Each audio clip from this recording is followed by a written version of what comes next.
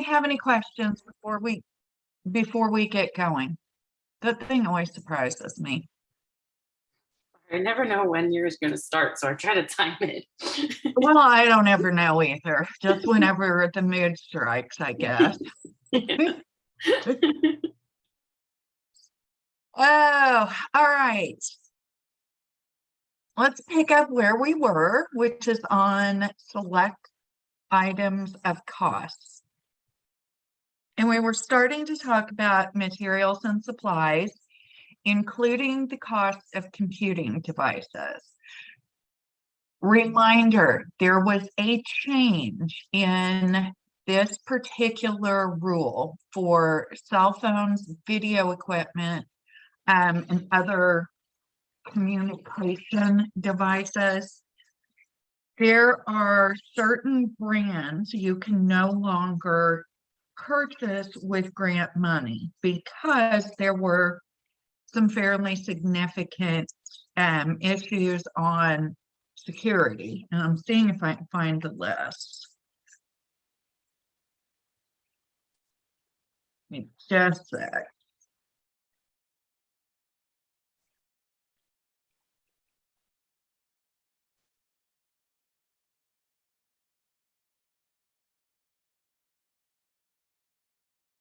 Oh, it doesn't want to tell me on this one. I'm looking for where it spelled it out particularly. It was telecommunication devices, and I believe it was some Chinese manufacturers. And y'all, I'm sure y'all watch the news and you remember all of the drama over some of the issues with hacking and everything else. So there are, here we go. Telecommunication costs and video surveillance, 2 CFR 200-471 is where they're very specific. You have to be very, as services described in 200-216. Good Lord, I am so unorganized this morning. Give me a minute. Because I know it's important because we're all using cell phones and a lot of people have camera securities at their housing, all of that good stuff.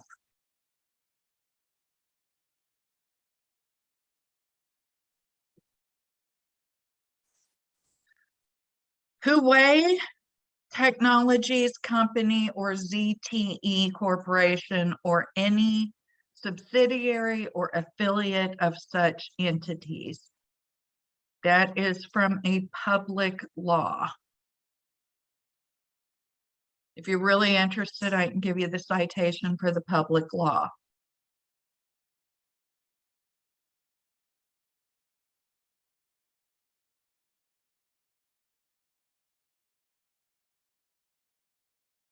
I know a couple of people had asked about that yesterday, so I wanted to make sure we got that out there.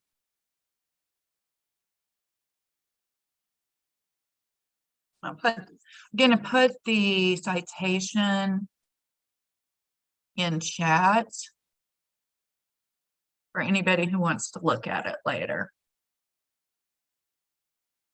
Okay, one of the cool things about the way this is set up now, and we had started talking about that. How many of y'all issue computers to staff members?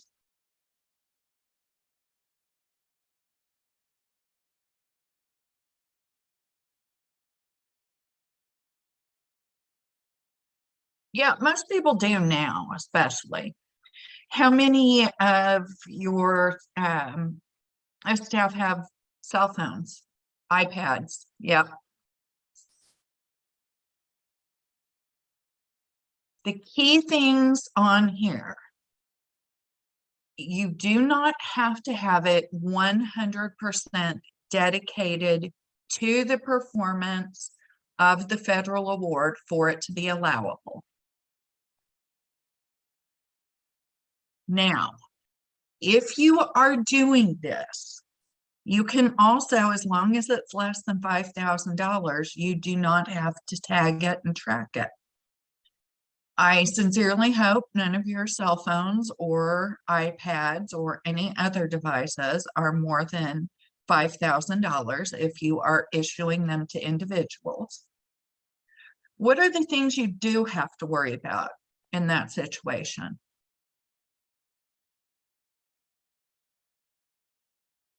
We don't have to tag and track. What do we have to do?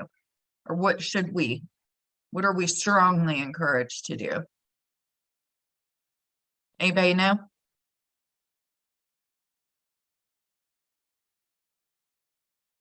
Inventory.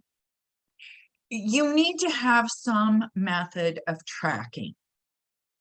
In addition, they should be required to bring that in periodically, because what you don't want to have happen is people downloading apps and other software. You want to have full control and make sure everything is licensed appropriately. What happens if it's not?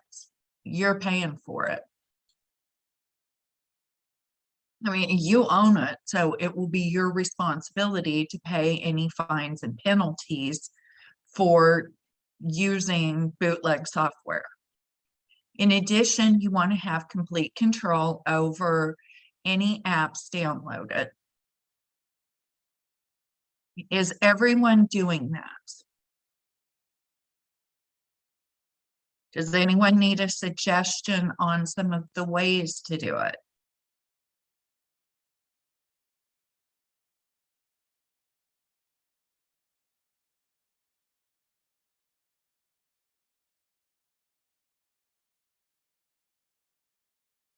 Okay, one of the best methods I've seen is when the phone or iPad or laptop or computer is issued, the person receiving it has to sign an agreement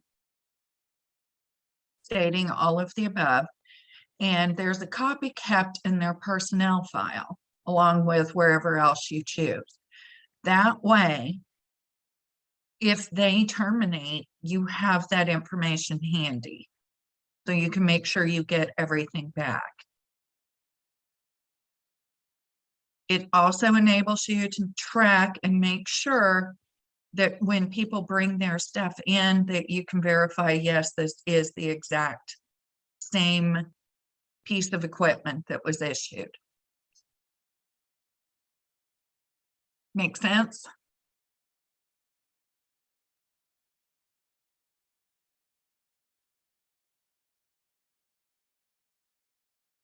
Does anybody have any questions on that part?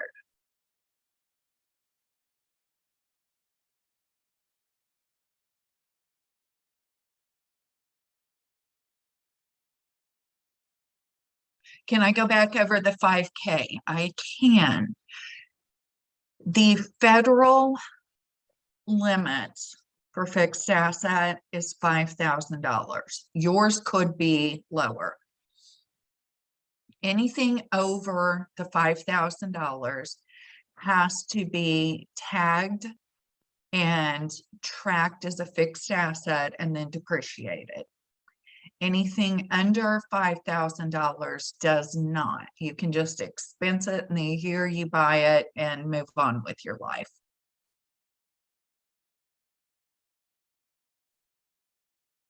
I'm saying 5,000 because it's, again, it's the federal policy and it's per item.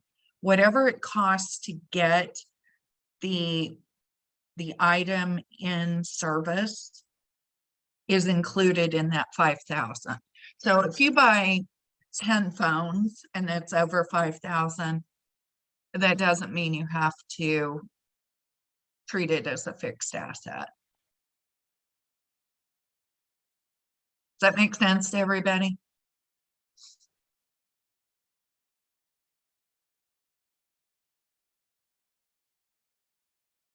And just a reminder, whatever it takes to get it functional for use as intended.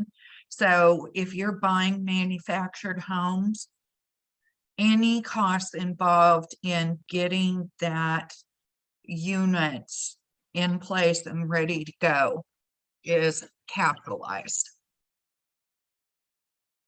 You know, a lot of people have been doing that. Okay, membership, subscriptions, professional activities. Cost of the entity's membership in business, technical, professional organizations is allowable. Cost for subscriptions to business, professional, and technical periodicals are allowable.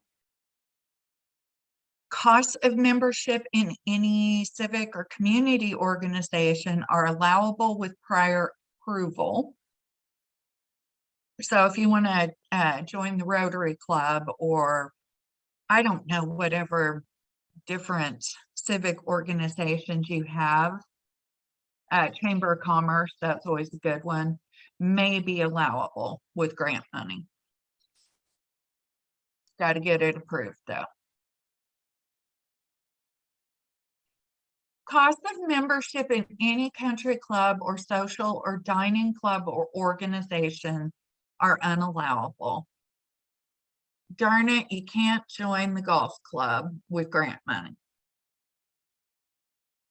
Cost of membership in any organization whose primary purpose is lobbying is not allowable. And again, that's primary purpose. If they happen to lobby as part of providing other services, that's fine. Sounds pretty self-explanatory, I think. Here's where it gets fun. Professional service costs. Cost of professional or consultant services rendered by persons who are members of a particular profession or possess a special skill and who are not officers or employees of the entity are allowable. If I work in maintenance and I run an extermination service on the side, can't hire me to do that. In addition, you have to approve my job, my outside company.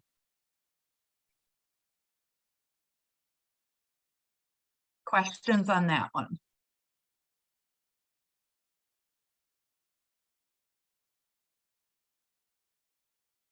And again, officers are employees. So any council person, any board member who has a professional type job cannot act as a consultant and be paid with grant money.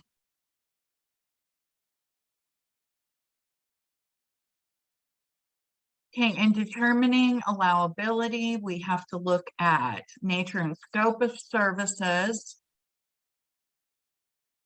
necessity of contracting, considering your own abilities to do that, past pattern of cost, and impact of the awards on the non-federal entity's business. What's changed that you need to that you now need a consultant to do this?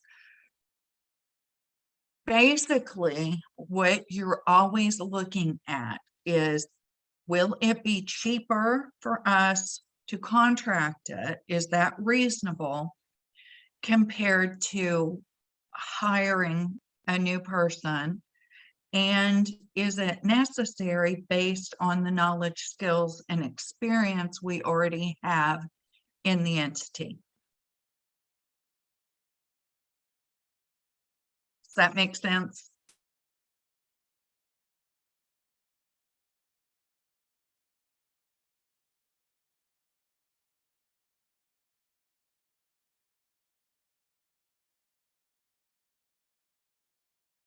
Now, still getting your coffee IV going?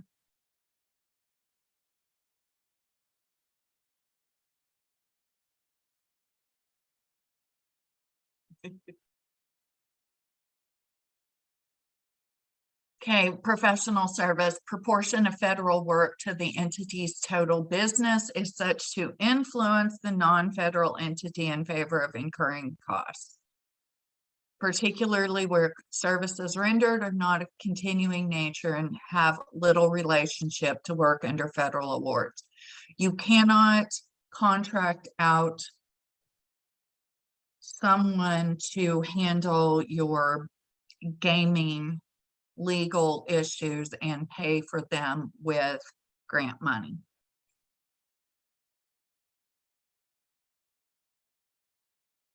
%, you have to look at qualifications. Jumping into procurement just a tiny bit.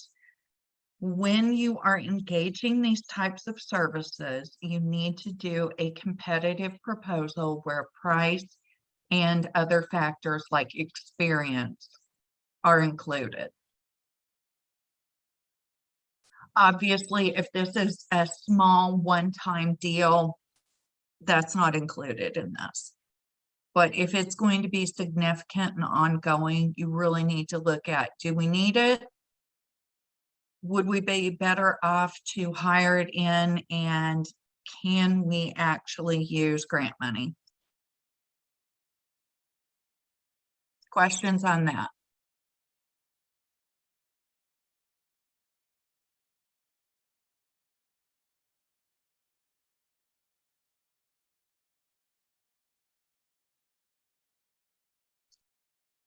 Again, what's the cost? How do we have it set up? Does it meet the requirements? Can you pay retainers for attorneys with grant money? Let's say you have an attorney in place to get you caught up on conveyances, which a lot of tribes have done. Can you pay a retainer fee for that service?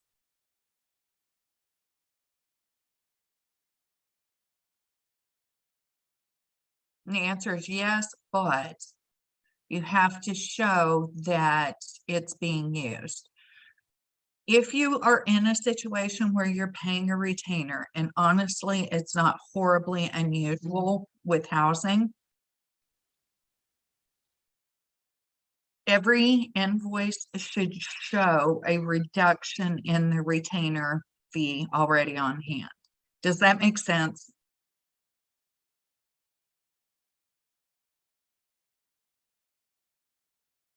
Okay, does to Melissa, so we're going to call it good.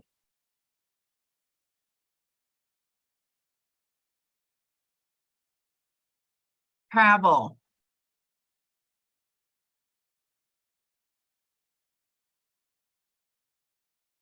There's the risk. What happened to my slide? It was fixed. Okay. You're following along in the book. Whatever works, man. All right. I'm missing part of a slide on travel. So let me find the actual place.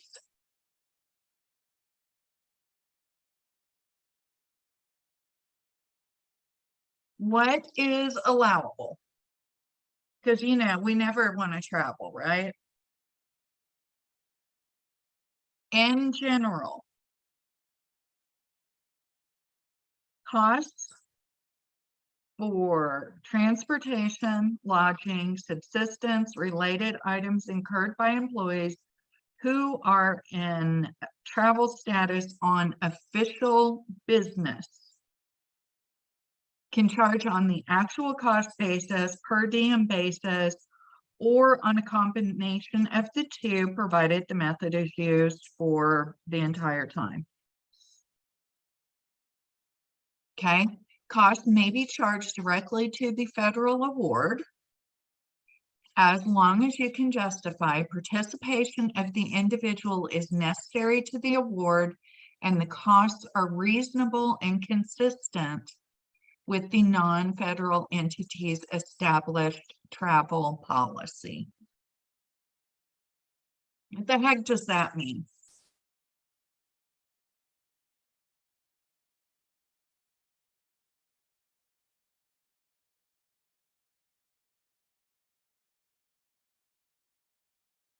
There's going to be a housing conference in Hawaii.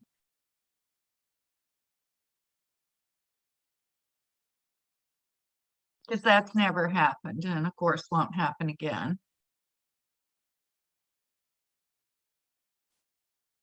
Obviously, everybody wants to go, including the entire council. Again, this would not happen at your tribe, but this was other tribes.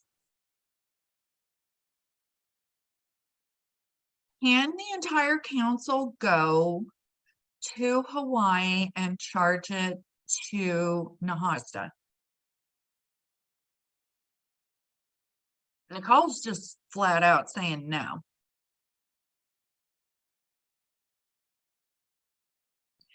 Is it reasonable for some of those people to go? You only allow a certain number to attend. I think that's perfectly reasonable. Yeah, some people, especially if you have a housing liaison. Oh, good question, Melissa. Have they been to other conferences or training? Yeah, did they want to go to the one in Bismarck?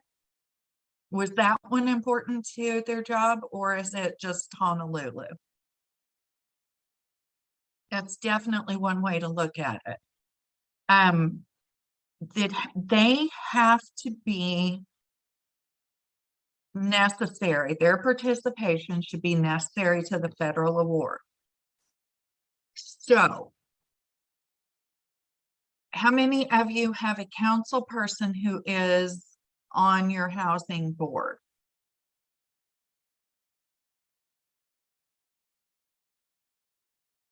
You don't, because you're not, are you not the housing liaison? We have a lot of Melissas.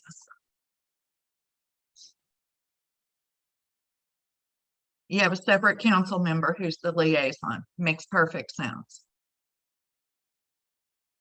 Is it reasonable for the entire board to go?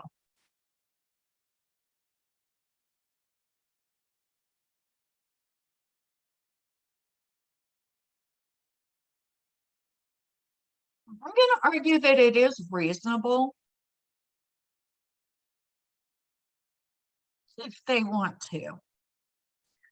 Here's the thing. They need to have some way to prove that they actually attended the trainings. Do you require agendas and sign-in sheets and everything else as part of your travel reimbursement? Yeah, at least the director and chair, and I would 100% agree with that. Maybe different staff, depending on if there are any new programs or regulations that are going to change our operations. You might send more people in that case. Okay, so they have to write a summary of training to get the travel reimbursement.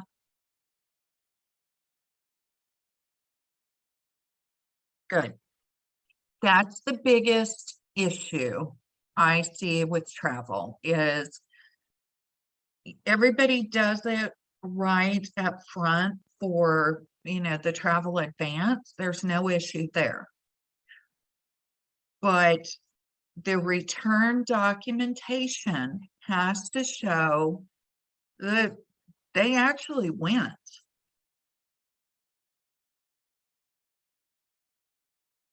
I could give you dozens of auditor stories of things that have happened on that side. But we're going to focus on what do we need to do. So, do you require an agenda to do a travel advance?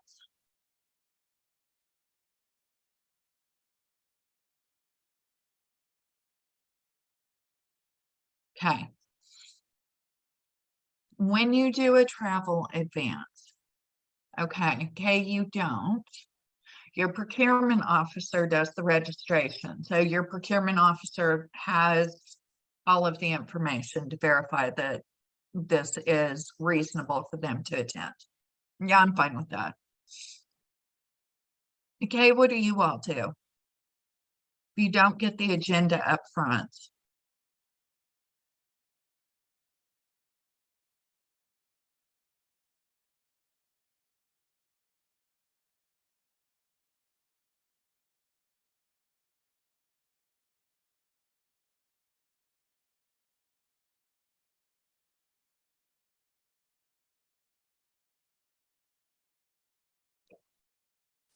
I'm going to keep rattling on about the things you should do.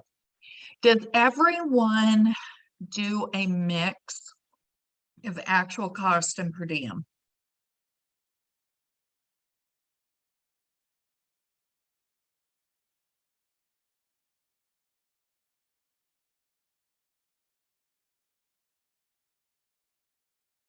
Yeah, I think everybody does, and I think that's the most appropriate way to do it. Which actual costs do you pay? Okay, wait. Tribal administrator verifies the training is necessary and signs off. Probably wouldn't be a bad idea to throw the agenda in there. I mean, that's your policy.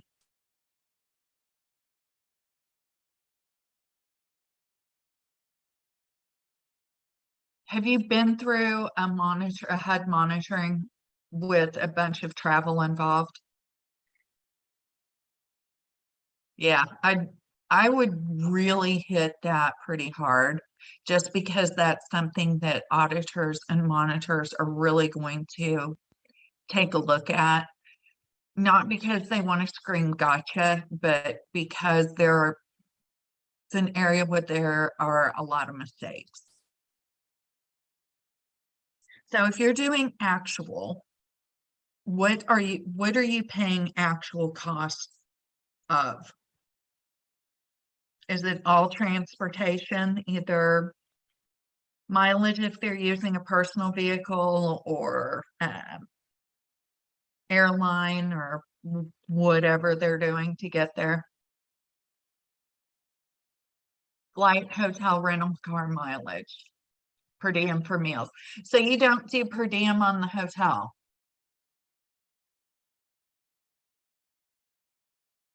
Mileage, flight, baggage fees, hotel.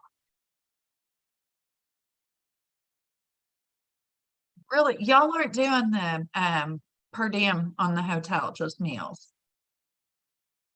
Per diem minus meals provided. No per diem on a hotel. Interesting. You don't have to. I mean, you can do whatever you have in your policy as a mix.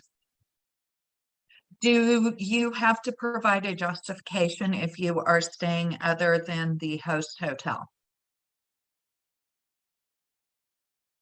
Good.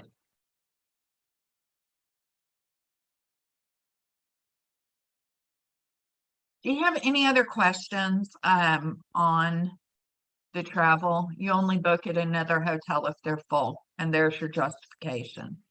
You go, yeah, I have to do GSA rate plus tax on my hotels. Unless it's a host hotel, in which case the cost of renting a car and going back and forth exceeds the rate that would be paid otherwise. You are always allowed to look at, is the rate, if we stay at a cheaper hotel, are those cost savings going to be offset by Uber, cab, car rental, anything like that?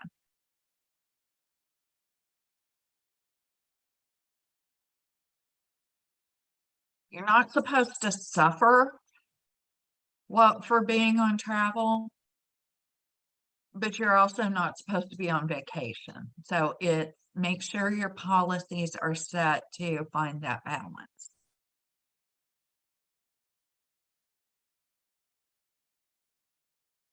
Any other questions on that before we start talking about some of the quirks?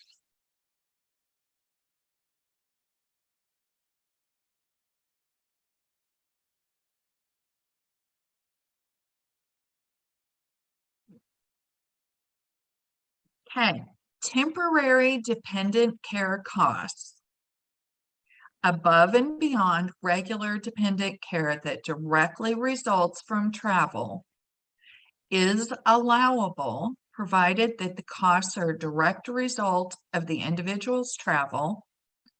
Costs are consistent with our documented travel policy and are temporary during the travel period.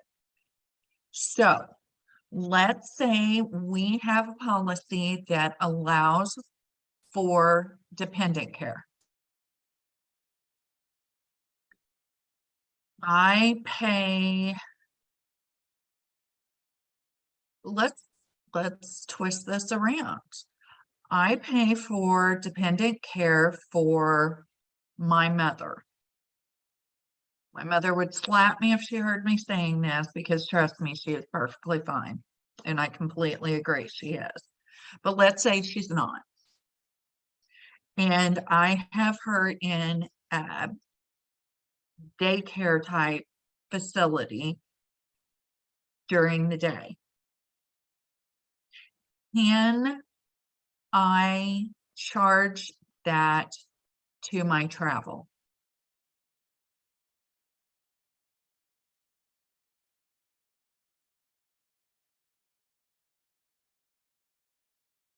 Can I get reimbursed for that while I'm on travel?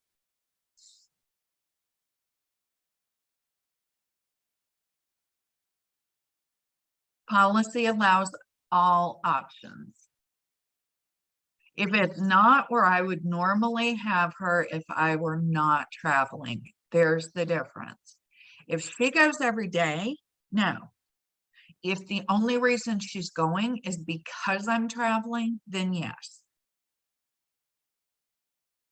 What if I have to hire a nanny, overnight childcare, while I'm traveling? Is that an allowable cost?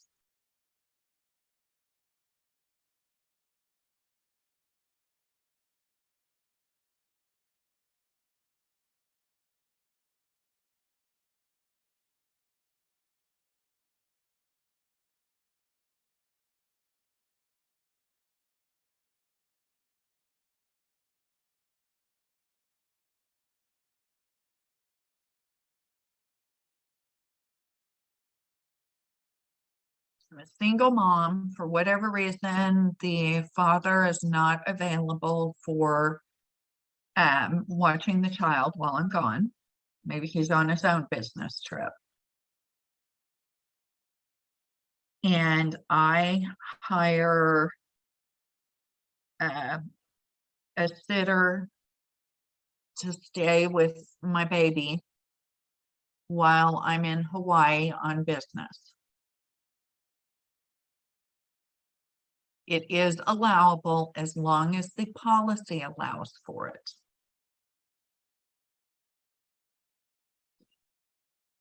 Do any of you have a policy that allows for dependent care?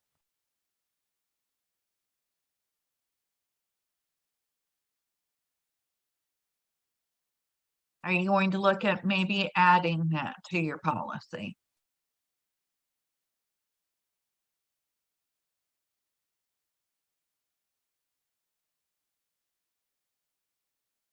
You're not required to have it in your policy, but if you do have it in your policy, then it is an allowable cost.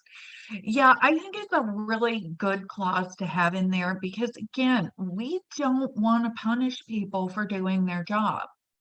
So if there's a reason that we have to send somebody on overnight travel, or this person was supposed to only be gone during the day and something happened and now they have to stay overnight, and they're in an emergency situation, grabbing somebody to watch their kid, yeah, it's perfectly reasonable for them to be reimbursed for that. Make sense to everybody?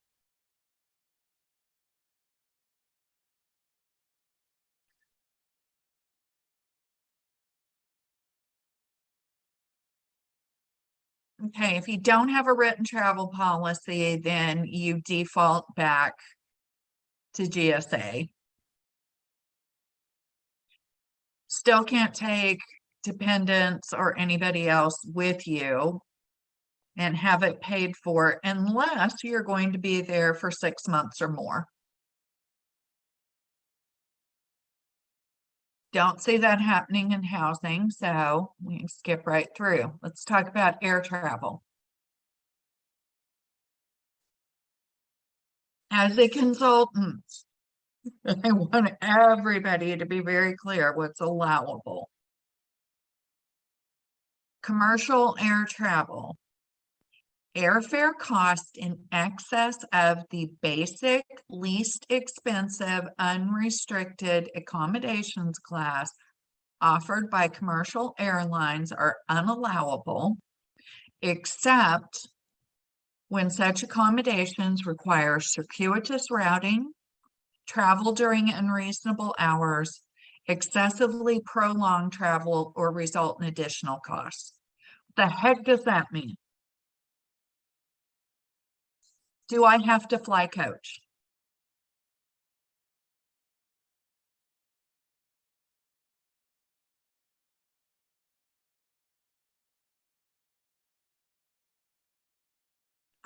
For my travel to be reimbursed with grant money, do I have to fly coach? Okay, well, not if there are no seats available. I would agree with that. Not necessarily. What if I fly out of Tulsa, okay? And trust me, there's nothing direct. I'm always going through someplace. Let's say I am flying from Tulsa to, let's go to Charlotte. And I can find a cheap flight that leaves at 5 a.m. Tulsa time and arrives at 5 p.m. Charlotte. And I have a 5-hour layover in Chicago.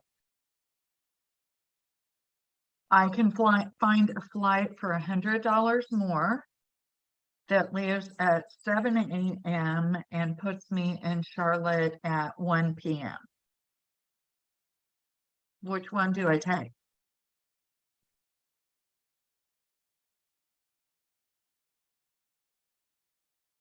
Angela's taking the second option, so is Nicole. Melissa is. Why is that allowable?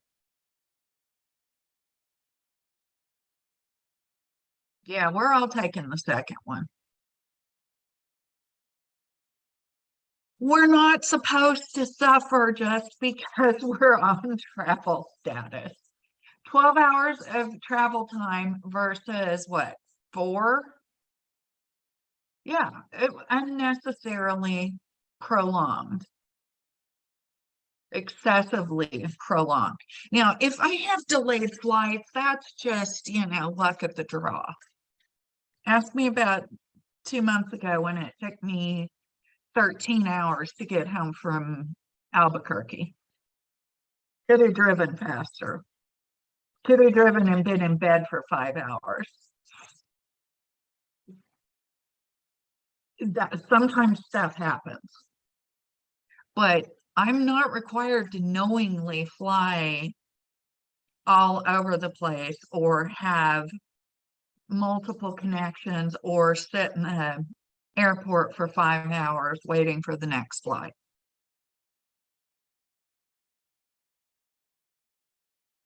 Make sense?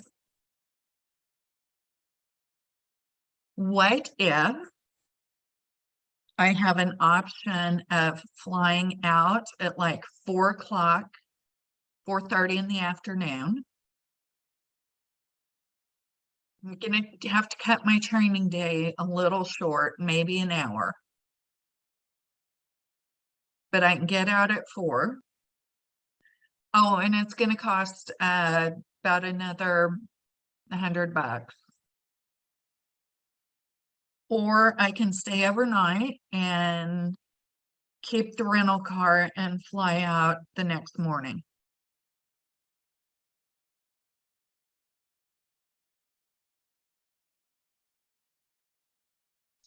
A or B. And just to be clear, these are situations I deal with all the time.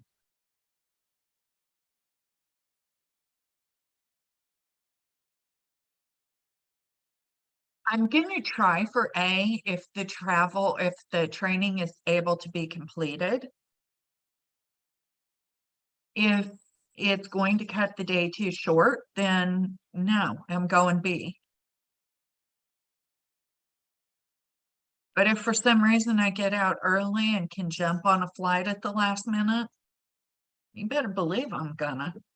And it's gonna save money because that's one less travel hotel night, one less car rental day, and no per diem for another day. Are all of the options we mentioned acceptable?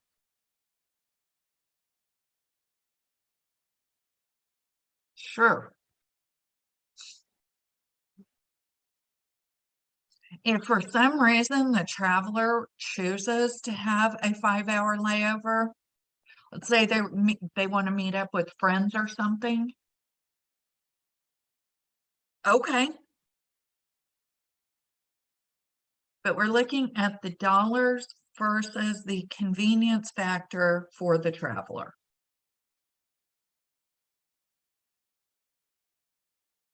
Okay, let's talk about some other times we don't have to fly coach.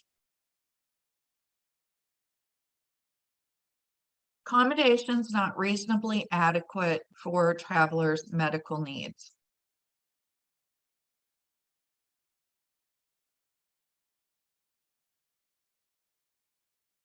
I worked with a executive director, who was, I swear to you, 7 feet tall. Seriously. We're gonna wad him up and put him in coach?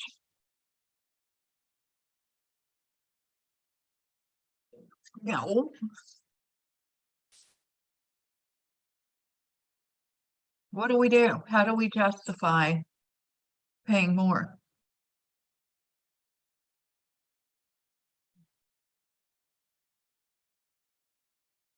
Yeah, it's not uncommon.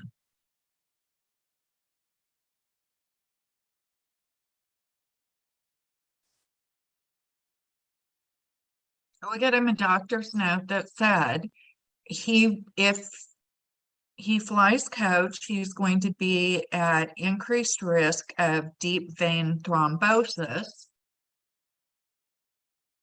and upgraded him.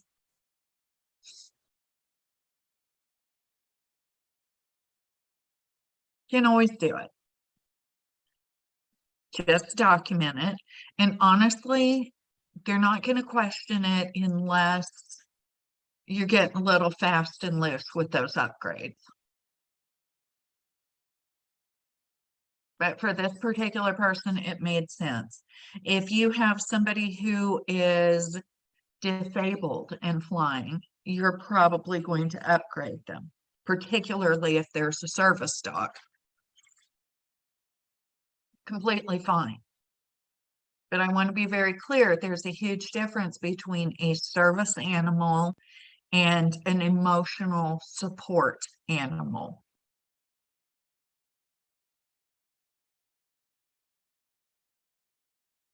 And I say that because I have flown with an emotional support duck that was not mine.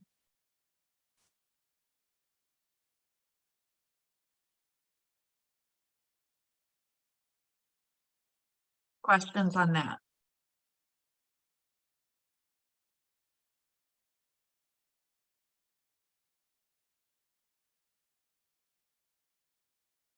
And no, I'm not kidding about the duck. And then they tried to put it in the overhead.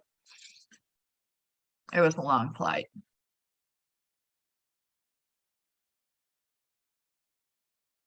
Can you fly private plane?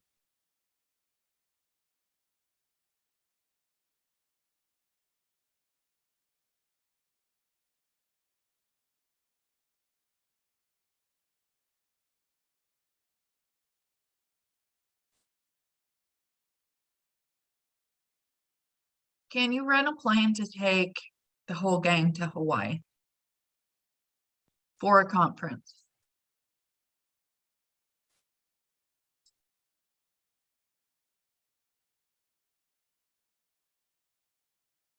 If it costs less than the commercial airfare for the whole group that's going, you can.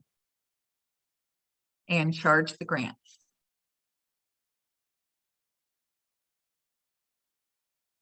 I know. You can always do it. You can always charter a plane and only charge the portion equal to the regular flight cost to the grant and pay for the rest of it with something else. People are doing this more and more, so I think it's important to talk about. Believe it or not, it's some of those flight share. Have you seen those? Somebody owns a plane and you can, rent it for the day or something. Some of those make it reasonable if you're traveling with a lot of people. I think it's corporate ride share is one of them.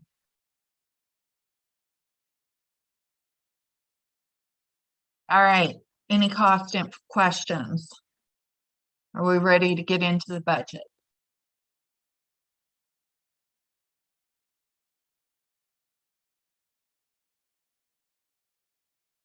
With budgeting, the focus needs to be more on how do we get to these numbers? What's our goal? What's our plan? How have we gotten there? We're going to focus more on the use of the information and a little less on the how to get all of the information together. I'm assuming you all have already done IHBG process.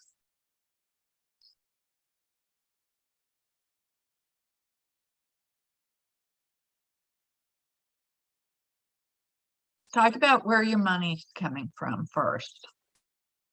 And we're just going to go through this briefly. If you want more detail on it, you can do NAHASDA Essentials, which I'm sure everybody in here has had.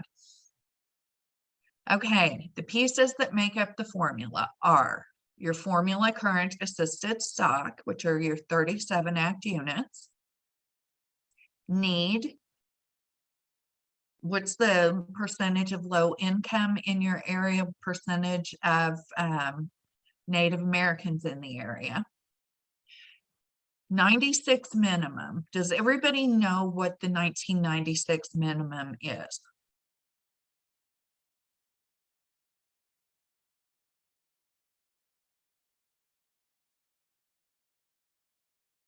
What's first question is, why do we care about 1996 in the first place?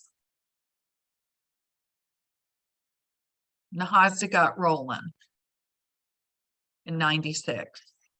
The 96 minimum states that your formula allocation, the dollars you receive, will never be less than what you received in 1996.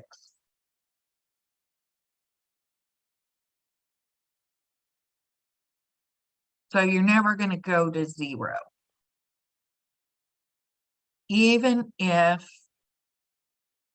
all of your housing is mutual help and it's all conveyed, you still will never go to zero if you received funding in 96.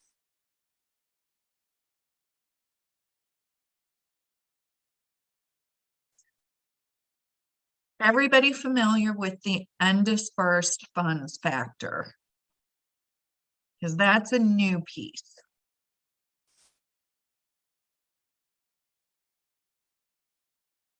If a tribe receives more, and I'm guessing it'll be on one of the slides, if the tribe receives more than $5 million in federal awards in NAHASDA IHBG funding for a year, and has at least 2 years worth of funding in their ELOCs, the money over that excess in ELOCs, all the funding over that is going to be taken back and reallocated to people who are spending. Why? Because it makes no sense to keep giving money to tribes that aren't spending their money.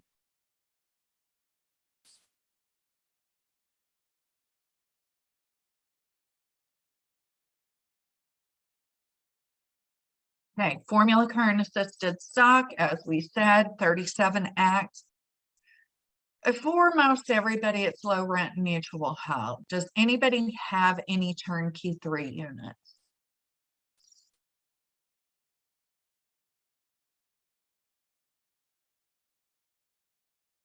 I can almost guarantee nobody does. The elements of the formula include the operating subsidy and modernization allocation. You get money, you get a flat rate plus that is adjusted for local costs for each type of unit you own for 37. And I think it's 1,000 something for mutual help and 3,000 something per unit per year for low rent. Why is it? Why do you get more money for low rent than you do for mutual help?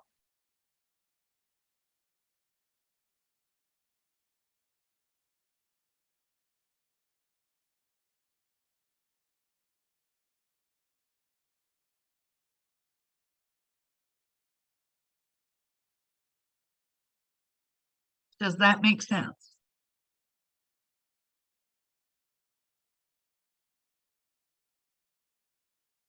It does make sense. Yeah. More maintenance. We have way more responsibility for rental units than we do for mutual help. What are we required to do for mutual help units?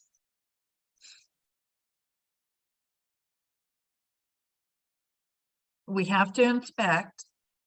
We have to pay insurance. If we're required to do research, then we have to do that. Is it our job to fix anything? No, and if we do have to, we can charge it back.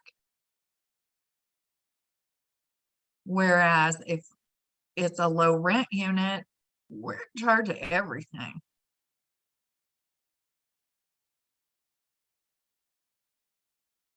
Demolished units, and this is an important piece to understand. If you have to demolish a unit, first thing you have to do is get it approved. You cannot just tear down a unit without HUD approval. Why not?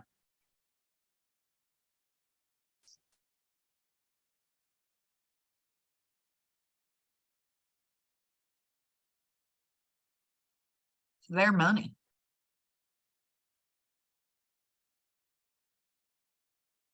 If you built it with their money, they have an interest in that unit. Mm-hmm. And it's also maybe part, even if it's a NAHASDA unit, you still have to get approval. But if it's 37 Act, absolutely, that's part of your formula. Therefore, they have to be notified. When do you demolish units? And you know, the basic answer is you demolish a unit when it's going to be cheaper to tear it down and rebuild it than it is to repair it. Give me examples of when that happens.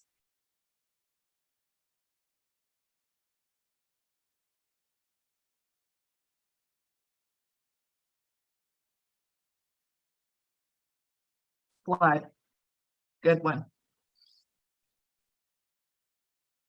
Why is it going to be cheaper after a flood? Depending on, yep, the mold issue. Yeah. So anytime we have mold, if we have a meth remediation, may be cheaper to tear it down and start over than to completely rehab it. Because on either of those cases, you're probably going to have to at least strip it to the studs. And that's if you're lucky. Fire. Fire should be an insurance coverage. So hopefully we're going to be able to do a quick rebuild. But yeah, if your unit burns up, there's a pretty good chance you're going to tear it down and rebuild. The key is if you have a planned demolition, it can stay in your formula current assisted stock as long as it's rebuilt within 1 year. If you cannot rebuild it within 1 year because of relative administrative capacities or other challenges faced by the recipient, which would be everything right now, you can request a one-time 1-year extension. So if you have to tear down a unit right now, the clock starts when the area, the site is clear and ready for construction. So that's one of the big pieces to keep in mind. It doesn't start when the problem happens. Make sense to everybody?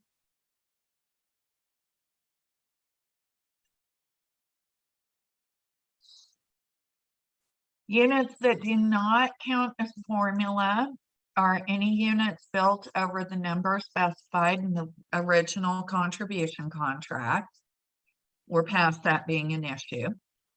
Units that are not used as low-income housing dwelling units. If you take a unit out of stock and use it for an office, that's not formula. If you have a vacant unit that is not currently in the rehab process, it's not formula. How many of you have a VASH program? The VA supportive housing.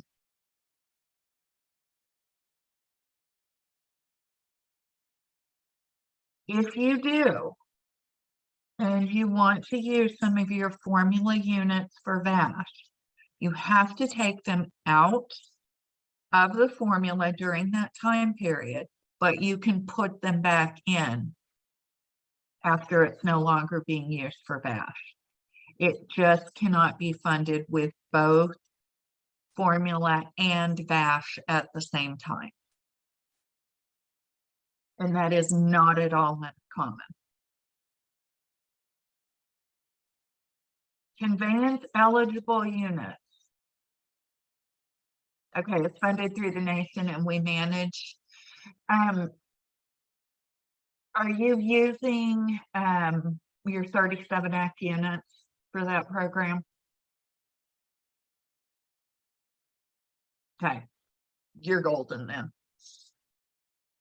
A lot of people, for all of the reasons we've been discussing about housing shortages, a lot of tribes have had to pull some units out temporarily. They can be returned if it ever happens. So you can take it out, use it for, let's say, 3 years on FASH, and then return it to mutual health or to 37 Act formula. And you can do that. Conveyance eligible units are not considered formula current assisted stock unless there are some very limited exceptions. So even if it hasn't conveyed, it's still not formula. Which tells you what? There is absolutely no plus for you to wait on conveyance. Nothing positive happens for you. You can't collect the subsidy, and you still have to pay for the inspections and the insurance. No win. Okay, units constructed with NAHASDA funds are not formula.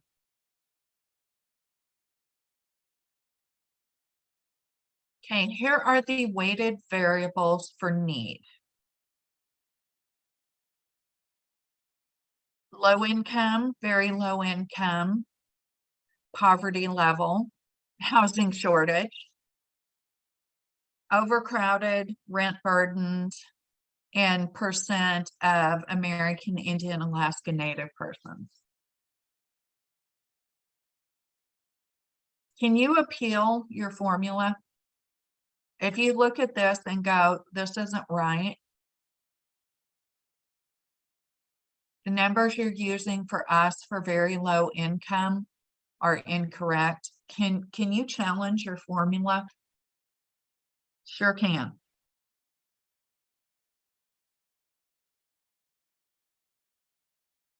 Formula area. The geographic area providing substantial housing services. Not the same as your Indian area. Formula areas are.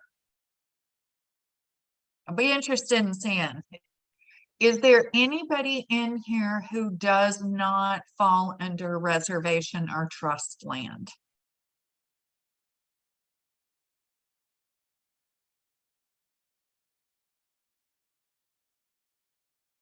Okay, where are you?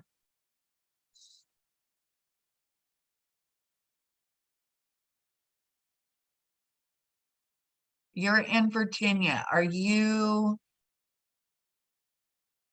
You're also, okay. So for Virginia, are you, which one of these are you? Are you state designated? Congressionally mandated?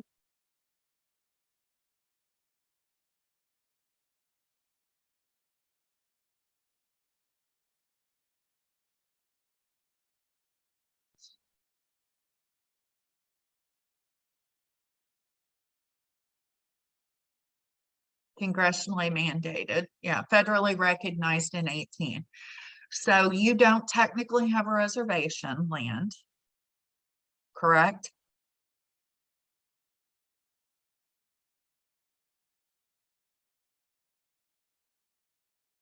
Do you have trust land?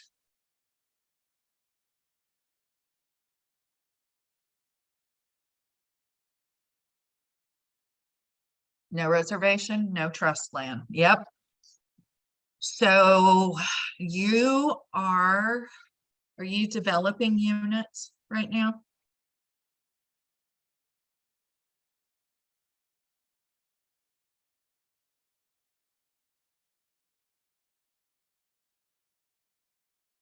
Not yet, but is it on your list?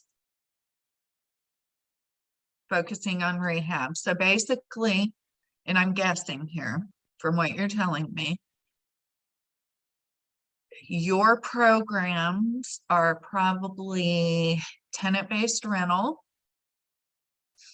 down payments, and homeowner rehab. And you are also in the process of purchasing units and rehabbing them to offer low rent.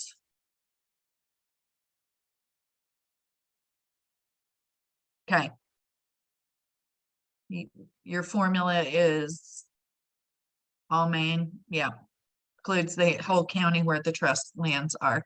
Yeah, you can still offer services not on trust land. Your service area, depending on the program, could be nationwide. Yeah. Interesting.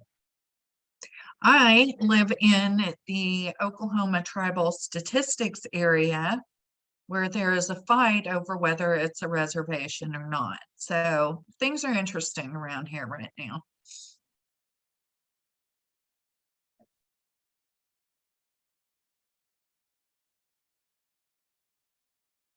Population cap is to maintain fairness. Only if your service area includes more people than you have enrolled. Where would this happen? Where would you be assisting more or at least as many members of other tribes as you are your own tribal members?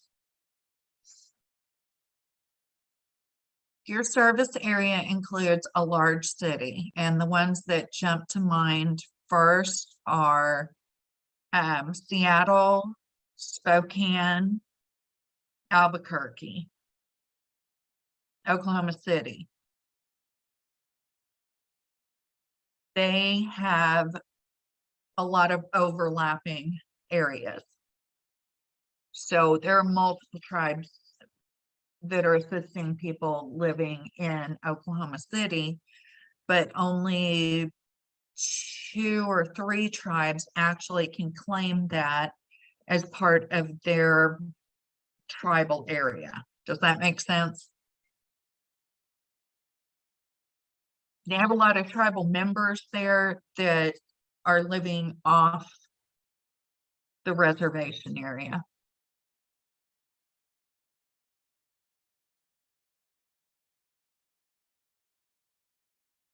Monica, I'm confused. Just in Oklahoma, as far as the statistical or the fight over the reservation? Yeah, it can be anywhere.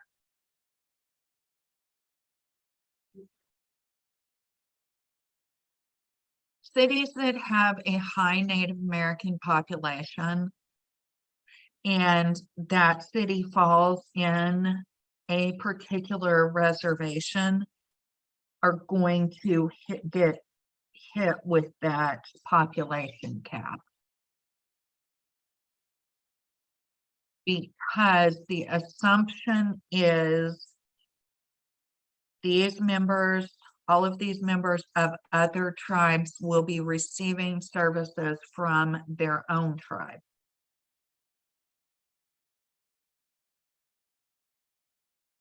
Are still eligible to receive services from the tribe who has that service area. And the reason is NAHASDA serves Native Americans, low-income Native American. You do not have to be a member of the particular tribe to receive assistance. You just get preference if the tribe has chosen to. Does that all make sense?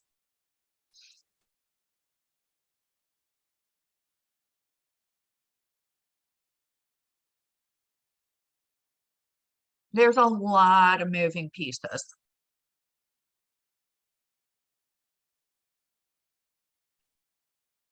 Okay, here's the 96, hold harmless. Again, funding is never reduced below the fiscal year 96 funding level. Statutory, Congress can change it, but nobody else. Here's the undispersed funds. Oh, it's 3 years initial allocation. Again, if you did not receive an initial allocation of 5 million, this is never going to apply to you. If it does apply to you, it was waived for fiscal year 2021 because of COVID, because we all got a bunch more money and a lot of the IHBG money didn't get spent.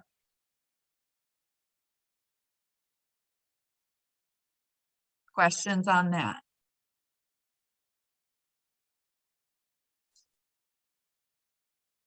So basically what they've done with the formula is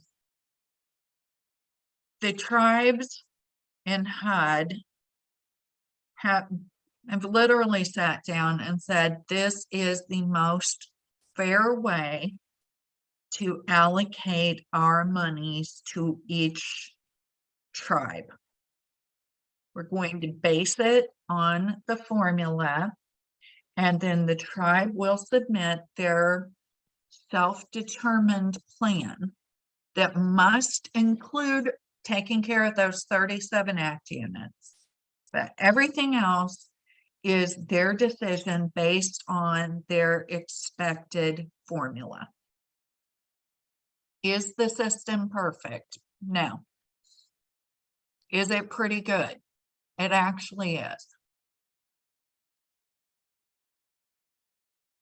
How many of you have to have the joy of filling out the formula response form?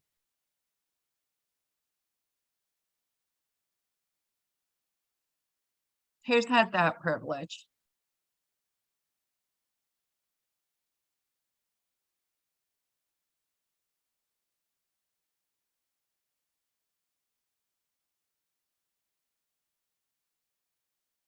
It's necessary at you. It's necessary.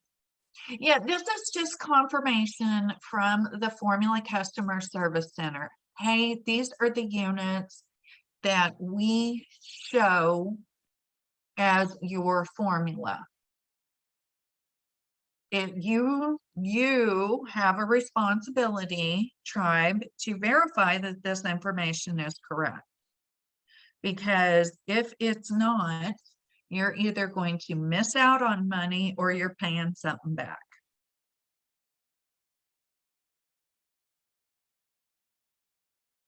It's actually fairly simple, and Formula Customer Service Center will work with you to figure out what the heck happened if you have any differences.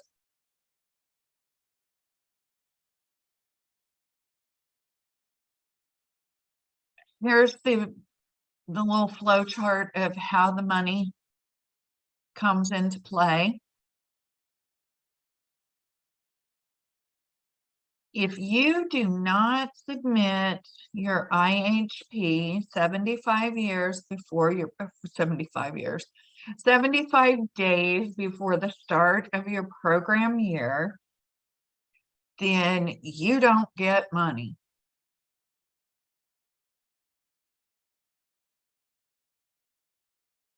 And they really will withhold funding. It's not a threat. It's a promise. Once you've submitted your IHP, HUD's going to determine whether you're in compliance and officially, so, right? Can you imagine? 75 years, forget it, man. You're just going to live off what you got.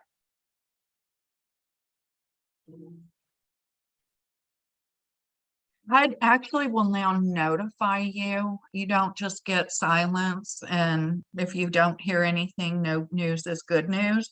Now they will actually let you know, hey, we've got it and it's been accepted.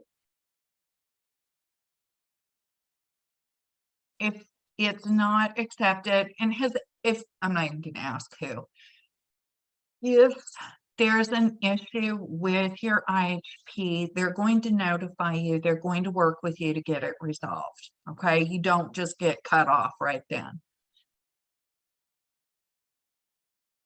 Sometimes it's just a really minor issue.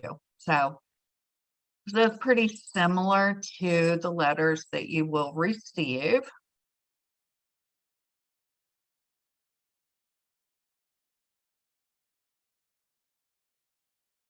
So basically, this all comes down to what is our formula amount expected, and how do we choose to budget that money? What is the budget?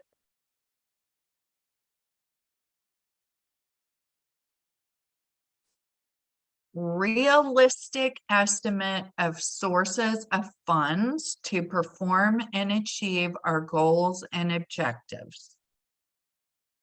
Focus on the realistic. How many of you are involved in the budget process?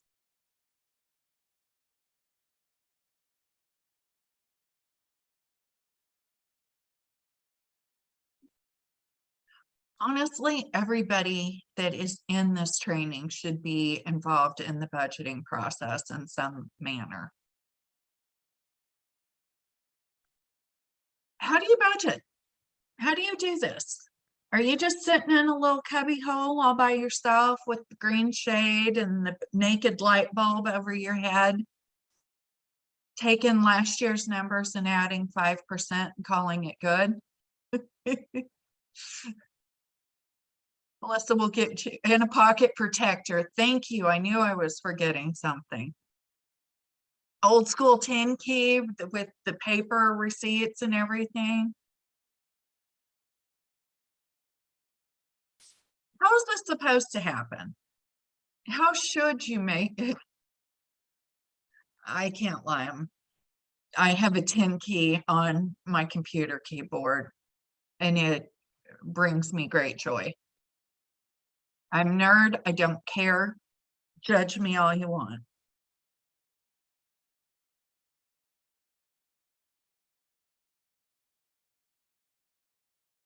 Yeah, my keyboard, I do have the 10 key adding machine set up. And it brings, like I said, brings me great joy. All right. What's the budget process? How do you all do this? Do you have meetings with board council to kind of outline the priorities? Do you start with the things you know you have to do, like the 37 Act maintenance and rehab? What's your process? Sit down with the directors, managers, finance, go over expected projects that won't be finished and what you want to complete. Reasonable. The thing I like best about that is you're sitting down with multiple people and talking about where we are and where we want to be.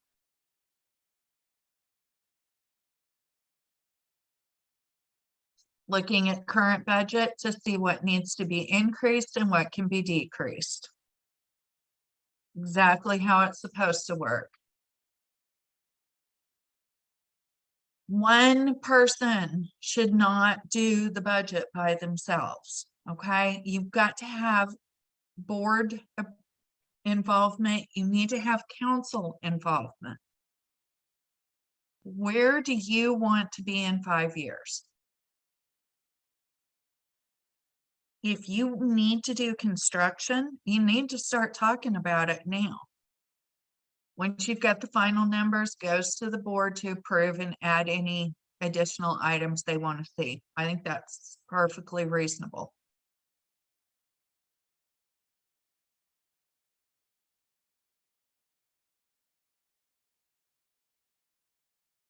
Then legislature approves. Yeah, you've got to have buy-in. What at the council do you want to do? Where do you want to see us in 5 years? Do we need more houses? Do we need to look at multifamily housing? Do we need to do some community investments? What needs to be happening here? What programs are working? What programs are not working? And do we have something else that we could maybe put in there? Yeah, we don't have any more rental units available that we own. Are there units in the community that we could assess through tenant rental-based housing? Do we have elders and other homeowners living in substandard units that they own? What kind of assistance can we provide there? Do we have other sources of funds that we could use to assist, such as LIHTC? Is everybody familiar with LIHTC and what I mean, what I'm talking about there? I guess the best question is there anybody who is not familiar with that term?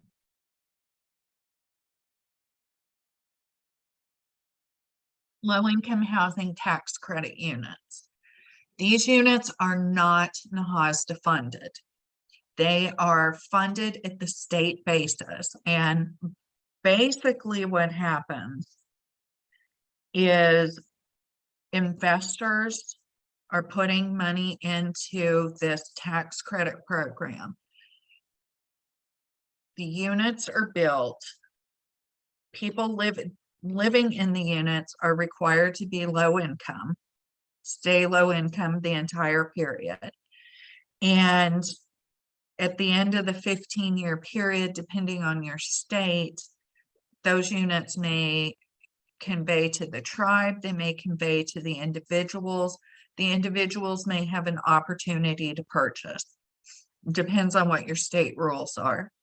The motivation for people to invest is that they get a credit, dollar for dollar credit on their taxes for investing in affordable housing. Lots of tribes use this to get units built. I will strongly recommend that if you are looking at doing these tax credit projects, you get somebody who is an expert, and there are a couple of really good ones that work with tribes on this, because the rules are different by state. I mean, this is a state-based program. It's not really federally funded. It's a good way to get units built. Depending on your population, it may be really hard, though, to keep people in those units.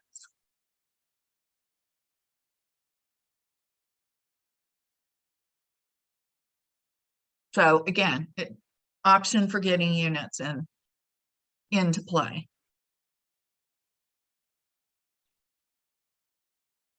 Budget needs to be realistic, consistent, flexible, measurable. Realistic, if we are adding funds, We're showing additional grants. That means we either already have them or we have a reason to believe we're going to get them. I've seen people throw money that they were thinking about applying for into their IHP. Doesn't work that way. You need to be consistent. Yeah, we're measuring things the same way.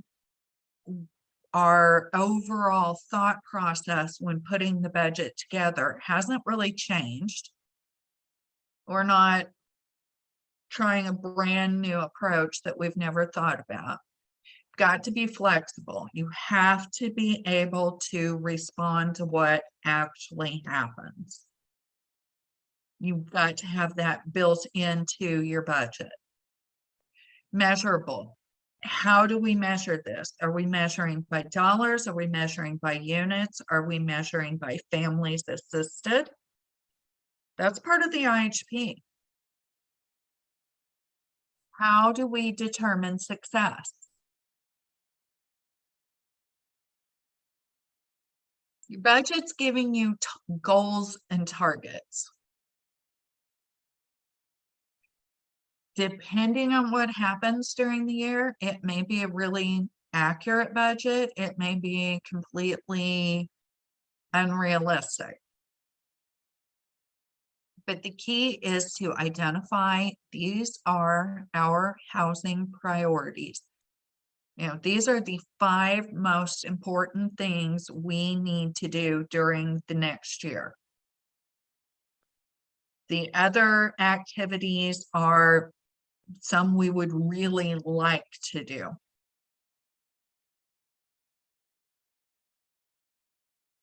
Makes you plan. I mean, that's the main thing about the budget is it forces you to think about what you're going to do in the next year instead of just kind of drifting along going, oh, plot twist, something changed. Okay. If you don't plan, you're never going to get to your goal. You might get near it by accident, but you're not going to hit it. So think about what are our priorities.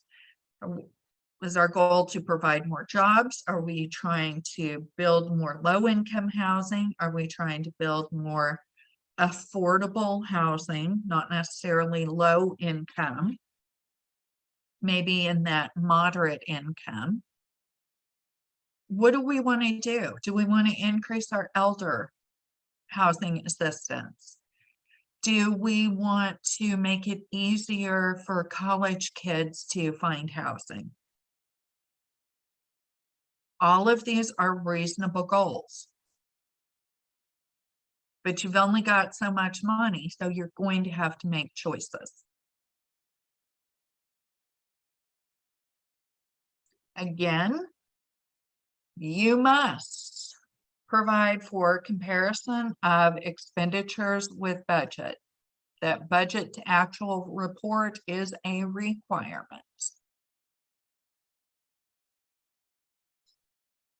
Okay, so what are your priorities? How many of you have done community surveys?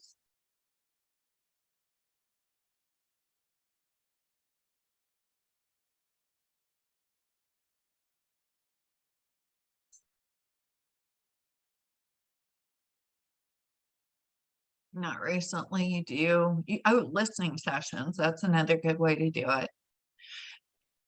How are you all using those? Are you using them to plan for the future? What you need, what your tribal members want? Yeah, you've got to. The saddest thing ever is when tribes do a building project without getting adequate tribal member input, and it's a gorgeous place, but nobody wants to live there for whatever reason, for location, for the construction, whatever the case may be. And it just sits there. Okay, you all have a 5-year plan. I love a 5-year plan. talked about it multiple times. I'm sure I'll talk about it more. I love a 5-year plan because anytime you're doing a long-term plan, long-term construction, all construction is basically long-term. It's going to probably take you 3 to 5 years from the time you decide you want it until the time people are moving in. So identify your priorities. What do we want to do in the short term? What's our long-term goal? What do our tribal members need? How do we use our money to their advantage? Are we going to help a few people with a lot of money, or are we going to help a lot of people with less money? Think about that with rehab, with down payment. What's most effective in your community? Another thing to consider is, how do we set it up so that the same people don't get served every time? How do we make sure that that money gets spread around to the community? Have you all had that with homeowner rehab or homeowner emergency assistance where you get the same 10 people over and over?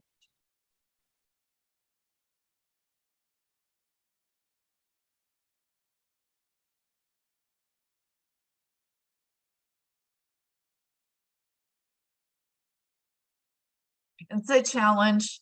Yeah, that's the challenge when you're dealing with a first come, first serve type program. And there are a lot of programs that do that. I'm seeing a lot of tribes cap the available assistance. You know, you can only get, let's say $20,000 in rehab money every 3 years.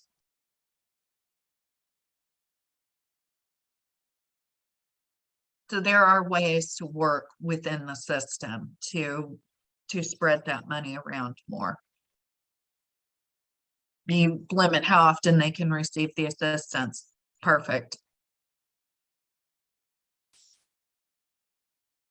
Identify all of, what's your housing inventory in the community? Huge. What do we have? What can we create? What's already out there that we can use?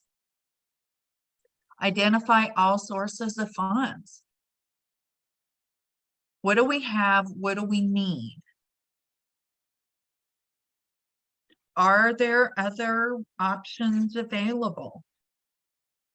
I think I said yesterday, I'm seeing for community development, a lot of partnership with nonprofits.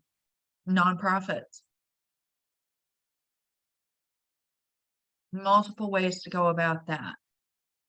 Identify all the expenses. What does it cost us to run this program? Do we have all of the costs included?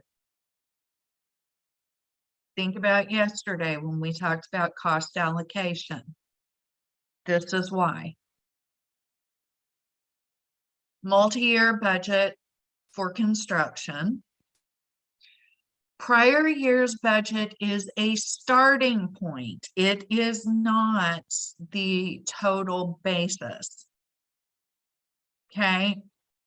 Don't just take last year's budget, add 5% and call it good.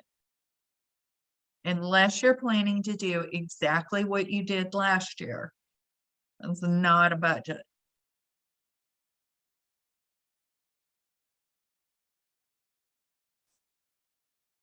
Identify the costs, again, cost allocation.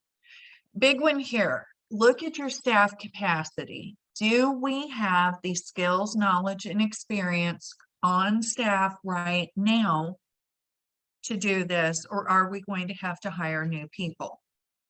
Going to have to hire new people, we need to take that cost into consideration. Cost of finding them, bringing them on board, getting them trained. Review your current statement of activities to determine whether our operating expenses last year were adequate or if we need to bring it up, reduce it, drop a program completely. All right. Let's pause and take a 10-minute break. Come back and we're going to take a 12-minute break. Come back at 1:15.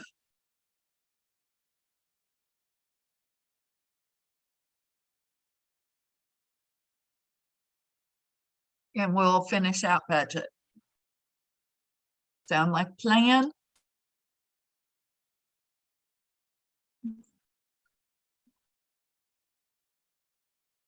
Oh, sorry, y'all. Couldn't figure out why the time went so fast, and then I realized that I can't do math this morning. Okay, Pierce Tosh is here. Who else?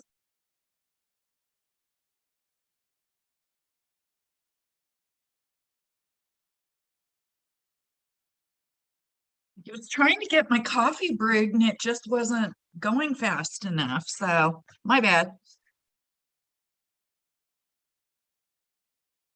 I do. I use that all the time. All right. So when you're building the budget, develop a sources and uses budget. How much money do we expect to have coming in? How are we going to use it? And remember, our goal is to spend what we get. We may be saving money for long-term projects. That's fine. That's an allocation that we have in place. Totally allowable. Just make sure you have documentation to show, hey, we're putting aside 200,000 for the next 4 years to build some stuff, or we have IHBG competitive or ICDBG money. Make sure that's included in your IHP to show here's how we're going to do everything. Make sure that you have appropriate staff allocations. You want to make sure everybody gets paid. You have to make sure that you budget for your planning and admin. If you start out budgeting over that 20% for planning and admin, where are you going to get the money to make up for it?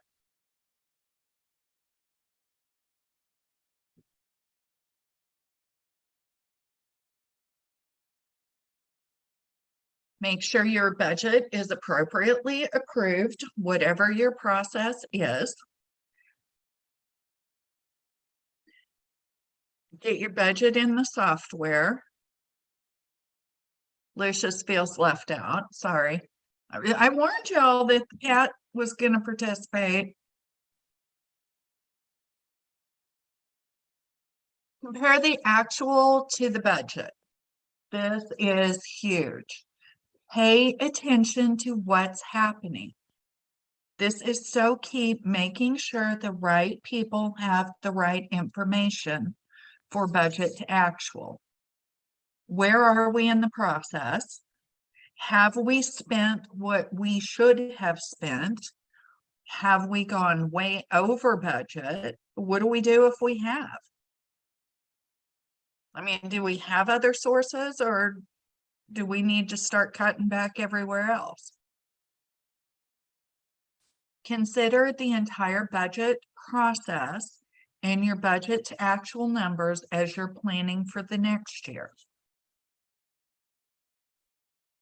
I cannot say this enough. Make sure the right people get the right information. Does maintenance get a copy of the budget? Do they know where they are?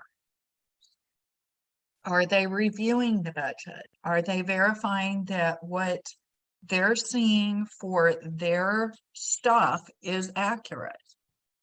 What about housing services? What about construction? All of these things you should be constantly monitoring. Do you do that? Are you just kind of throwing it out there and hoping for the best? You don't need to answer that question if you're just throwing it out there and hoping for the best. I've seen it happen a lot of times. Let me give you an example of what happens when you don't do this right. Had a situation where the tribe had, I think, 4 different, sorry about the tail. Tribe had 4 different maintenance accounts. Is that reasonable? Sure. A lot of different activities that required maintenance. Didn't get it. The budget to actual was not being run monthly.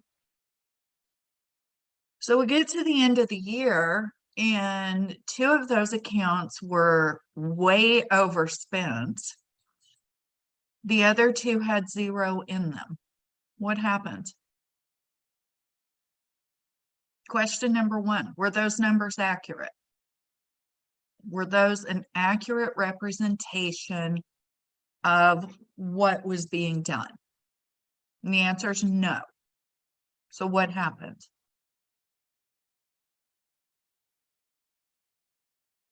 Anybody want to guess?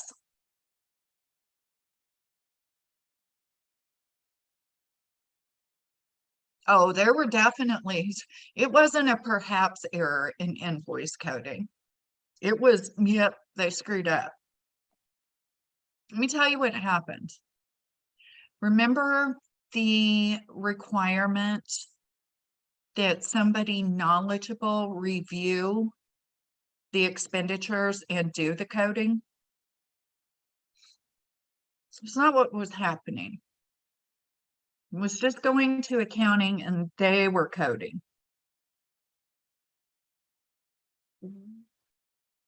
Is that the best way to do it? Well, obviously not, because I wouldn't be telling you the story if it was. Basically, what happened is that the invoices went to accounting and they were charging to each line item until it was full, and then they'd move to the next one. Did that accurately represent what was happening? Not at all. Why did it get that far? Why did we not find this out until year end? Because nobody was reviewing it. The people in charge of assigning the maintenance and reviewing the maintenance didn't get a chance to review. Yeah, it was bad. It was really bad. Not only that, they didn't find it until the self-monitoring process started. Yeah.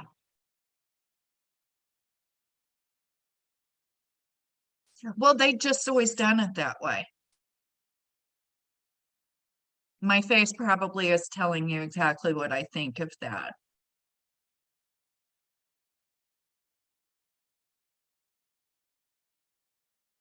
Yeah, it was a situation where the maintenance manager and I don't do that. Yeah, we've always done it that way. Well, if that was effective, we wouldn't be having this conversation right now. Maintenance was more than happy to do it. The accountant, it was actually the finance director, would not let go of it. And the ED didn't want to get involved. Again, that would never happen to you all. These are just examples of things that have happened to other tribes. Learn from their errors. Don't do that. So we got a finance director who wants to have his hands on everything, which obviously could not be done effectively. No one person can do all of the things, no matter what they think. Everything was so behind. As we started digging further, bank reconciliations hadn't been done for the whole year. Budget reports were not run. SF 425s were still being submitted quarterly. They were just kind of guesses. It wasn't pretty. This stuff happens. It happens all the time. The key is don't let it happen to you. What are all the things that could have prevented it? First and foremost, an executive director who was staying on top of the situation. Second, requiring those budget to actual information going to the right people. Third, having the finance director be required to let go. And normally you would expect that if they're holding on to everything that tightly, that they're probably doing something sketchy. Wasn't the case. They just were overwhelmed and didn't want anybody to know. Don't be that person. You don't want me out there for a couple of months trying to clean things up. I'm delightful on site, but you don't want to deal with that. Not for that long. Okay, planning and admin. If your grant is more than 500,000, your planning and admin cap is 20% of annual expenditures of grant funds, or up to 20% of the total grant amount, whichever is greater.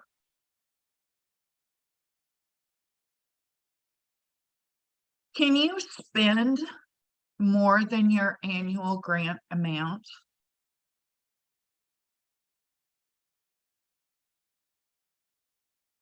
Do you ever spend more than your annual grant? Yeah, all the time. Why? How can you do that?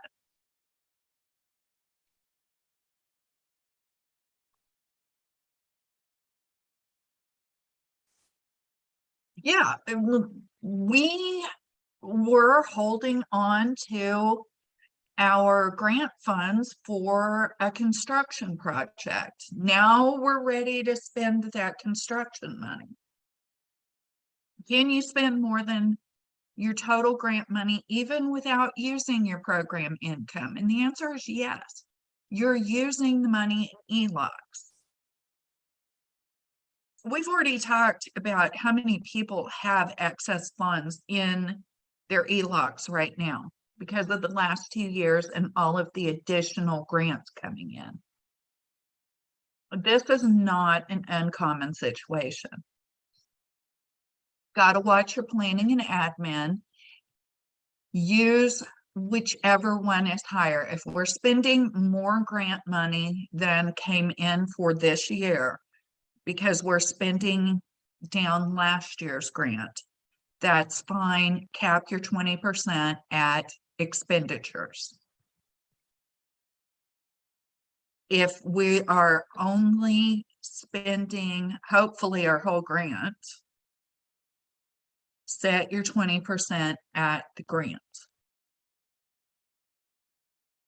Cannot overstate this. I don't think anybody in here is in this situation, but if you are in an indirect cost pool because you are a tribal department, you still cannot spend more than 20% planning and admin. Under no circumstances can you do that unless you get HUD approval. Is there anybody who has a question on that? You can 100% use program income and non-program income to supplement your grant funds. If you go over the 20%, you can definitely use other sources of funds to make up that difference. What you can't do is plan to be over that in the first place without something in place. That makes sense?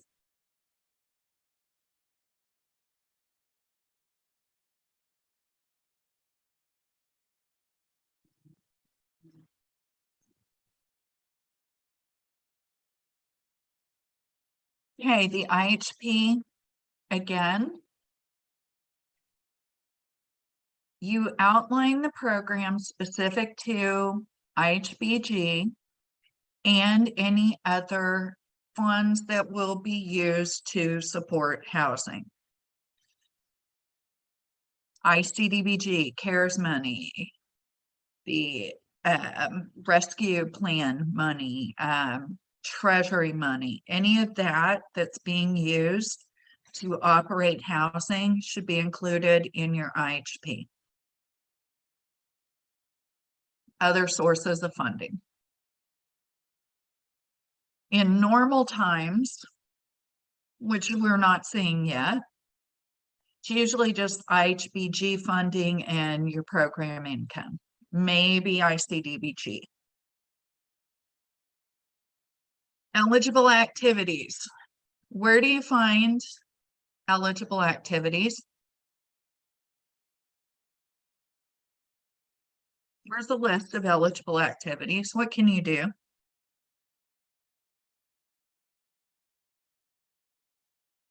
Can we just,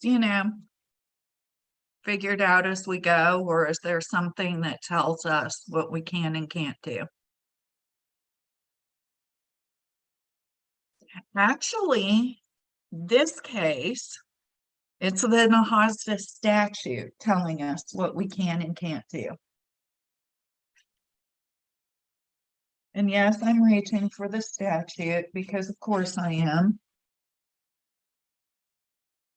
Does everybody have a copy of NAHASDA statute?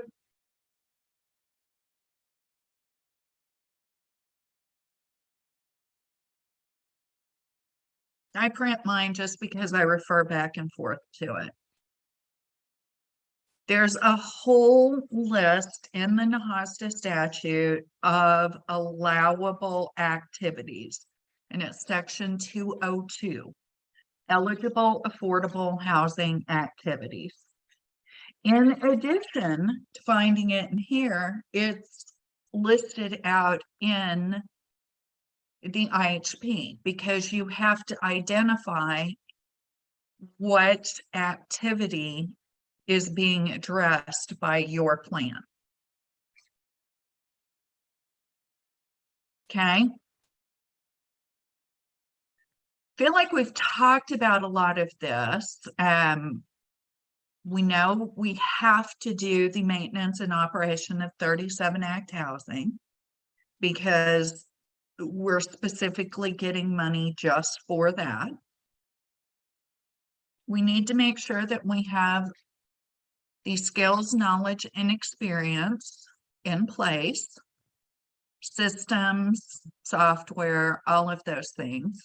Do we have adequate administrative capacity to carry out the activities? If not, we need to build some of that into the budget. What would be something that we would need to include in the budget? Say we needed new accounting software. Is that an allowable cost? Yes.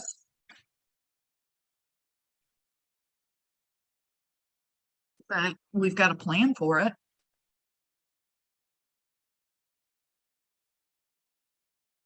So technically, administrative capacity is we currently have the system skills, knowledge, experience to perform in accordance with the grant, and we have the continuing capacity to do this in the foreseeable future. Make sense to everybody?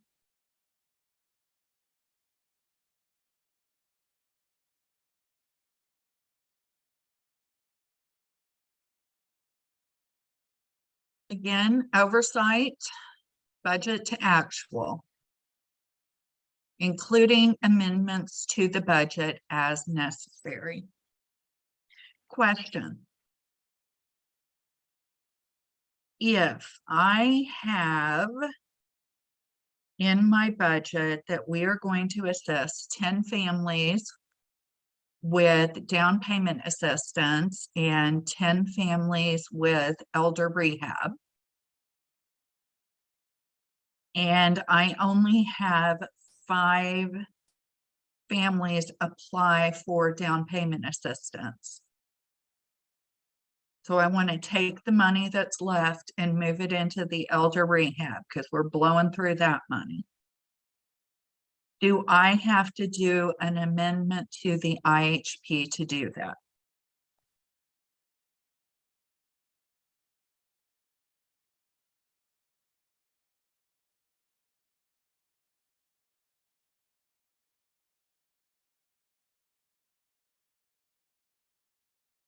Do I have to?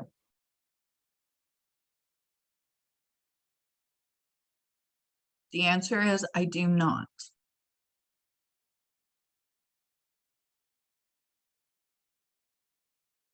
Why do I not have to?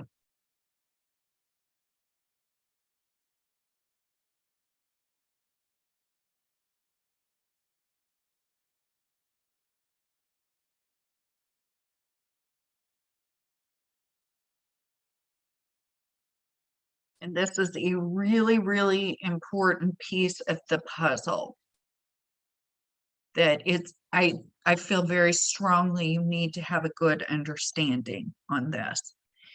If you choose to move money from one approved activity to another approved activity in your IHP, you do not have to get HUD approval, which means you do not have to submit an amended IHP. You'll just explain it when you turn in the APR. Okay, does that make sense to everybody? Approved activity to approved activity. Exactly. If we are going to now use that money and purchase a unit that we did not have in our original IHP, we have to amend because we've now added a new activity. Tosh got it right in chat. We're adding an activity, we have to get approval. If we are reducing the funding to our formula current assisted stock for maintenance and rehab, we have to get approval. Anything else, we can move money between approved activities and it's fine. Why is this so important? Why am I so concerned about you understanding this? Number one, because it happens all the time. And if you are monitoring your budget appropriately, it's going to happen more often. What's the other reason?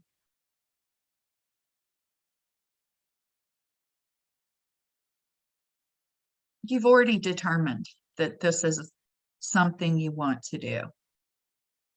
You don't need to go through a whole big paperwork process and wait. You can just do it. Your self-determination allows you to just do it.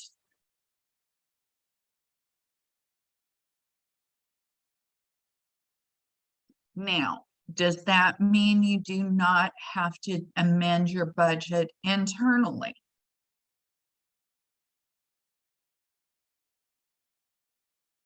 Oh no, what are your rules?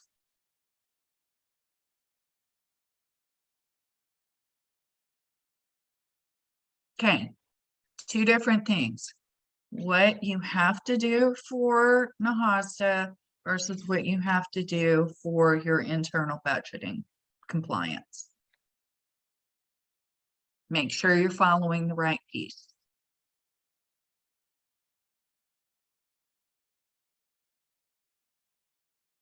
Okay, financial reporting and performance. Ensure accuracy of financial statements and report IHBG expenses for eligible activities. Ensure accuracy of funds drawn from ELOCs or from investments and expenses. Did we meet our intended outcomes?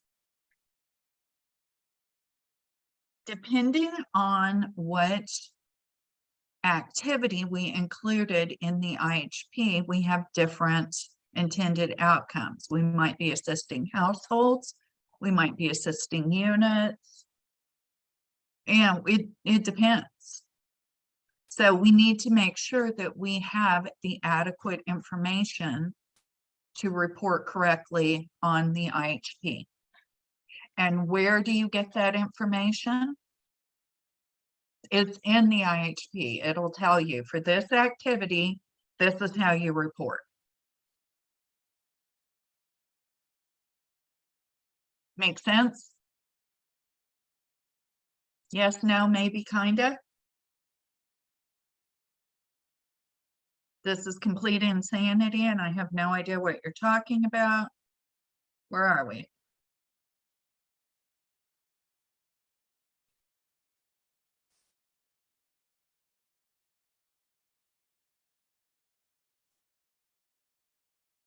Yeah, that's what I was afraid of on the clear as mud part. Okay. So what is this? What are you looking at here?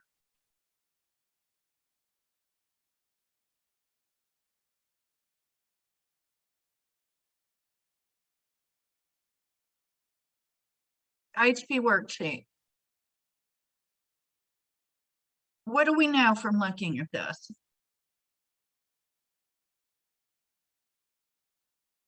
Things that we know. We had 100,000 in ELOCs to start the year, or we expected to have 100,000 in ELOCs to start the year. We have multiple programs. We expect to spend 525, or we're expecting to receive 525,000 in IHBG, 34.4 for program income, and 315 from Title VI, which will give us a total of $974,000. Everybody agree on that?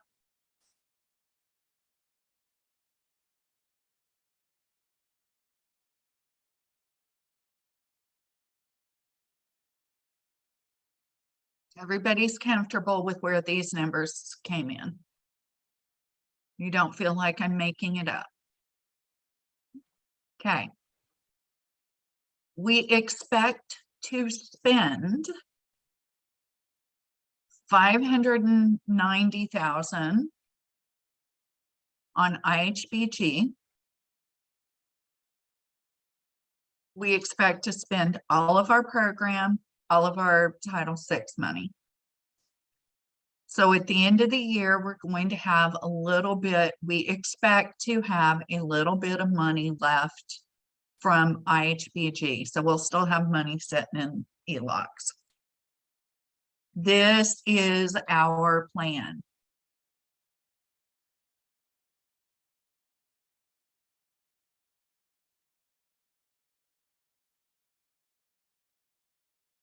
This is a budget setup that allows us to track by activity. Okay, the only part of this that is required under 2 CFR 200 is this total NAHASDA budget. You are required to report the grant. It is your option to choose to report by each activity. I encourage you to report by each activity because it's certainly going to make it easier when you get to the end of the year.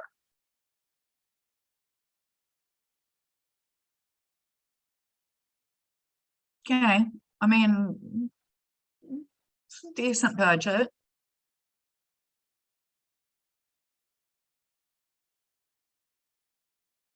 $939,984.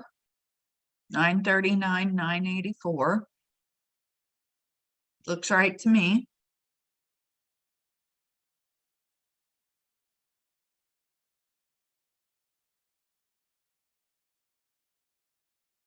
Again, this is all we're required to do. Don't encourage it.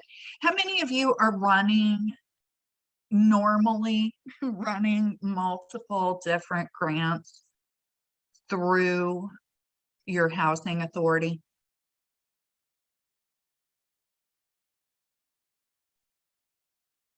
We are at Northern Circle. Yeah. Yeah, yeah, you definitely are. And do you all run it like this? Do you have a column on your regular budget? Do you do a column for each grant and then do a split, the detail split on the NAHASDA? Absolutely. Okay. What about everybody else? You do reports both ways. And that's really what you need to do, depending on what information you're trying to convey and who you're trying to convey that information to. You may want to do different reporting methods. How do you make sure you have those options? How do you build in an option? Definitely want to keep it simple as possible. You run each one separately as a completely separate, or do you have separate columns? Okay. How do I make sure when I'm setting up my NAHASDA budget that I can run it this way or I can run it this way?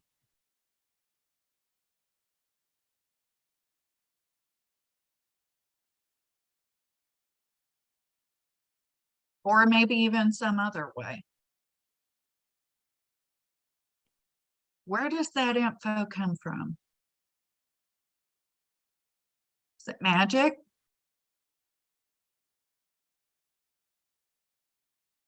Part of it's your software allowing.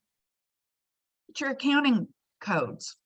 How do you code it? Yep, it's all the data entry. Whatever different options you put in your coding will allow you to run different ways. So, Nicole, I'm going to pick on you for a minute. So, what's the first part of the code? Is it for the grant?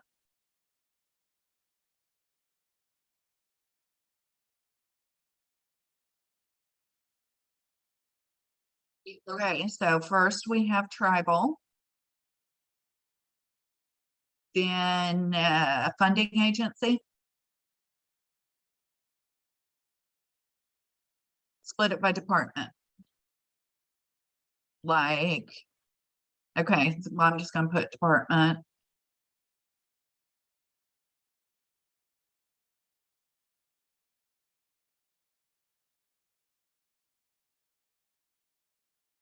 Okay. If I've got everything set up this way, what are the different ways I can run a report?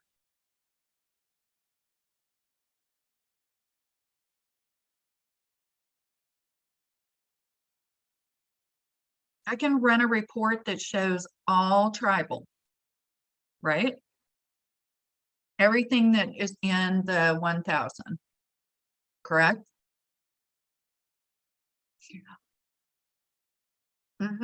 Exactly. You can run it by line item. So you could run all of your groundskeeping snow removal. I just want to see how much it cost us for groundskeeping snow removal. Don't really care who paid for it. I do want to see how much was spent though. I want to see everything that we did for HUD. I want to see everything that we did for NAHASDA's admin budget. I can do that because when I set it up in the first place, I accounted for these different pieces. Okay, this is why you have multiple accounting codes. This is why you have that string of numbers. You want to be able to run the total like what we have on the screen, but depending on the situation, you may want to break it down further. When would you want to look at just groundskeeping snow removal? Only want to look at that line item. Why?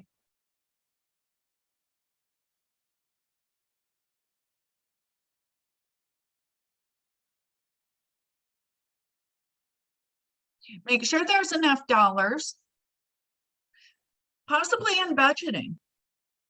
Oh, bidding, good. It's another good one. Are we going to do it, or are we going to have somebody come in and do it? If we know we normally spend, you know, 5,000 on it, is it a pretty simple procurement process if that's what we're choosing to do? Yeah, micro purchase, they're reasonable, we'll do it. Setting up next year's budget, what do we need to include? You know, is this a big line item for us? No. Is it something that needs to be considered? Absolutely. If we had a normal winter and our groundskeeping snow removal line item was budgeted at 5,000 and we spent 7,500. Is that something we'd want to look at? I mean, it's only $2,500 out of our $900,000+ budget. How big a deal is it?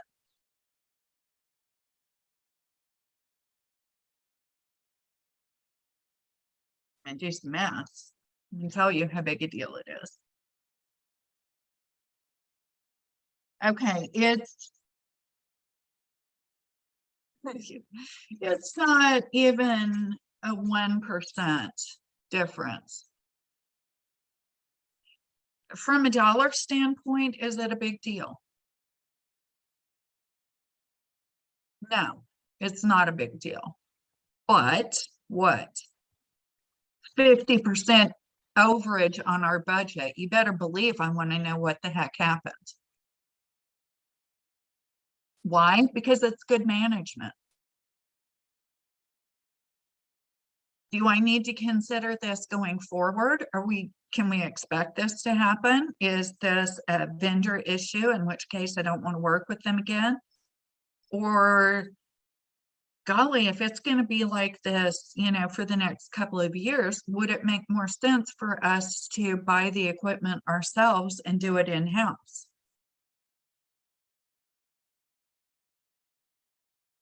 That's what financial management looks like. Any questions on that?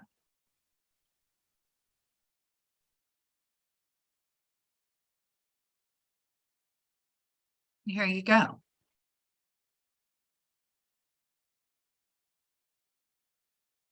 This is for a fiscal year end of 9/30.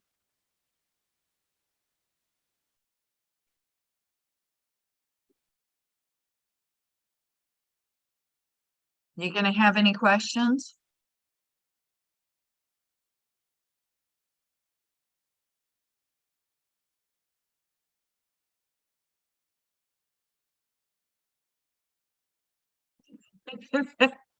What if this is just 9 months? Let's pretend we're running on calendar year and this is 9 months of the year. Do you still have questions?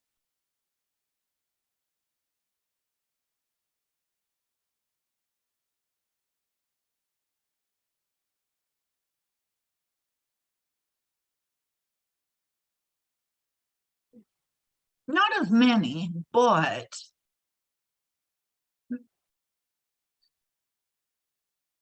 why have we only spent a little under half of our salary and fringe budget for the year? What the heck is going on there?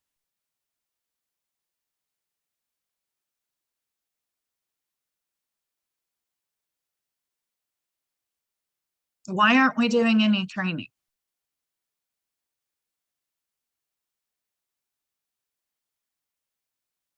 Could be working for other programs and being expensed accordingly.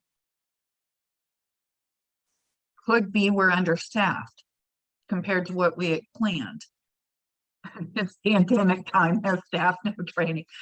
Angela, the sad part is my first thought when I looked at this was, oh, 2020.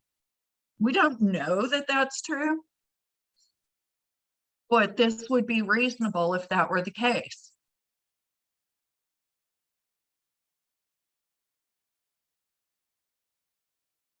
Yeah, why did we only spend 42% of our grant? Well, because we got a whole bunch of CARES money and we were trying to spend that instead. So what would we do if this was pandemic time? Let's say this is September 30th, 2020. What are we going to do?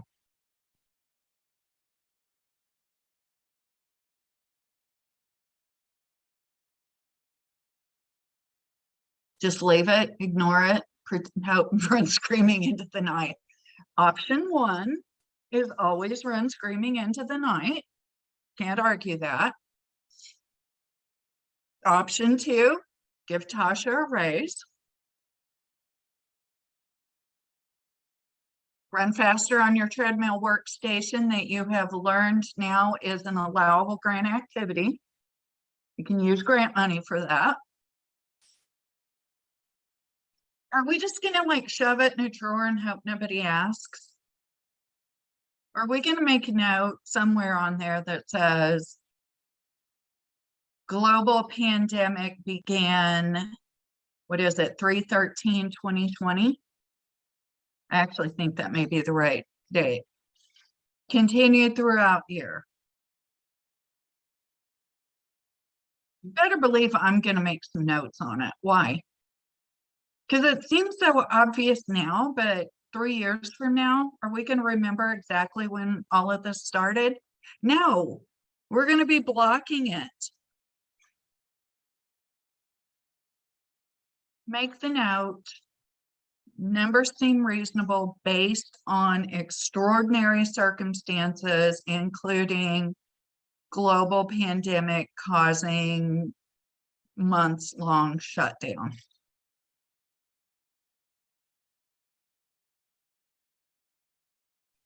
If it's not pandemic time, then we've got a bunch of questions.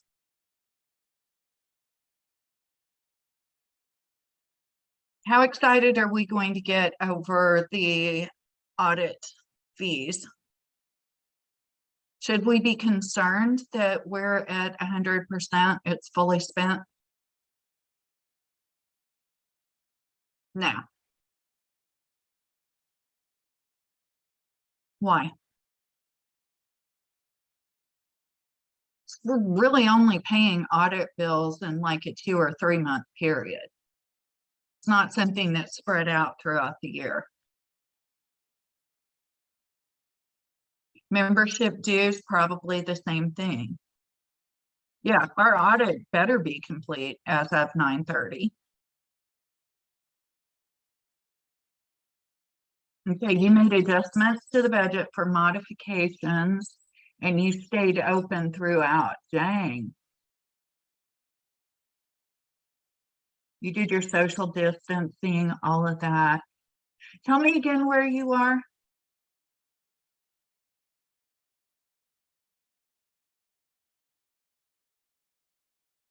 I was thinking Maine. You stayed open through the entire pandemic as well. I stayed open, but you know, it's just me. And I certainly didn't travel. Those of you who stayed open, did you stay open at essential staff only, or did you stay at full staff? You did all staff. You stayed open, essential, full. Yeah, it looks like there's a pretty good mix. A lot of people were technically open and worked at home. I'm fine with that too. I don't care what y'all did. You alternated. Yeah, all hands on deck. Oh yeah, once everything happened and once the CARES money started coming in, and because housing was on the front line, it makes sense that most of y'all were counted as essential. Yeah, I'd say you were. Trying to get people housed with all of the insanity before we even started getting the money. Yeah, it was crazy.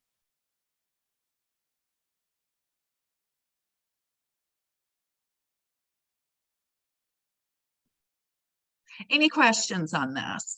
You feel fairly comfortable with what you should be doing?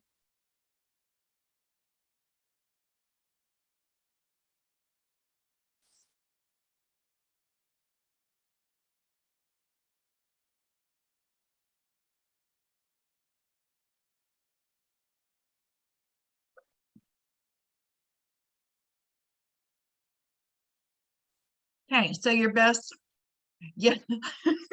I don't know what that looks like because I was not an essential.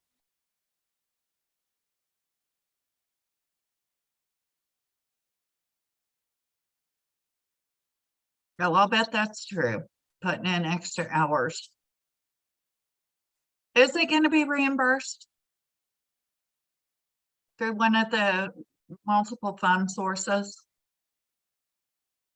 I know a lot of people have been trying to balance all of that.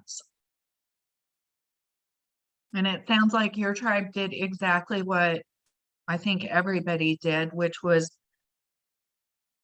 take care of our tribal members and we'll figure out how to pay for it later.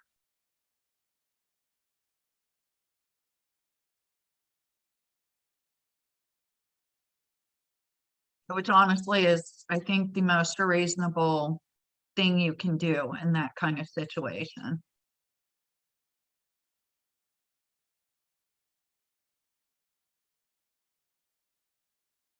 Okay, best practices. Set up your chart of accounts appropriately. We just talked about that. Decide what is going to be important to you in the reporting process. How many different ways do you need to look at information? How many different ways do those in charge need to look at this information? Do we have it set up with our accounting code, with our entire chart of accounts, so that we can pull that information for the right people? Or are we going to take it and make an Excel spreadsheet? Or are we just going to give them some info and say, you get what you get, figure it out? One of those is a best answer. Okay, provide managers with budget to actual reports at least monthly to engage them in the review process and to hold them accountable to their budget. You've got to have your managers involved and they have to take it seriously. Luckily, most of them will. Some are going to need some training. Don't discourage them from asking the questions, and take the time to see if you can sit down with them and do a walkthrough. here's what this information is telling you. Is this what you need, or do you need to look at this a different way? What works for you? Why is it so important to have the managers engaged?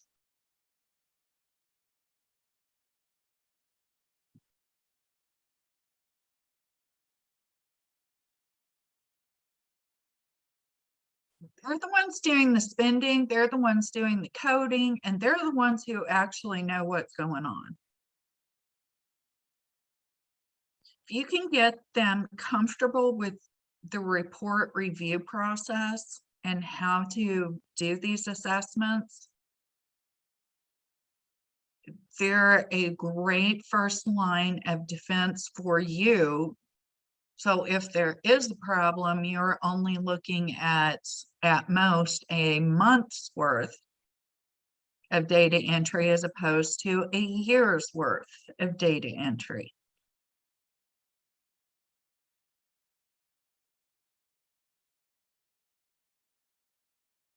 Include budget to actual reports as part of the financial statement reports provided to council and the board. Do you do that?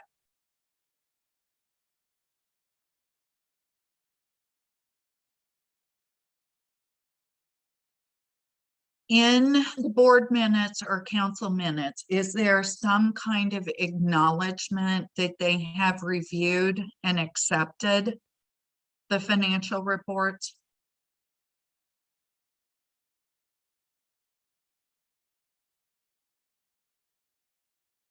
Okay, we've got a motion, BOC motion.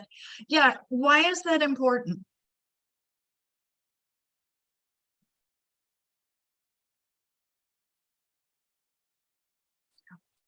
For your purposes, why is it important that you have documentation? There you go, so that they acknowledge that they have had the opportunity to review the information. It's part of your control process. Remember those 5 components from yesterday? Information and communication. Number 4, it also picks up on number 5, monitoring.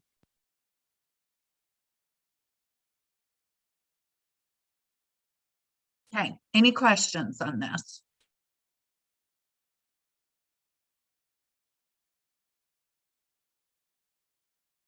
Basics of government accounting in the SEFA. What is the SEFA? How many of you know the answer to that one?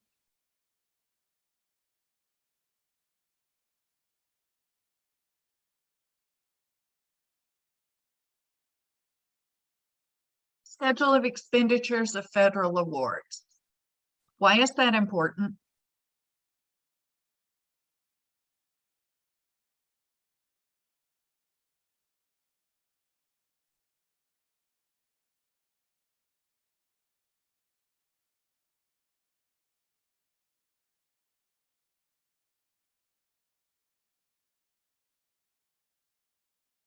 The first thing that the SEFA does, it literally tells you exactly what federal programs we have and what we spent, and it sets up your audit.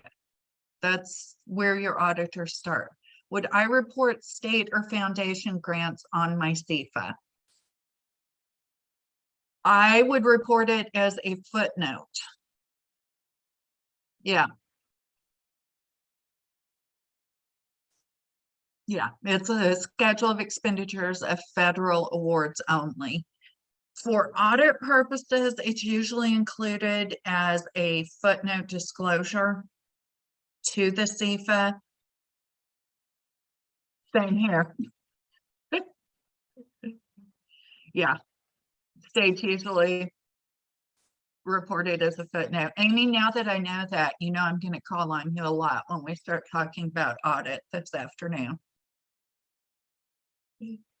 Okay, I won't call on you, but I'll look that way. How's that? You won't be able to tell I'm looking at your name, but trust me, I am.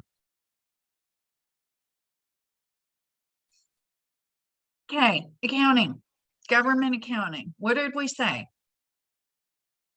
What's the purpose of government accounting?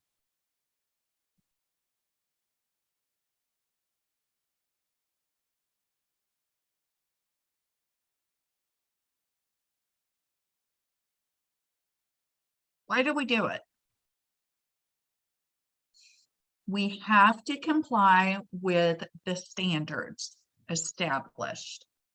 We do it because they make us. Objectives of government accounting and financial reporting. Government Accounting Standards Board determines the accounting principles that are required for state and local governments. Just in case you're wondering, tribes are, it's usually described as state, local, tribal government. If it's not, tribal is a local government. GASB applies to you.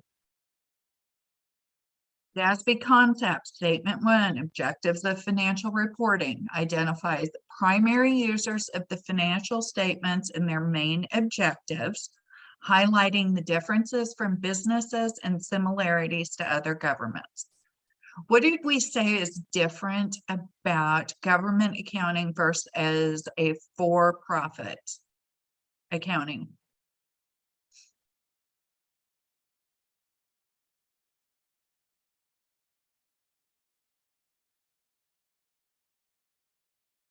Yeah, we're not trying to earn a profit with our government. What are we doing? What is our end goal?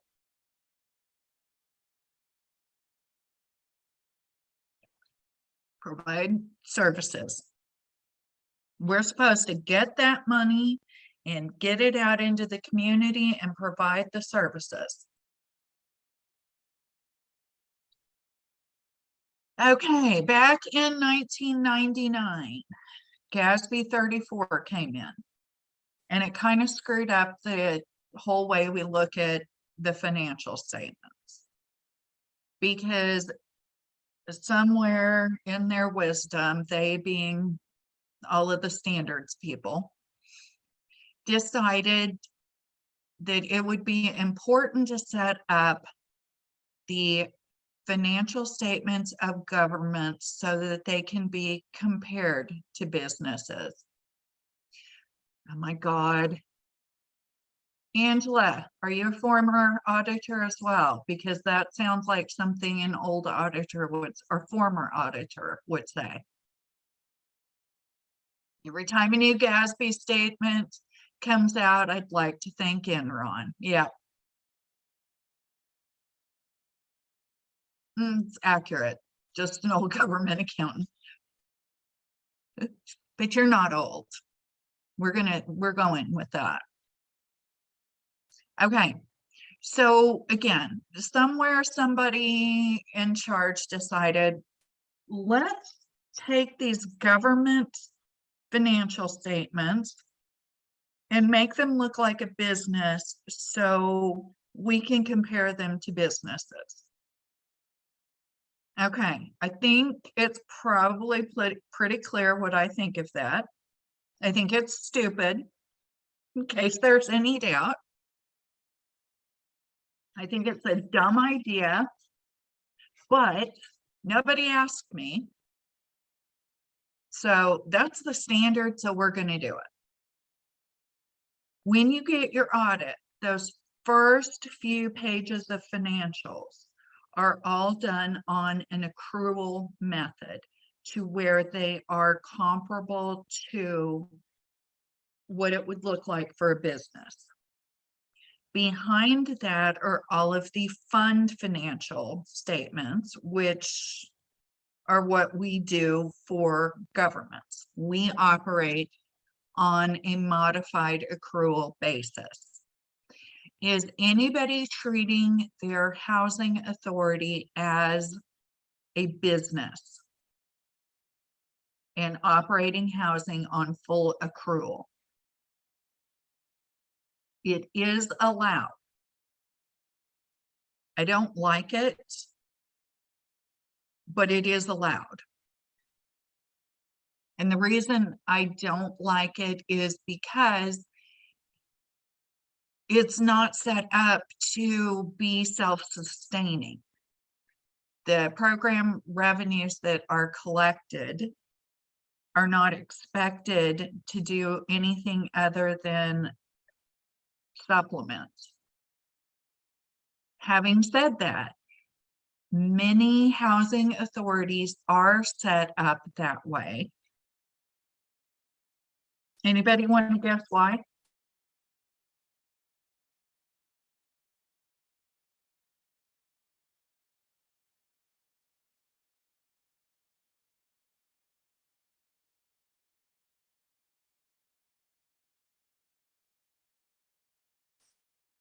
Simple answer, it's easier.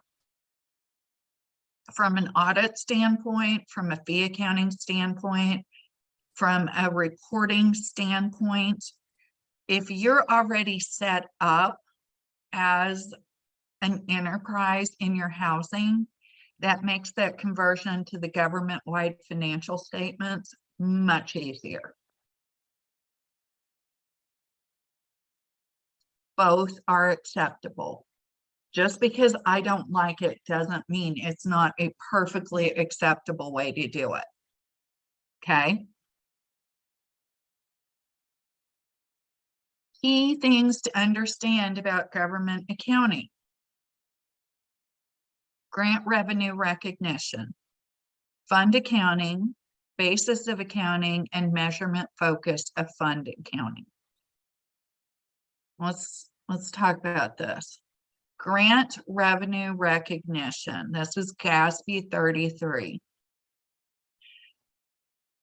The thing with grants is this is a government mandated non-exchange transaction. Your funding agency is giving you money. Just for existing, congratulations, here's some money. You're not selling them anything. It's a non-exchange transaction. They are not receiving anything of value in exchange for that dollar. What they're receiving are basically you getting the money out into the community instead of them having to get the money out into the community. Okay, everybody with me so far?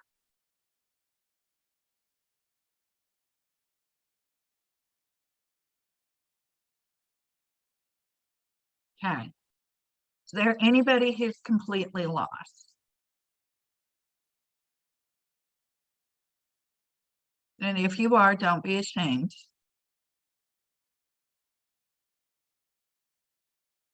Don't be embarrassed. If you're completely lost, it just means I've done a crappy job of explaining it, and I'll try again.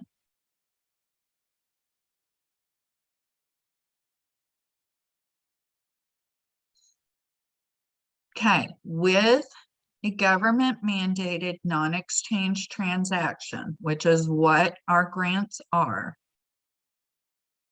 revenue is recognized when it is spent. When all eligibility requirements have been met. It is not your money until you have spent it on an allowable cost. Why is that so important?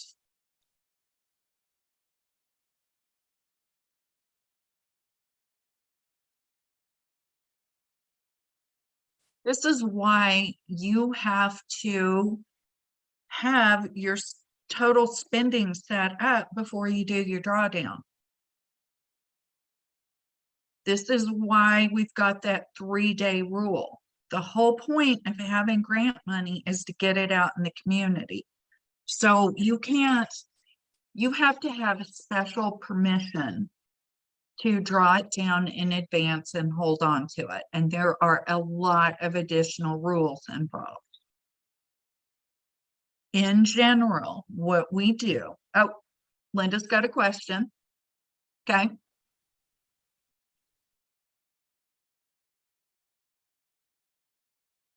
Auditor stated that due to your contract with HUD,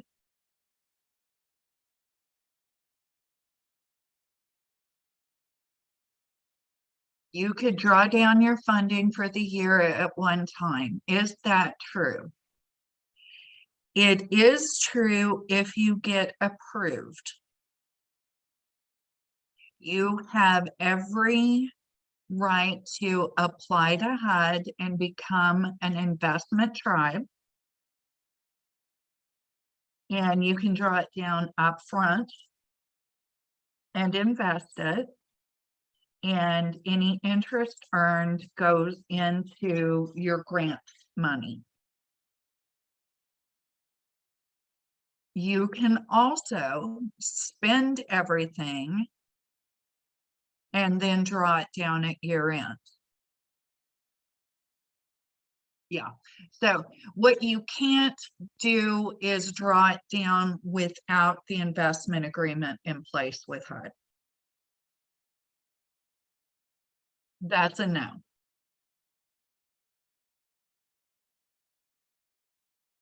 Nicole, do you draw down and invest?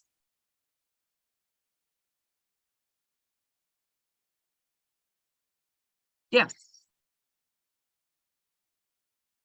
Okay. Nicole, we'll circle back to you. Angela, what's your question?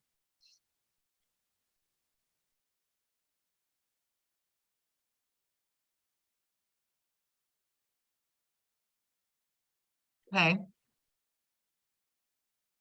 No, HUD does not decrease the grant by the interest projected to be earned, but the interest that is earned is not considered program income. It is as restricted as your grant revenue. So any interest earned has to be treated exactly like grant money and used on affordable housing activities. The big difference is program income has to be spent on housing activities, allowable housing. Grant has to be spent on affordable. So you can spend program income, does not have to be spent on low income persons, but all grant revenue and any interest earned on that grant are restricted to low income housing. Does that make sense to everybody? Okay, those of you who are drawing down your money. Oh, you're welcome. If you're drawing down your money, is it your money? Look at this definition. Is it your money? Nope.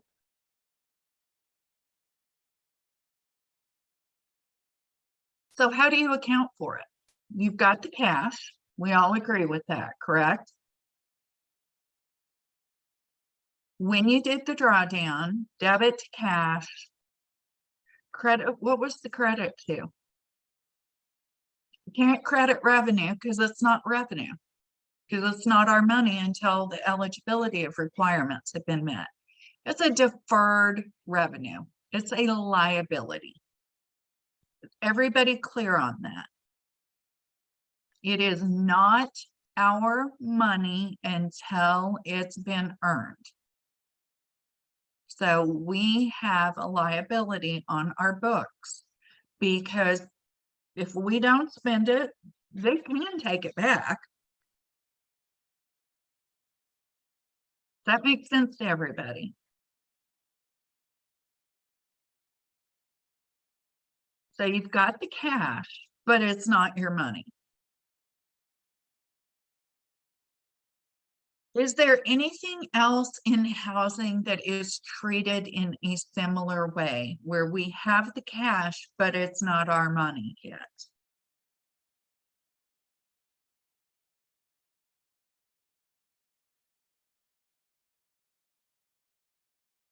Security deposit. What else? It's a big one. maybe prepaid rent. Bigger than that. MEPA. What's MEPA? And that's specifically a question for people who still have mutual help housing. If you do not have 37 Act mutual help housing, you don't have MEPA. Yeah, this is the money that is paid. The way MEPA is set up, and it sounds like most of you all still have some units. The participant pays an admin fee plus an additional amount that helps buy down the unit. So let's say the admin fee is $50 and the payment is $250. $50 admin fee is basically like program income. The $200 goes into a MEPA investment account. And then we also have a deferred liability, because it's not our money, of the $200. When does MEPA become our money? When the unit conveys. That's when we recognize that revenue. Okay? Makes sense to everybody. If you're holding on to money but it's not yours, you should have some kind of a liability on your books to show not ours. Those of you who are fully conveyed, be grateful you don't have to mess with it anymore.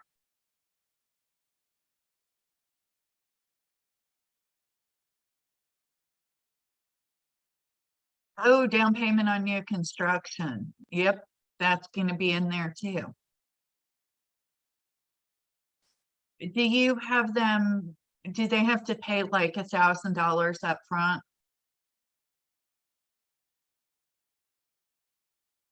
Retainage fees. Okay, so I'm a participant, I'm a low-income housing participant, and I am in the program. I've been admitted, and you're going to build a house on my land. And I have to put up the land plus a down payment of, I'm going to go with 1,000 only because I see that a lot. That's what I pay up front. That's my investment in the housing. And now you're going to build the house. And I'm going to buy it through probably through lease purchase.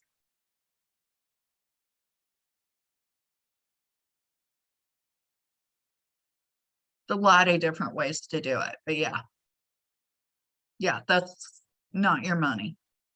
Yes, not until the requirements are met.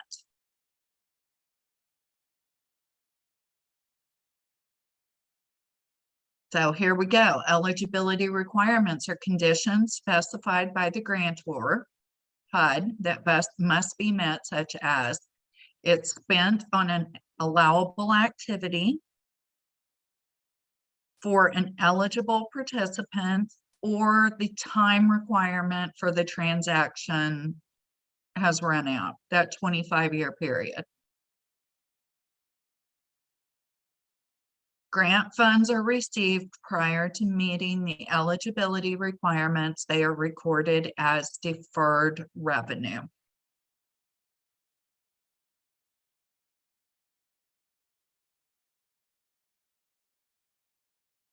Here we go. Basically what we've just talked about. We don't count the money until it's spent. So here's a question, and I promise we're going to break very shortly for lunch. But we're on a roll here. As far as grant revenue recognition, since it's not your money, those of you who are not doing drawdowns in advance, If you're not drawing the whole grant at the start of the period. Are you paying the expenditures out of program income and then reimbursing yourself? Or are you requesting the drawdown and then mailing the checks and hoping everything works out right? Which method do you use? Do you reimburse? Are you using, Craig, are you using general fund or program income, or does it just depend? Angela's a reimburse. Depend, it's fine. What's the problem with doing it that way?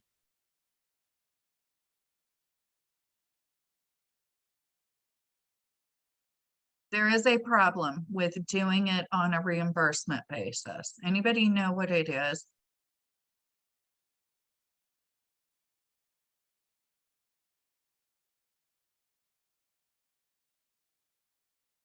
Sometimes tribes don't do their drawdown and wind up running the program on their own money. Don't do that.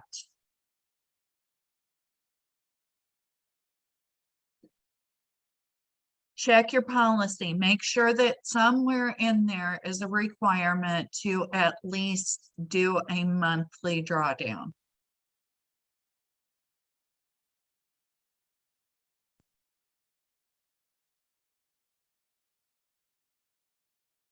Good. I always feel like I have to say it because I've seen it happen way too many times where, you know, tribes have, you know, 4 or 5 million sitting in ELOCs and they've burned through all of their program income because they never did the drawdown to reimburse themselves. So make sure you pay you.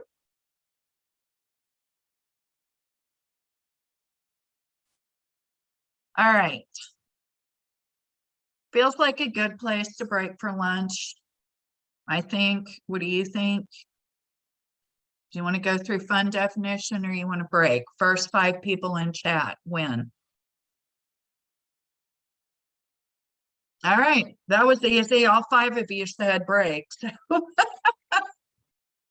All right, we're going to take 45 minutes today because I may have been a little generous with that hour yesterday.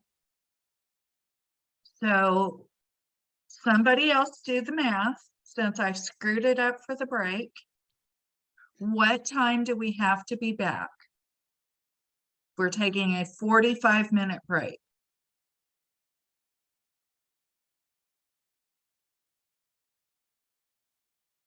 All right, let's do that. Anybody have any questions on anything we've talked about so far?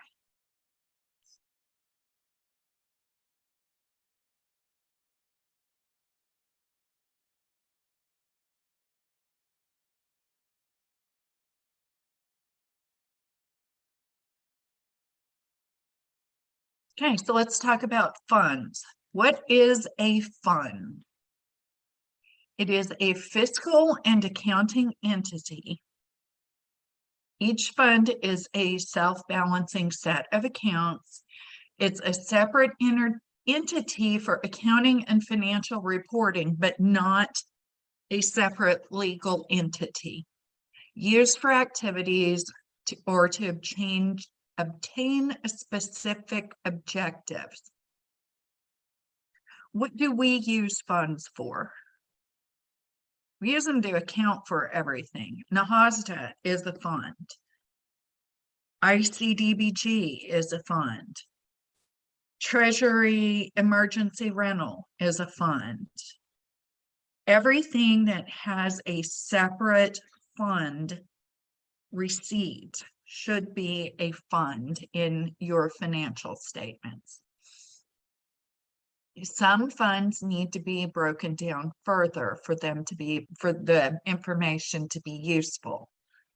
And that's where we get into NAHASDA and breaking things by activity. Are we required to break it by activity for 2 CFR 200? No. Do we have to have it broken down for SF 425 reporting? No.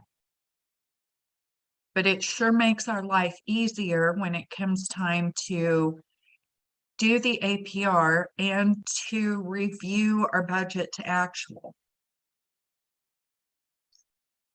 So a fund is a tool for governments to demonstrate control, compliance, and accountability.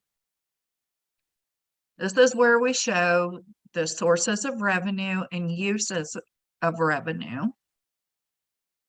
Show that we've used current revenues on current costs, and we have only expended money on allowable, eligible activities. Questions on that? Again, just because it's not required to break it down further doesn't mean that you shouldn't, because it will make your life so much easier in the long run to not have to dig through the entire GL for NAHASDA and pull pieces out for activities. I have done that. It's not fun. You don't want to.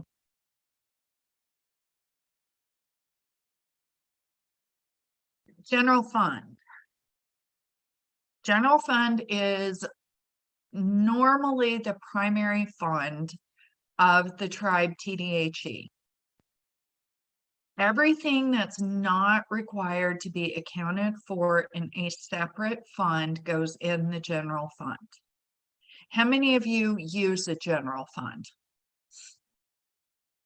in housing?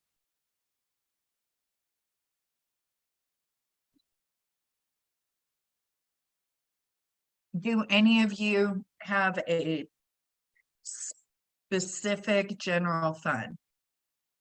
Usually don't in housing. Usually people break it by grant, by program income, and by non-program income.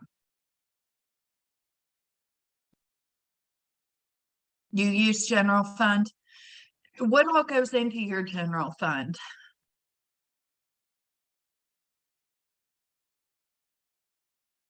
Is it non-program and anything that could come from that?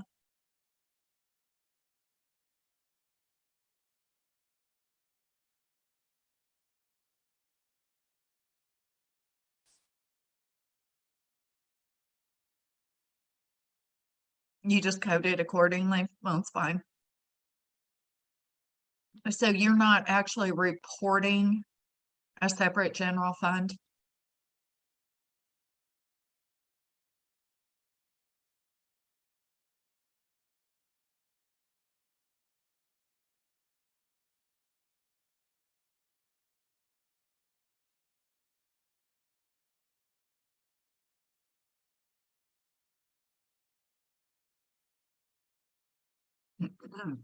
And that's fine. Again, you can use the general fund, or you can have something set up for specifically non-program revenue. I don't care. With tribes, the tribal government as a whole, there is almost always a general fund, because there's a lot of money that the tribe has that's not restricted. Within housing, probably special revenue funds are going to be the majority of how you set up, because these are accounts,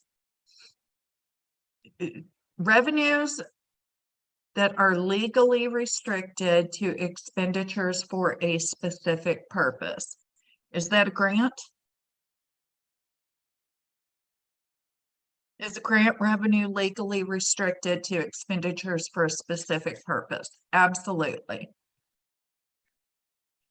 Where does program income fall in this?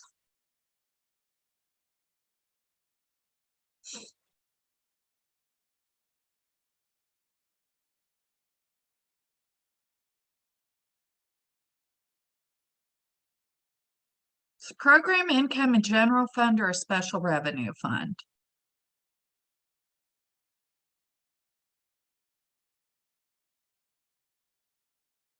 Yeah, it's a special revenue. Why is it special revenue? Because there are restrictions.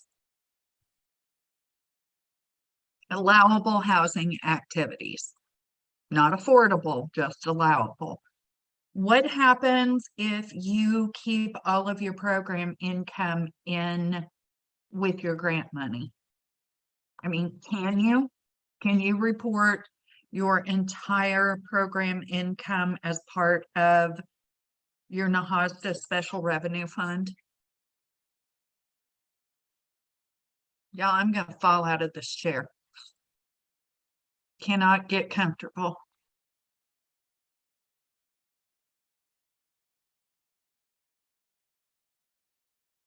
Yeah, what happens if you report all of your program income if it's mixed in with your grant money?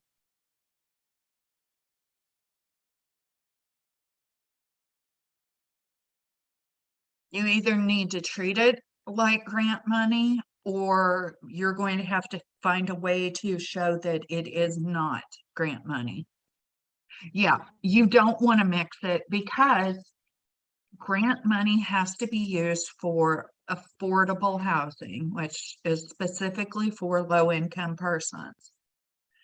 Program income can be spent on housing.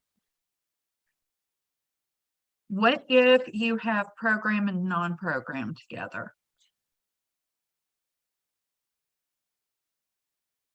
Is there a requirement that says you have to separate non-program income? There is not. But what?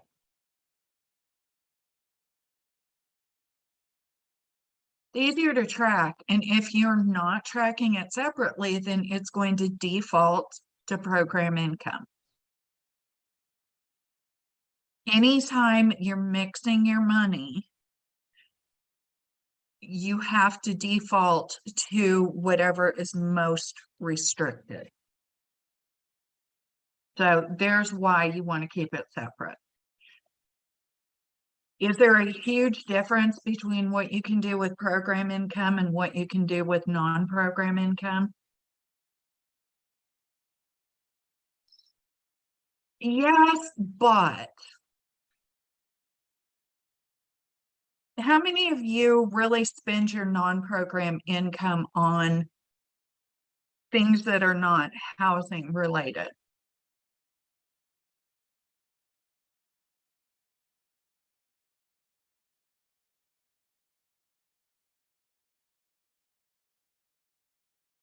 Is anybody doing that?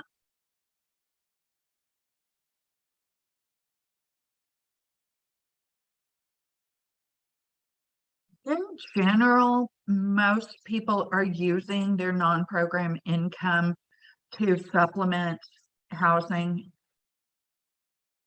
If that's what you're doing, fine. If you're not, better keep it completely separate. Does anybody have a capital projects fund?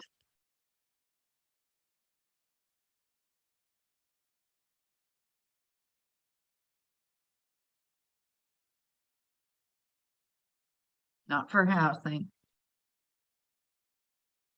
Honestly, I don't know anybody who's doing that. I mean, technically you could, but for the most part, you don't. Because the construction is coming out of your grant money anyway. It's not a separate set aside. You charge housing capital expense to a line item, right? And then it usually what capital outlay line item. And then what happens at the end of the year?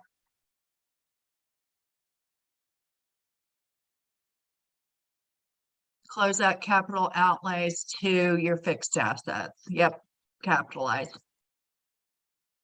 At most, you might have a construction in process for an ongoing building project that's not completed. But in general, yeah, we're just gonna close it out, capitalize it to our fixed assets and move on with our lives. Does anybody do something differently?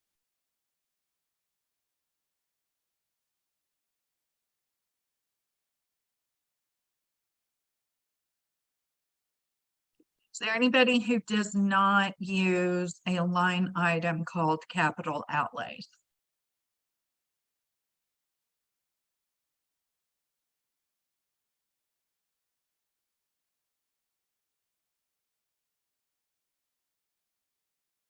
Okay. What about debt service? Does anybody have a debt service?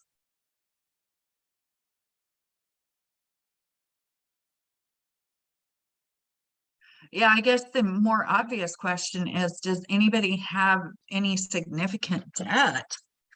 Don't see a lot of that with tribes. You do see a lot of that with cities and counties. Anybody that issues bonds? Okay, so you've got Title VI loans, so yes, you would. That makes sense that you would have a debt service. A lot of people just don't really use that program. I'm not entirely certain why, but they just don't. So do you use, Craig, are you using debt service to accrue the money for payments?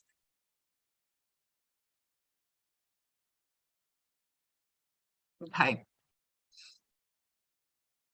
Yeah, it's usually something, if you've issued a bond, that's usually where it is, but yeah, that would make sense. Anybody who has done a significant amount of construction and had borrowed money would definitely be using a debt service just to track everything.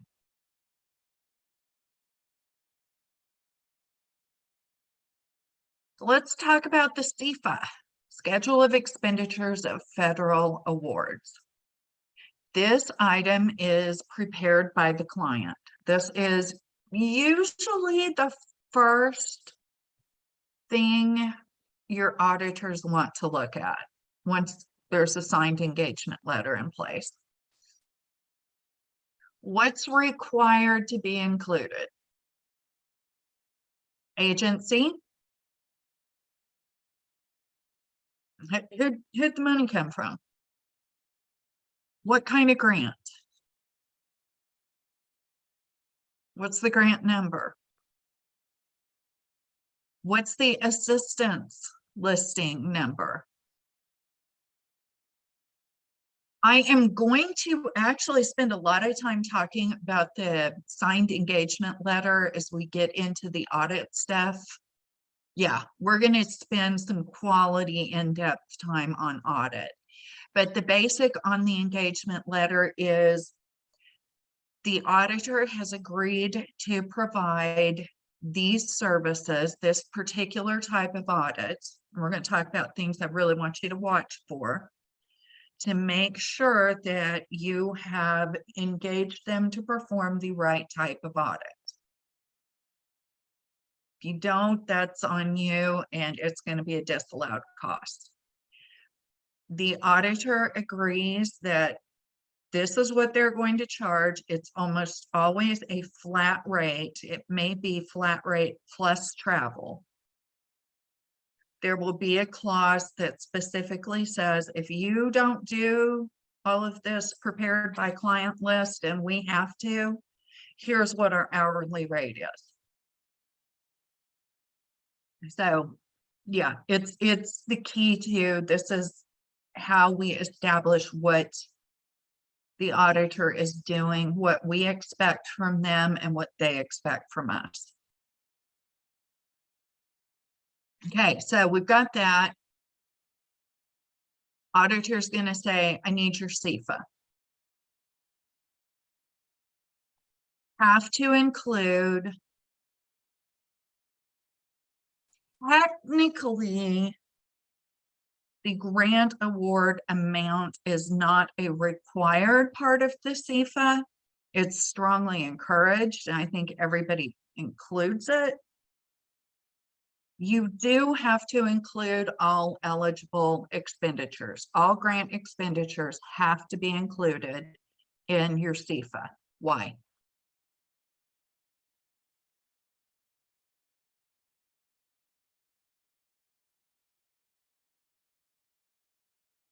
I'll give you step one. First thing your auditors will, well, one of the first things they'll do to test your SF 425 is to trace it back to your SEFA. Total should be the same. The expenditures should be the same. Does anybody know what the rule is for when you're required to have an audit?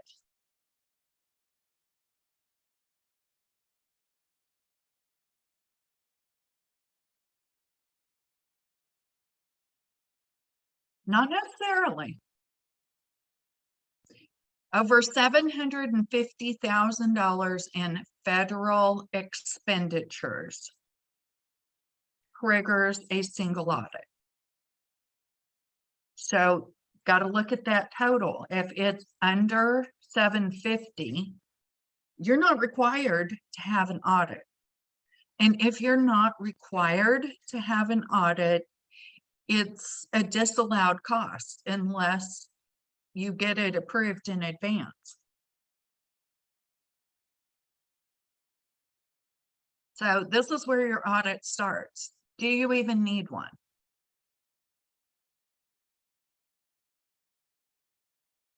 Who prepares the SEFA in your organization?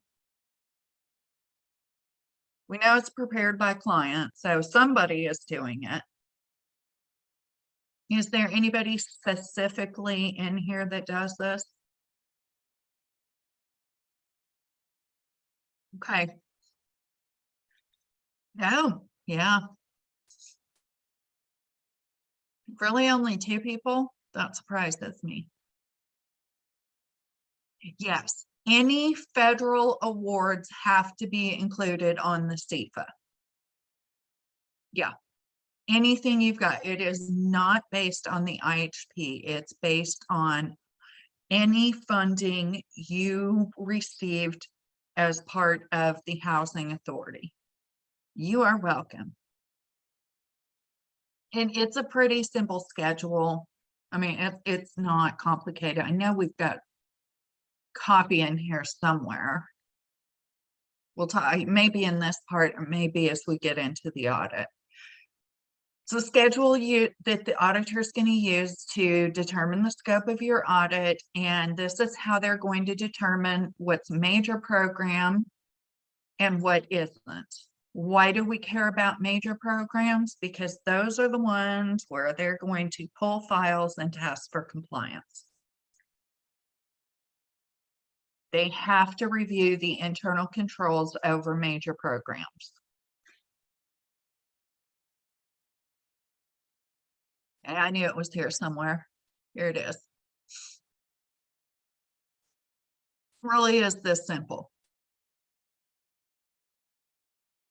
Again, technically, I'm going to argue that you're not required to include the grant award. Honestly, though, everybody does, and it makes sense to, simply because you can kind of monitor where are we in our spending. Did we overspend? Did we underspend? What happened here? Do we have a ending fund balance? Just make sure that you do not base your audit decision off of the total grant award. Has to be based off of the eligible expenditures. This is a document you'll create yourself, and this is pretty much exactly what it'll look like. I've always done it in an Excel spreadsheet, and you have to separate by funding agency. So all of your HUD grants will be grouped together. All of your treasury grants will be grouped together, and you'll have a total for each funding agency. Does that make sense?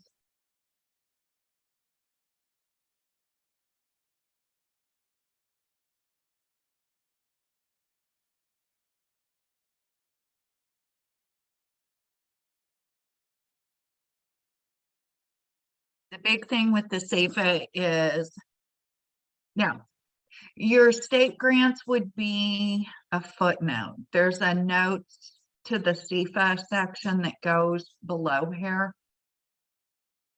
And that's where you include what's the accounting method we're using? Are we doing GAAP accrual, modified accrual? How was the SEFA prepared? Other funds, any transfers back and forth. If you've transferred in, let's say you transferred in program income to cover your eligible expenditures, you'd have a note down there. Footnote to name the pass-through agencies. State funds received. If we yeah, your auditors cannot prepare your SEFA. Okay, cannot, because then they're auditing their own work. However, they can help you make some decisions as to whether this looks right or not.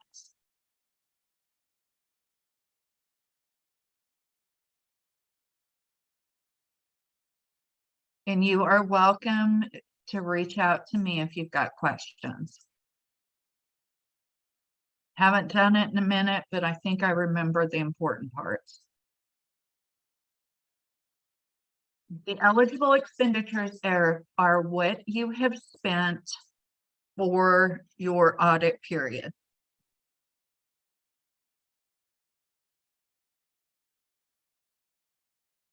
As of year ended December 31st. Oh, 2018. That's interesting. So if your fiscal year is calendar, you know, October 1st through September 30th. Fiscal, sorry, calendar, obvious year ended December 31st.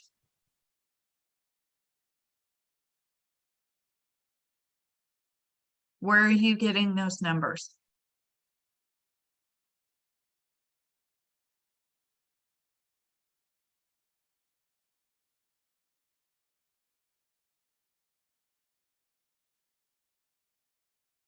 Better be coming from your accounting software. And it better be coming straight out of your accounting software.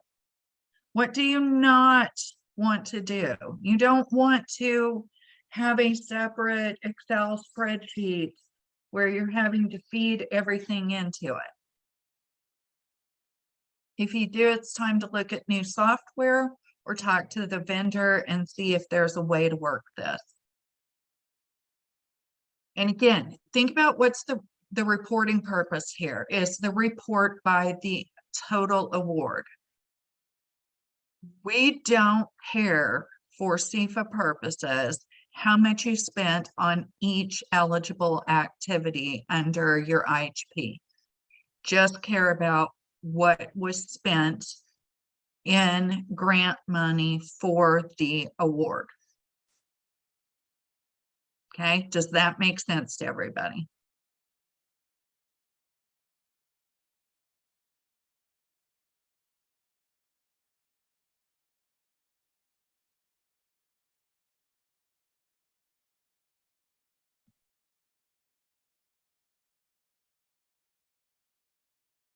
Okay, should 100% tie to the SEFA to the 425.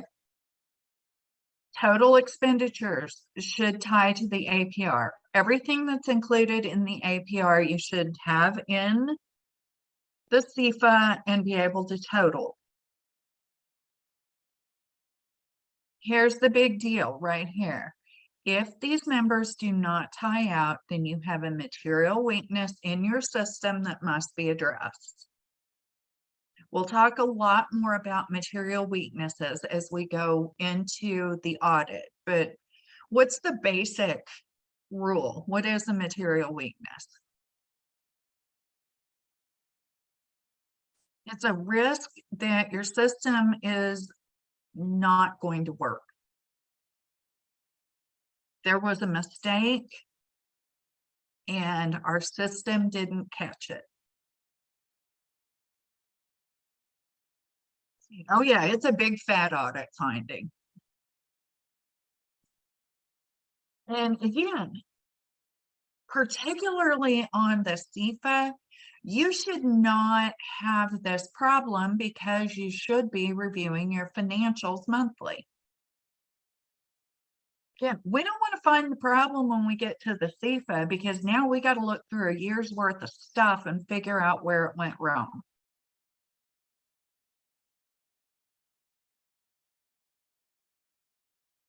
And oh, by the way, you'll be looking for it with the auditors looking over your shoulder.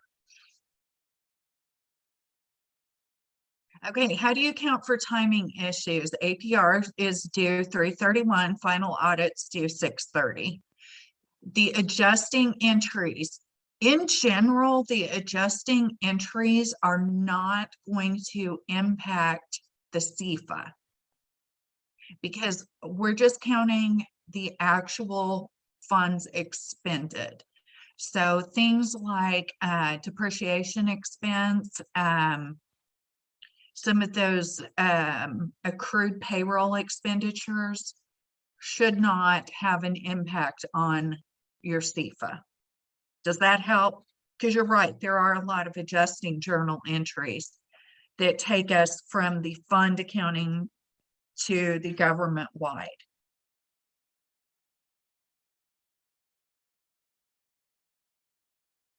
Okay, does that make sense? Because if not, we'll go further.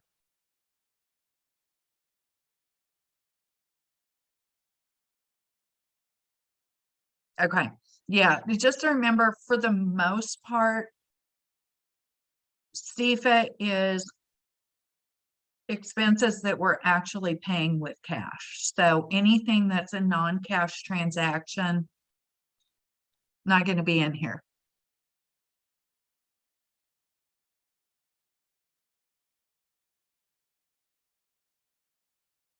We good?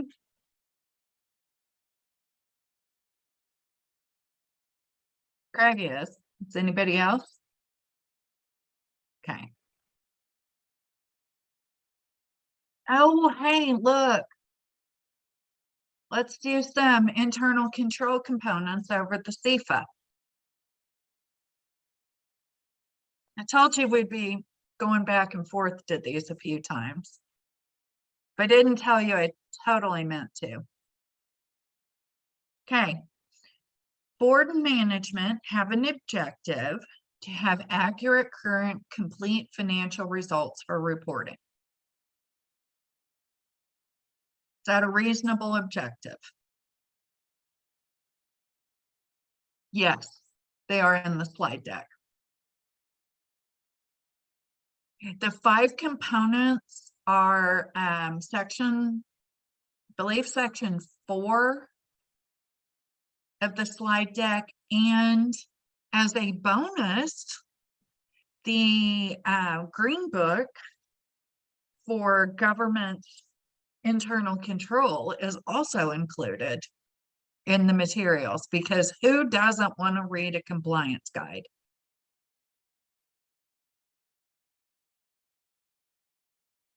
Okay, is this a reasonable objective? Accurate, current, complete financial results for reporting? I'd say so. What's the first component of internal control?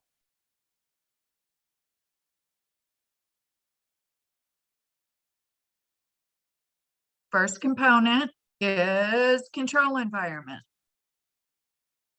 What is the control environment? This is where we start setting us up to be successful. We've got a board that sets appropriate goals, that they model the right behavior, that we are hiring and training people to do their job correctly. So as part of the control environment, things that some of these principles, some of these goals and objectives, verify staff has appropriate training to determine eligibility. Why is that important to providing accurate, current, complete financial results?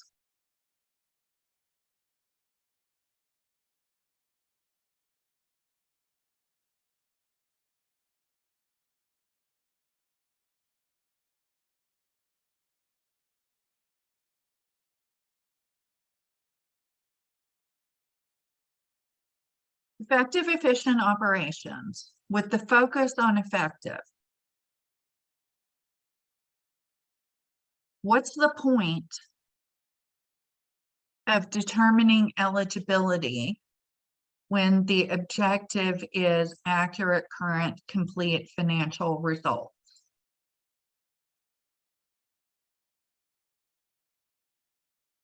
Because we want to make sure that anybody who received grant funds was eligible for the program. They've met all of the requirements. So we have to start at that basic step. Does everybody understand what those rules are? Are they the same for every single program that we operate under NAHASDA? And the answer is no.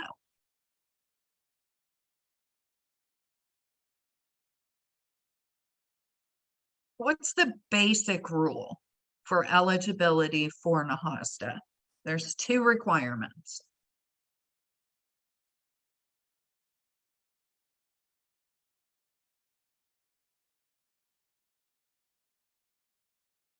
Low-income Native American. What happens? Can we require them to be tribal? Yes.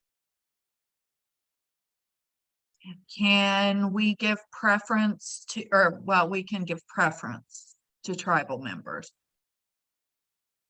But once they're all helped, we have to help whoever's left that's Native American. Can we give preference to veterans?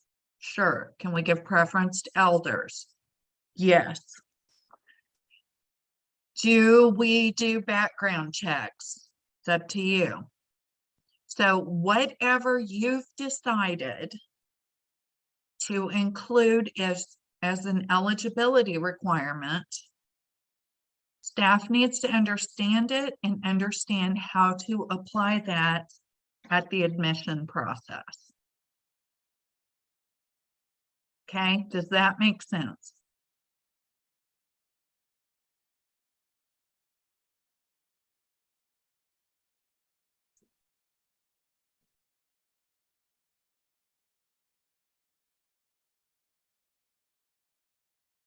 Okay, we need to establish appropriate policies and procedures over financial reporting. We probably want board review and approval of financials as part of their regular meetings. Why did we say that? Because we did, said it right before lunch. Why is that important?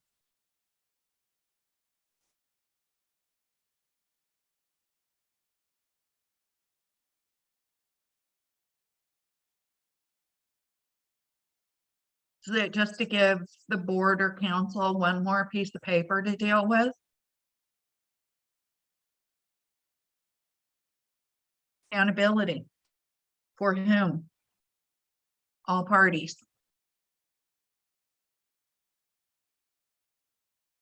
Okay. Does everybody feel okay with control environment? Are there more things involved? Sure, you can have a long list if you want. We're just picking a few pieces. What's the next component?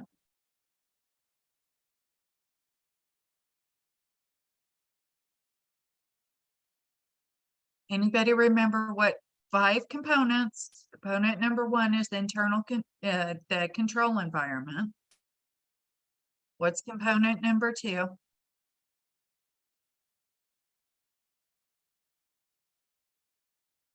Who else frantically digging back through the PowerPoints?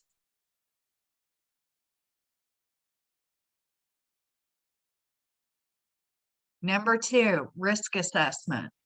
What could go wrong?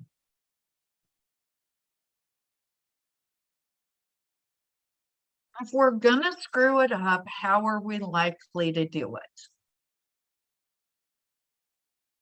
Why do you even have to think about that?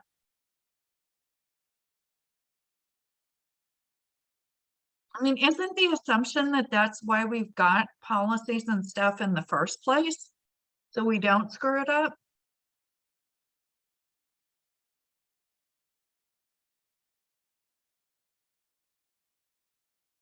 We are sadly human. Stuff happens. Even when we're not having pandemics, stuff happens. Sometimes people don't follow the policy. Sometimes information disappears. This is why we have backups and we test the backups. You know, stuff just happens. Life gets in the way. So what are some of the risks?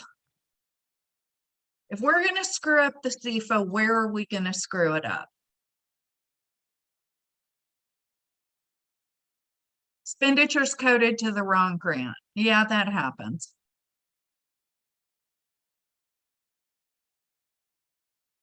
Expenditures not, yeah, 425 doesn't tie.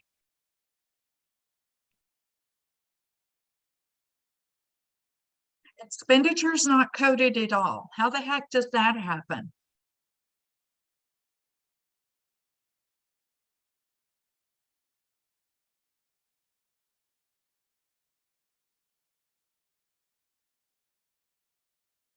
Expenditures coded to the wrong year, wrong grant, wrong date.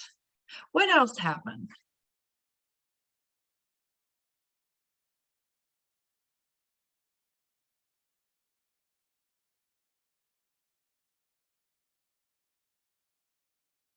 Okay. Other tribes who aren't in here, because you all would never ever do something like this. Sometimes, oh man, okay, are you still listening while you're getting sworn in? Should you take us all with you? Okay. So I'm over here and I'm entering stuff. Congratulations, very exciting for you. Sitting at my desk, I'm entering stuff, entering expenditures. And there's one that pops up and I don't remember. Do I put it to the side or am I entering it into something like interfund transfer or other expense so that I can go back later and figure it out? And then I don't, and it just stays there forever because I've got 14 other people asking for stuff. Does that happen to other tribes? Y'all would never, I'm sure.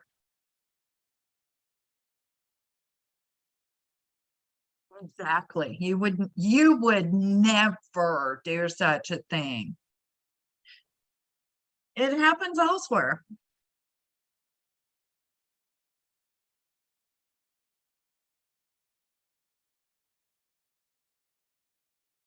So you don't have anywhere in your GL kind of a parking place for things that we need to address. Suspense item. Yeah, suspense account line is good. Okay, Nicole, you make sure they don't put one in there because that's exactly what's going to happen. I use QuickBooks for my own personal financials. Anybody want to guess where I dump things that I'm not sure of? You prepared or ask my accountant.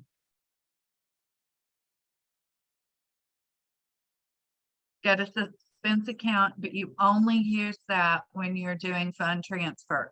Are you monitoring that?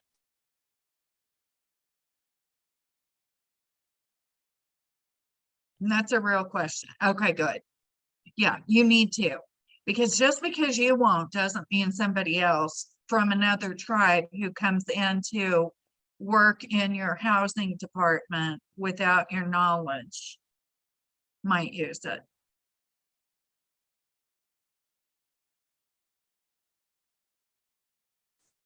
Grants received, but information not given to appropriate personnel. You ever had a surprise grant that you found out about during a meeting? Again, I'm sure not you, but you've heard people working at other tribes have that happen, right?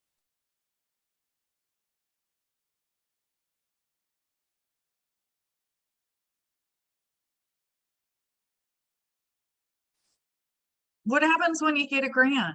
Just happened, yeah. You had to hurry up and spend. You had to hurry up and set up a policy, figure out what the eligibility requirements were, all that good stuff. Did it have separate requirements? Are we prepared? Do the right people have the right information? Again, do these things happen all the time?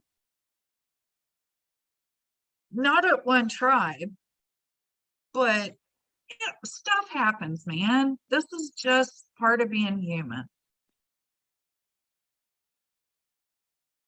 So what do we do? What's the next step in the internal control process? What's the next component?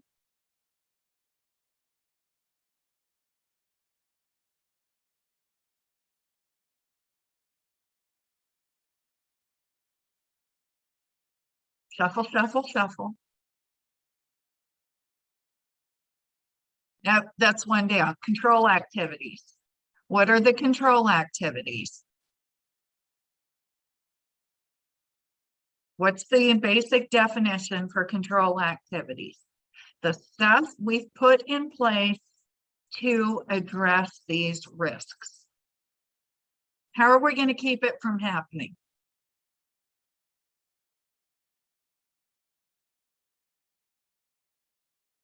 Policies and procedures. That's definitely the big spot. How do we address the process? What's our process to ensure everybody knows about new grants? Is everything isolated to one person? So if they're out, because let's say they were exposed to COVID and they have to quarantine for a couple of weeks, is somebody going to receive all of the information coming in, including any new grants, any grant extensions, anything like that? Does everybody involved have a basic understanding of the budget and the allowable costs associated with each grant?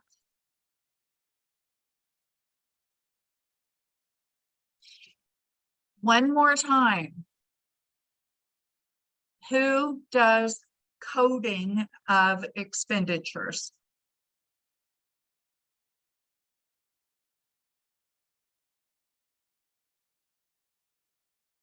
And it's not finance. Who codes? Managers and staff making the purchases, department Head, designee, program manager, management, are all of those correct? Yes. Any of those? Why?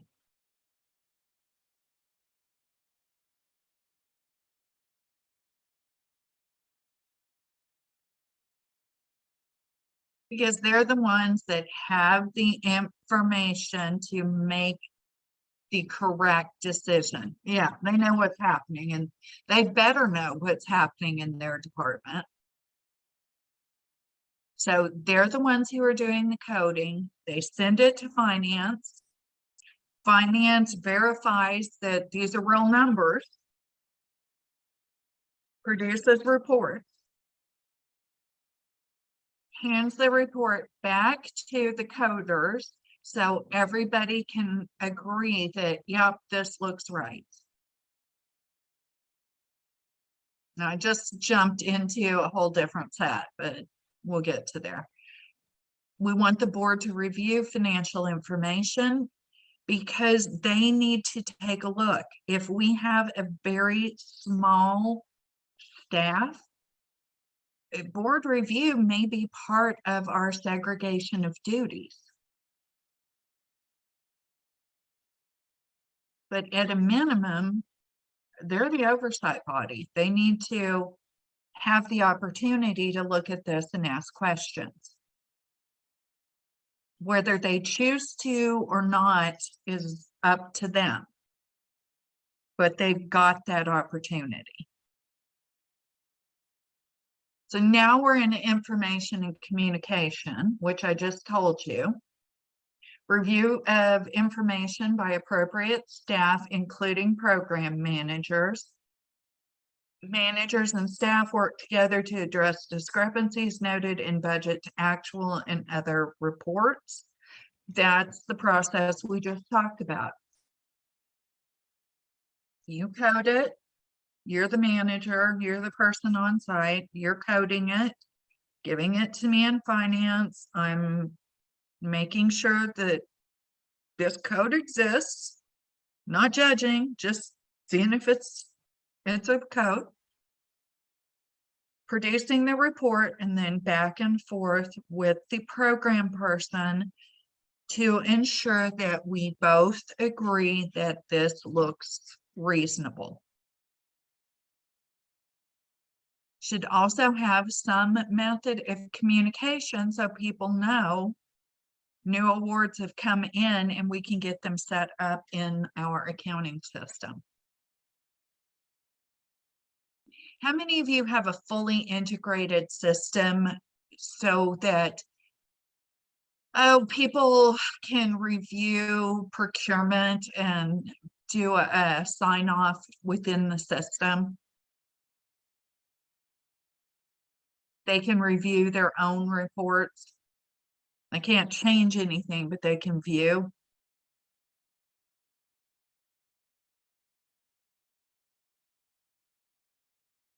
Do your program people who have that ability, that was my question, are they using it?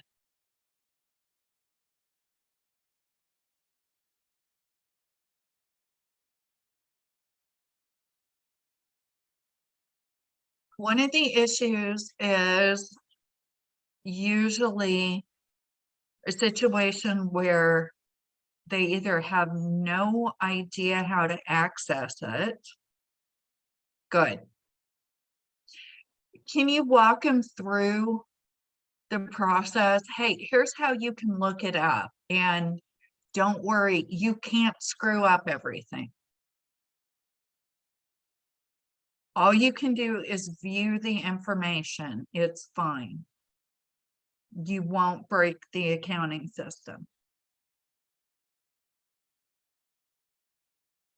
I mean, some of y'all are probably laughing, but it's true. People are afraid that they're going to screw everything up because they don't know. And it's going to break the entire accounting system, and they're going to take away all of our money, and we're all going to get fired. Is that reasonable? No. But if it's somebody who's not used to working with this information, it makes sense. Think about they're sending you out on a maintenance job. You gonna be afraid to touch anything? Because you're gonna screw something up? I would be. Put me in front of the computer, I'm good. Put me out there to fix something and we're all in trouble.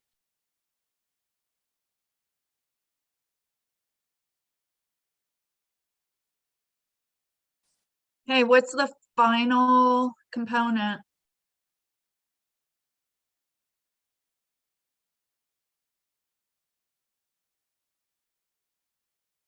Monitoring. What steps are we going to take to make sure that our financial statements, our financial reports are accurate, current, and complete?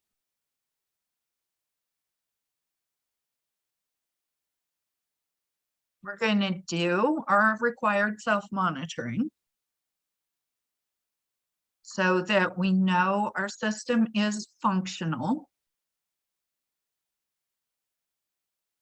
We're going to address any audit findings.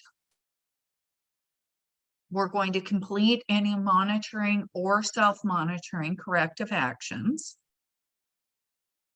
We are going to correct any errors that are identified in the normal course of business. I gave an example yesterday. Does anybody remember what that example was?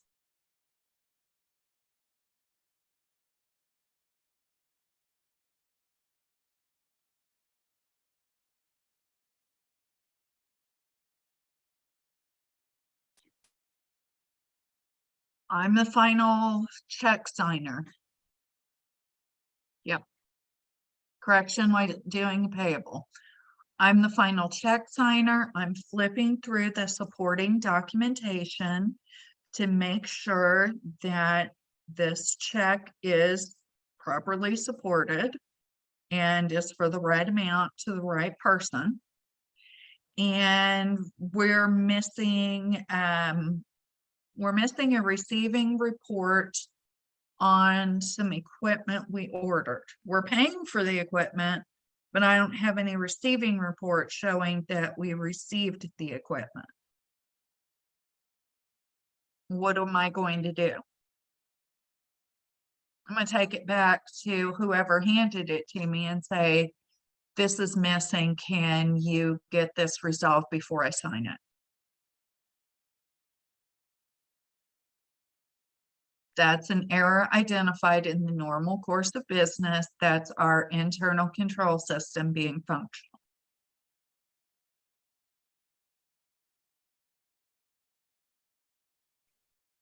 Questions on that? Are these components, is it starting again? I know it kind of was starting to make sense yesterday. Is it a little more logical to you now?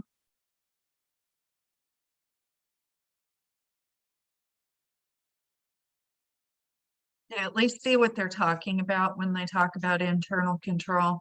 It's not just some random blob that's out there.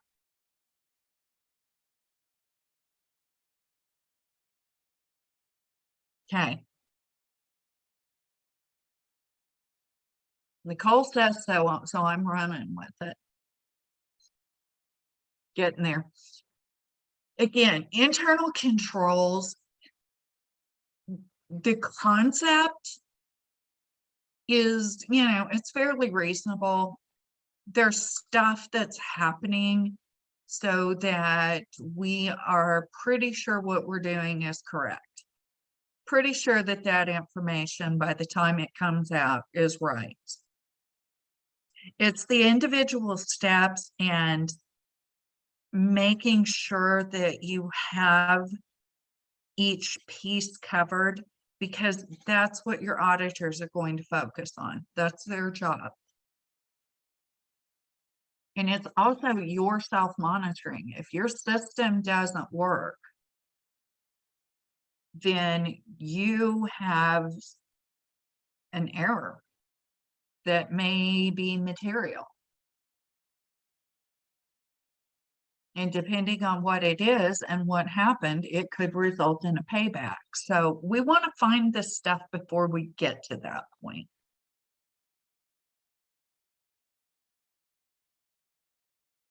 Let's talk about reporting and monitoring.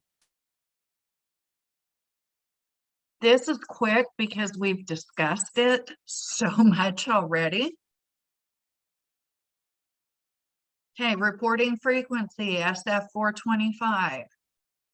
Quarterly, if you are an investment approved, IHBG. Annual, if not.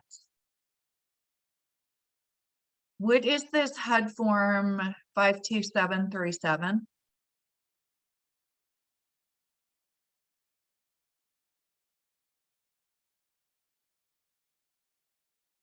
What do we call that?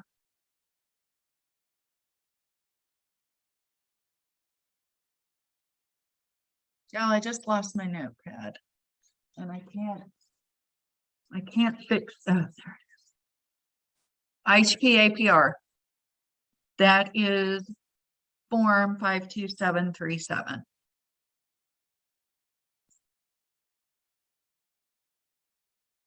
In case you wondered what its official name was. Okay, it's a SF 425 is used by recipients to submit reports on their grant financial progress. Does the SF 425 care about your activities?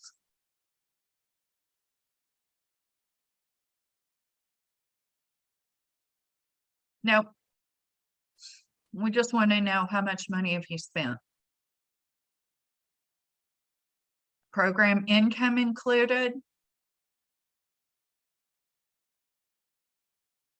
We don't have indirect. We're good. I'm not doing the planning and admin reserves. I guarantee you. Should have a report for any investment activity.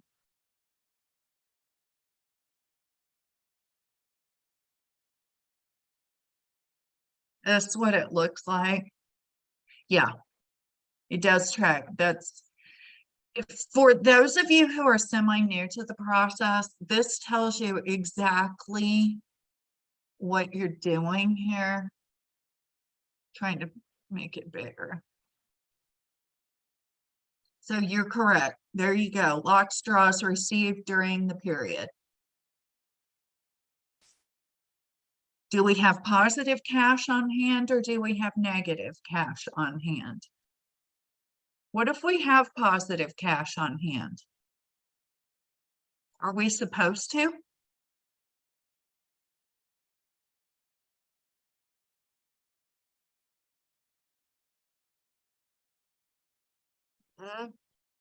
Yeah, we're not supposed to. That should be committed. If we do have any, we better have expenditures to account for it.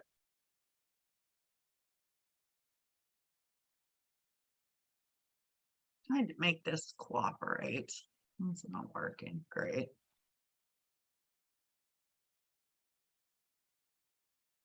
Yeah.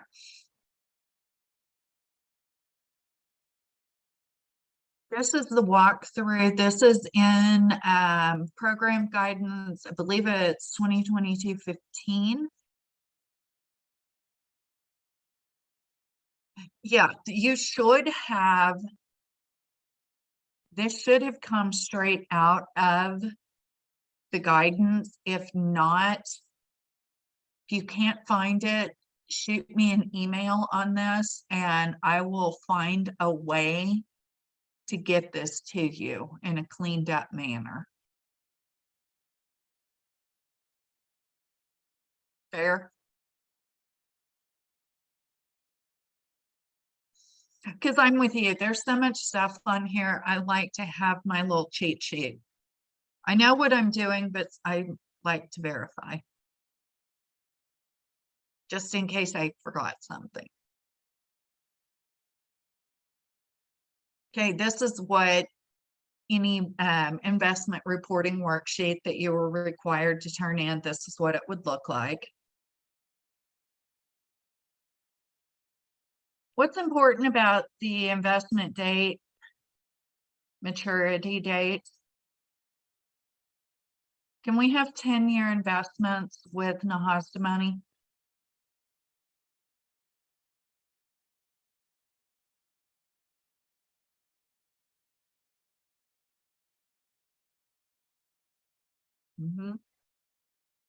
Yep. Yeah, we're very limited.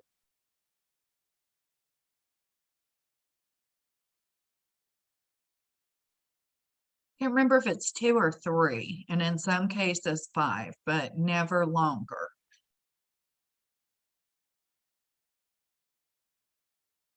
Can we have a money market? As long as we can remove the funds without there being an issue, yeah. And honestly, that's what most people do because it makes sense.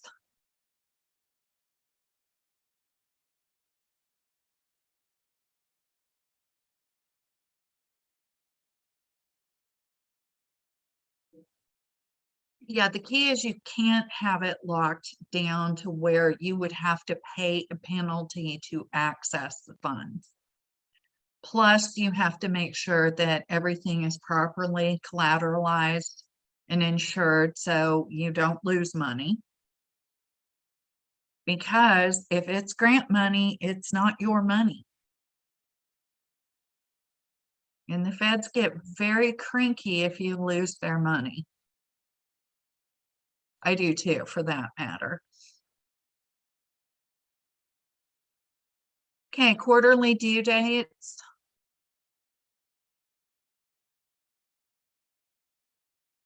If you're submitting annually, when is it due?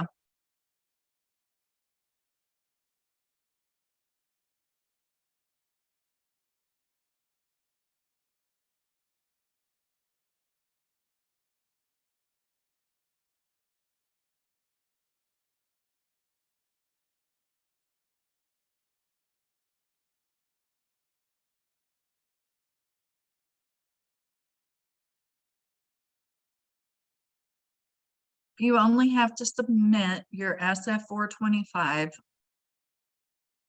annually. When do you have to submit it?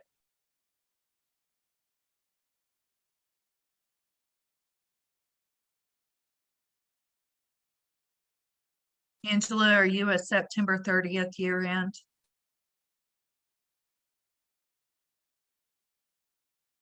What is your year end?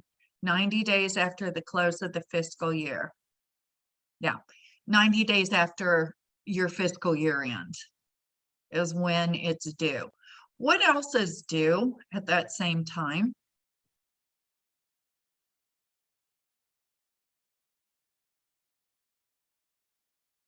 APR. Good job, Craig. Yeah, APR is also due at that same time. Therefore, there's no reason you shouldn't be able to match. Your auditors will 100% make some year-end adjustments. They always do. There's stuff that has to be included, a bunch of non-cash transactions that will need to be adjusted to be in compliance with government-wide rules. But it should not affect your SF 425 or your APR.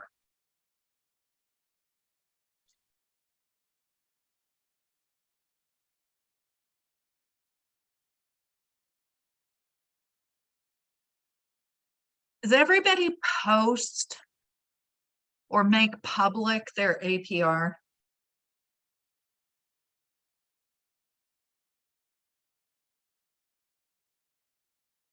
It's 90 days after fiscal year end. Both are. Yes.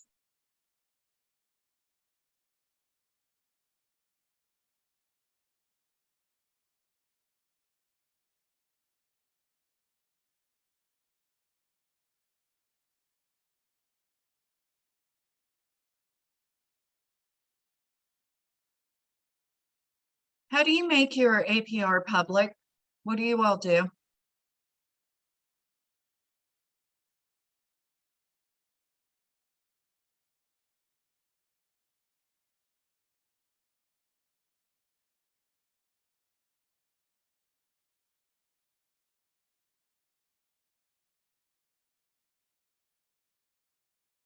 Does anybody post a notice on the website that the APR is available?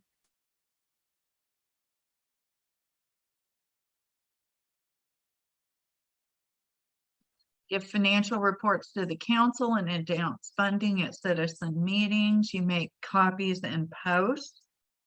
Where do you post? Just throughout?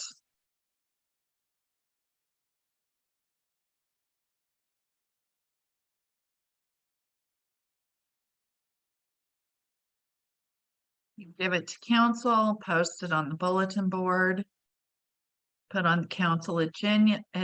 Once it's accepted, you keep it available at the housing office. Are all of these effective ways? Yeah. Oh, you've got a private group. How is that working?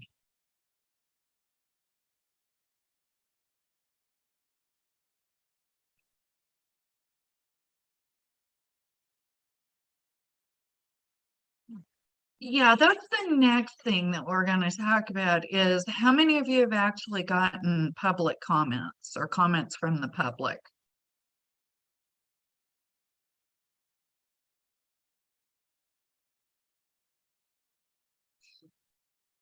Okay, so you're not getting a bunch of drama on the Facebook page? Because that's good. I've seen it go really bad really fast, which is why I was wondering. But if you've got control and can use it for public announcements, that would definitely be a helpful way to address things. Yeah, I very, very, very rarely see anybody comment on the activities on the APR.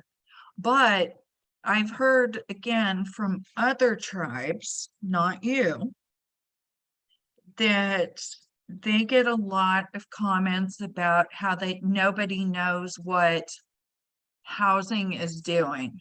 Good. Yeah, you stay on that. Doris, you make sure you shut that stuff down.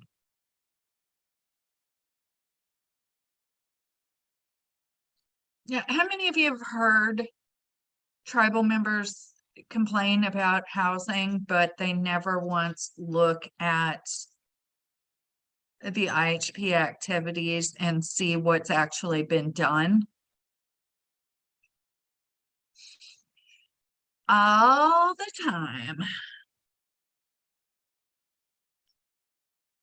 Yeah, this is your opportunity to say, here's what we did. And I am a big fan of you using it. Tell them. Here's what we did. Here are the programs we're running. We're more than happy to answer questions. They complain they don't get more and then complain about what others are getting. Well, yeah. Without looking at the rules and seeing why people are getting what they're getting and why they're not getting anything.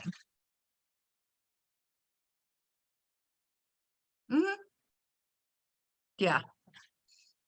You hang on to that. Next time somebody says they don't know what housing's doing, man, you just whip that out. Point them to the bulletin board or whatever.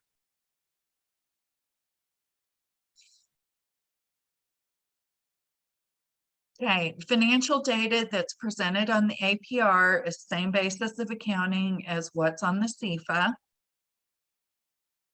Basically, it's going to be the exact same information. And it is going to be, for the most part, cash transactions, things we've actually paid for. Does anybody have in-kind matching involved with any of their grants?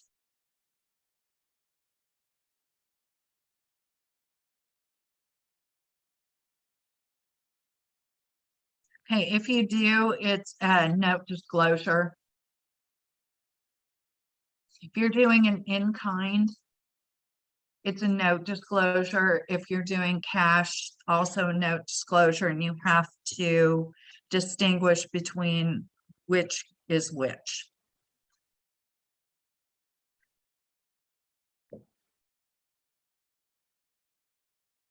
APR tells you what all we did. Highlights how recipient ensured compliance and financial accountability, accomplishments, performance, and progress. We had planned to do this. This is what we actually accomplished. If we didn't meet our goal, here's why. What's our standard response right now? We don't meet our goal. It's one of two things. COVID. What's the other one? Lack of staff.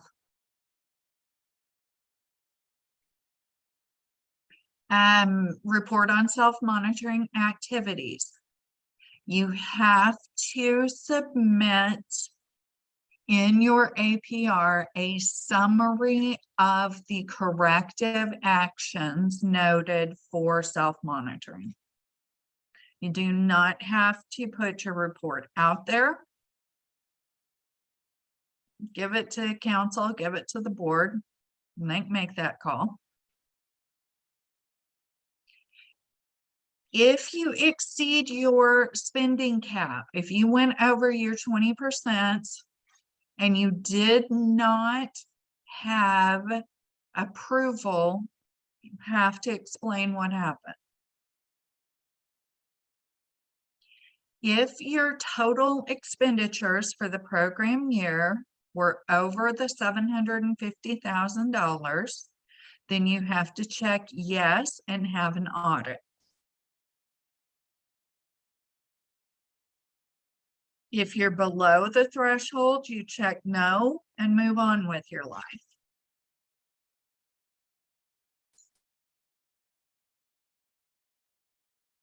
Again, here's our split. We're reporting by activity here.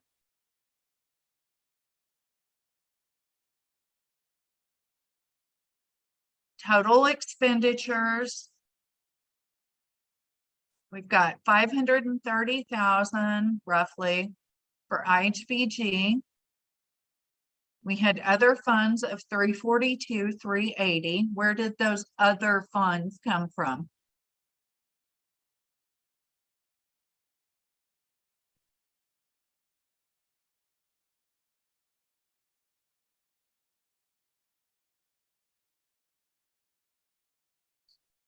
Looks like we got some program income.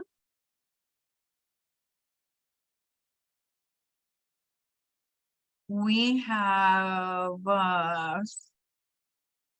probably another grant. Did we have an additional grant? Can't remember. That looks like ICDBG or Title VI.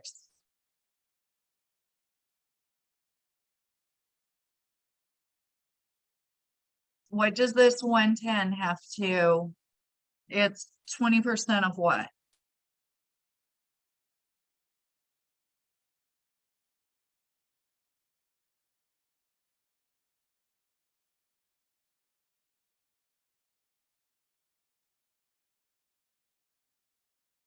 Yeah, did we look at it based on our total expenditures or did we look at it on our award? Check your number, make sure you did not go over.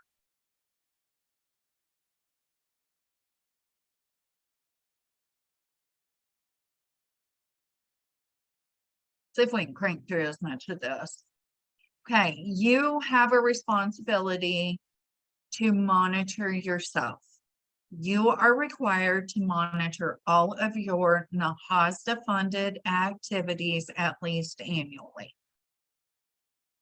In addition,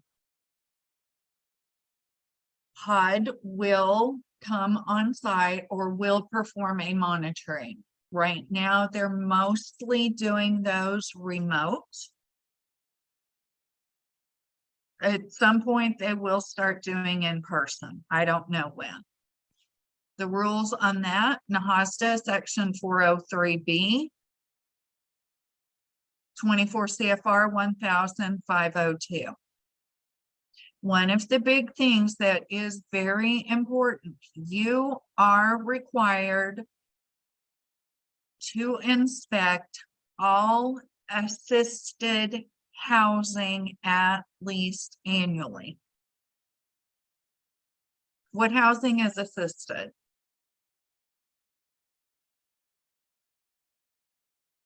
How many of you do tenant-based rental?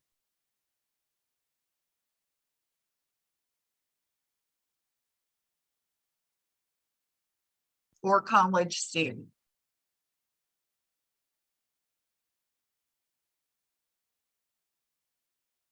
Those units have to be inspected.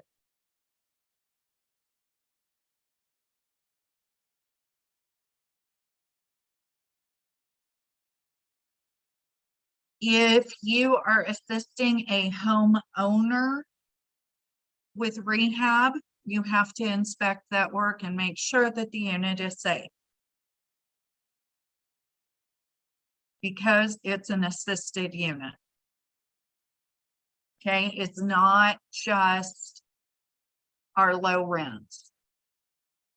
It's anything we're assisting.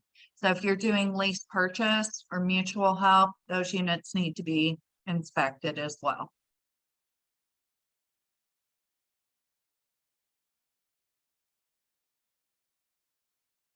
When you are doing your self-monitoring, you're basically doing an assessment to see, did we do what we said we were going to do in the IHP? And did we do what we said we were going to do in accordance with our policies, procedures, and the regulations? We do a report that says we did or we didn't. And if we didn't, here's what we're going to do to fix it. If you are in charge of the self-monitoring, I strongly encourage you to go to the ONAP site and look at the self-monitoring checklist, because those have all of the policy requirements that should be included. Bonus, those are the documents that HUD will use to monitor you when they're on site. So it's an open book test. If you have trouble finding it, reach out. I'll direct you.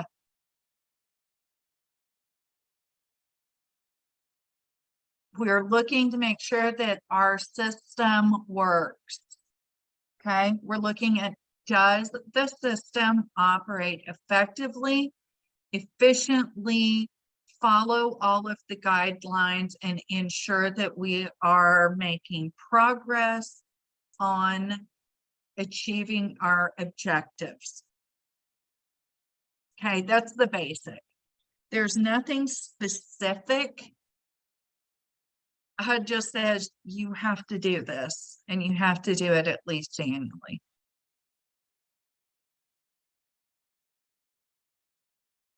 Does anybody have any questions on that?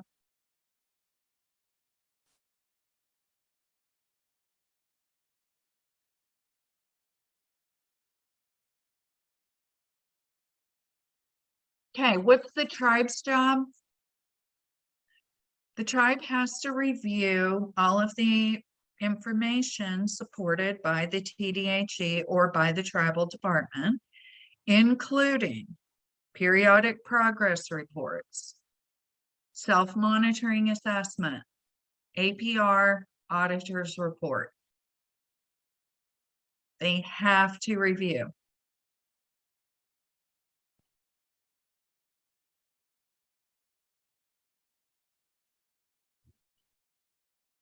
If you have subrecipients, you have a responsibility to monitor them as well.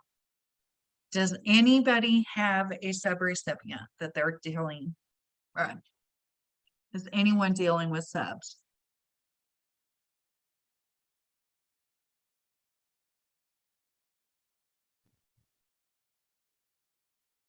Usually only happens if you've got, if you're fairly geographically spread out. Most of the time, nobody's using it.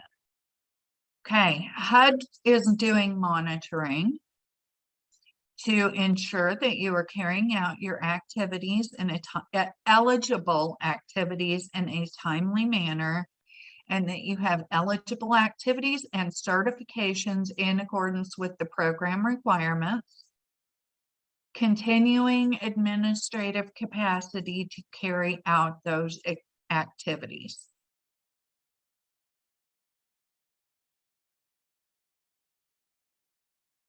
Monitoring will include pulling files, so will self-monitoring, and so will the audit.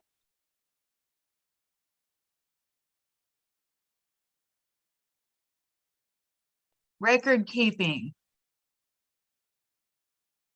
At least when I'm trying to get us to a good stopping point, I would like to get through record keeping. Okay. Maintain records that adequately identify the source and application of funds for IHBG funded activities. Records must contain information pertaining to the award, authorizations, obligations, unobligated balances, assets, expenditures, income, and interest, be supported by source documents. We've talked about this. We've talked about it more than once. Does anybody have a question on this?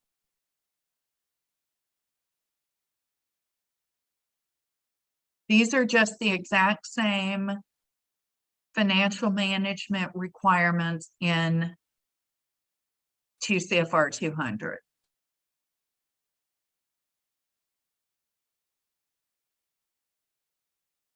Okay, in the NAHASDA regs, got to maintain records for a minimum of 3 years after the end of the program year that the funds were expended.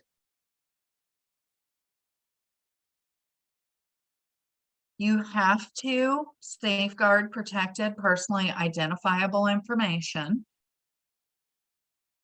You have to make certain things available to the public, IHP, APR, certain policies, those types of things.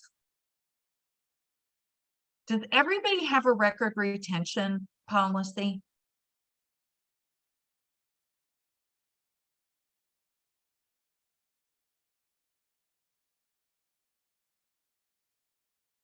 Do you have it, and are you following it?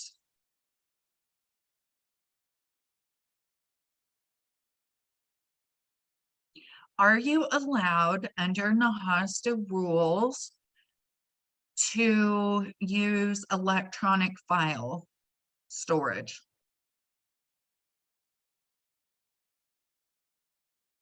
Are you required to keep any paper documents under NAHASDA?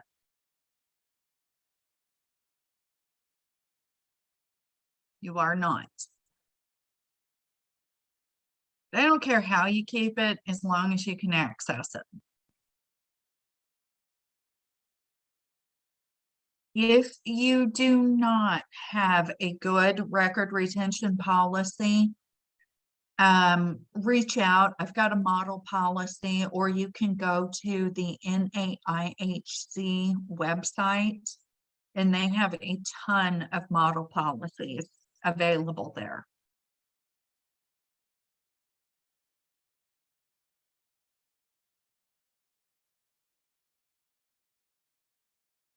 Who's got access to your records?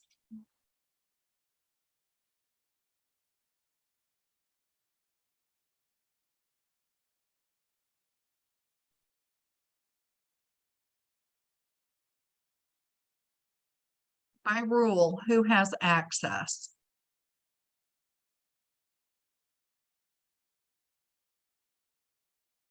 Director of Finance, very limited number of employees. Who outside the organization has access to your records?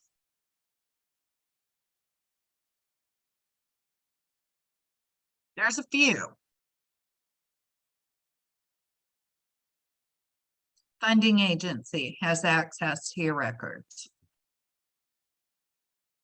If the OIG comes in, which let us hope and pray does not happen, they have access. Auditors have access.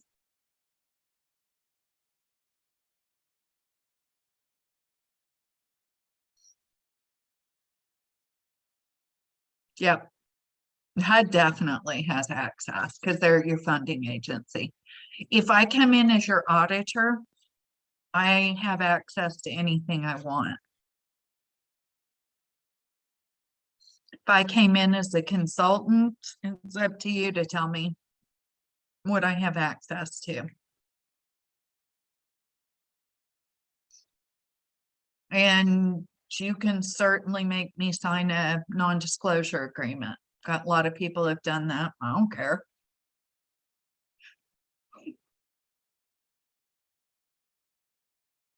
Who's ready for a break?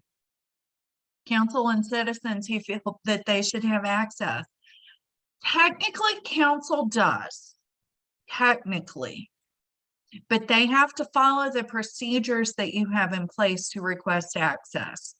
Tribal citizens can have information on the program as a whole. How many people have been served? They do not get information on which people have been served. If I'm a participant and I want to put that information out there, that's fine. But you can't do it for me. That's the key. Hand them the definition, hand them to CFR 200 and tell them to read the definitions and get back to you. I mean, you probably want to say it in a much nicer way than that, but that's kind of what it boils down to. All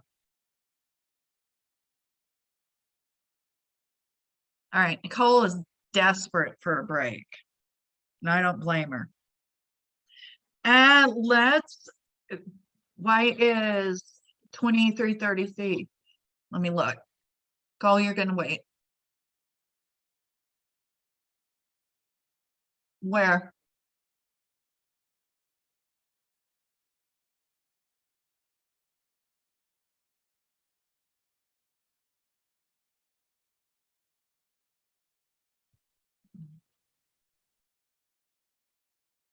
That's in your book.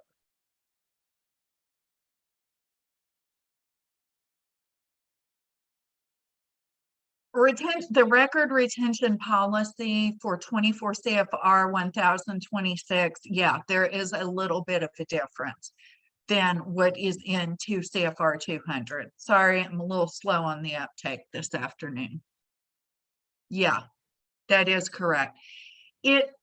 Most of it applies except for the way that 2 CFR 200 counts the 3-year period is a little different than how NAHASDA wants to count the 3-year period. So that's the difference. Sorry, brain slow. Good question. Anytime you stump the presenter, you have done well. All right. We're really going to take a break now. In my world, it is 1:22. I'm going to say we come back at 1:35. That's technically 12 now. 12 minutes to make up for my earlier screw up.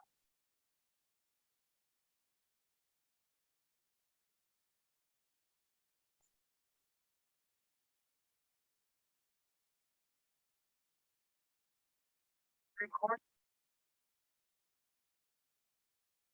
We technically still have a minute, but if we've got everybody here, we'll start.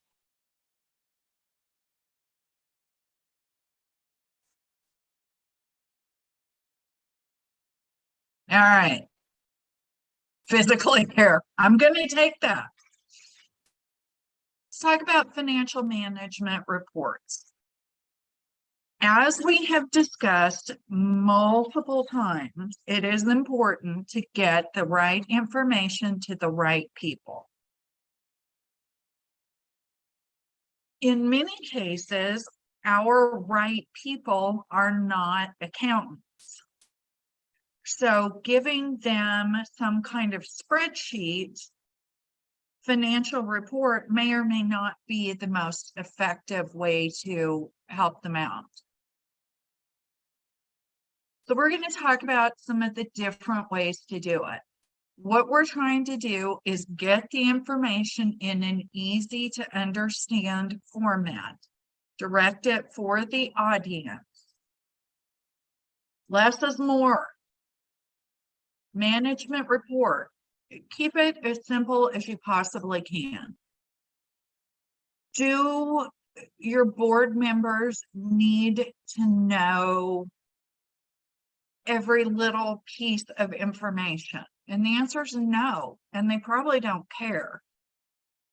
So how do we get them the right information? Talk to your audience. What are the things they need to know? And how do you know? And the way you know is you ask them. Things that would be best explained with management reports. Are we operating within budget? How much money do we have? How much of it is restricted versus unrestricted? How much program income have we earned? Equally important, how much is outstanding? Are we collecting? Are our expense categories where we expect them to be? Y'all know as well as I do, when you're dealing with board members and council members, they want short, sweet, to the point. They don't want to have to sort through and find the stuff that they need. They want to be able to get it quickly. So how do you do that? Is this the most effective way to communicate information to board members?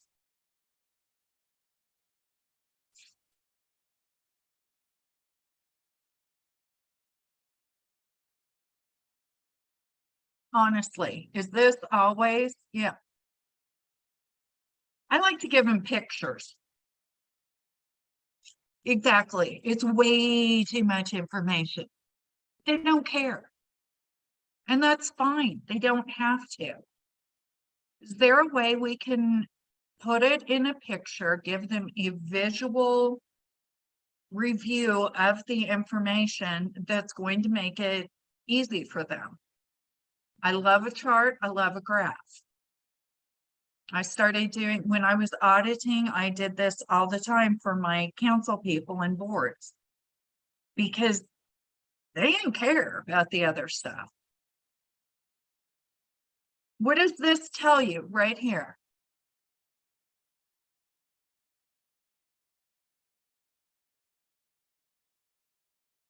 Okay, we've got checking. It looks like from this chart, most of our money is where?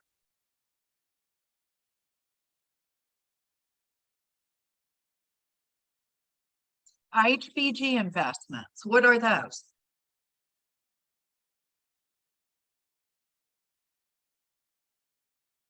Where we've drawn our grant money in advance and invested.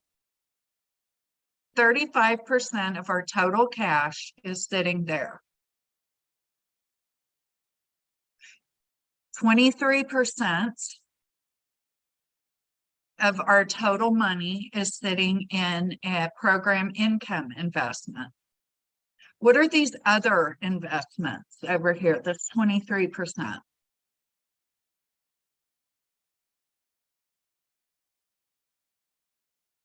Probably non-program income. If we have other funds involved, they're sitting in there. Got 11% in checking, and then we've got about 8% in MEFA.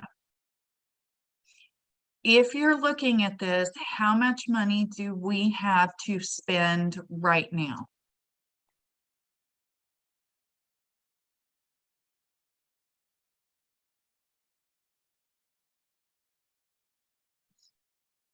Got about 170,000 that's easily accessible. Is this easier for a non-accountant or even an accountant to read than this? Over here, this statement of net position. Is it the same information? Yes. But one is set up in a heck of a lot easier way to work with.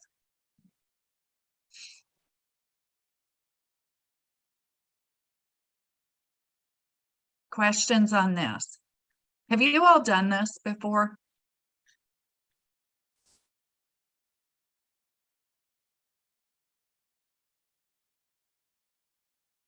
I would support you using Excel spreadsheets for this.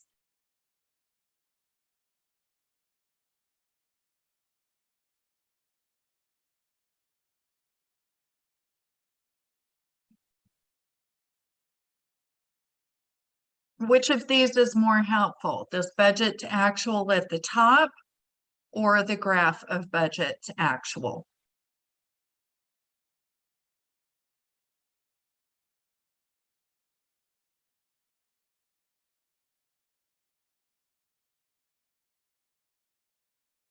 Which one's going to get your board asking questions?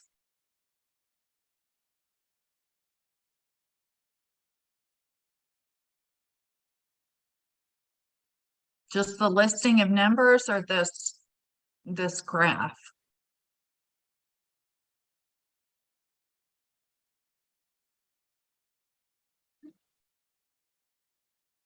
I like this graph a lot too. There's a few things I really like about it. The first thing I really like about it is it's an easy flow. What's happening with student housing? Why did we spend more money there? Does it mean it's wrong? No. But I do want to know why have we outspent our budget on that? I also want to know where the heck are we going to get the money to pay for it? Why is modernization so low?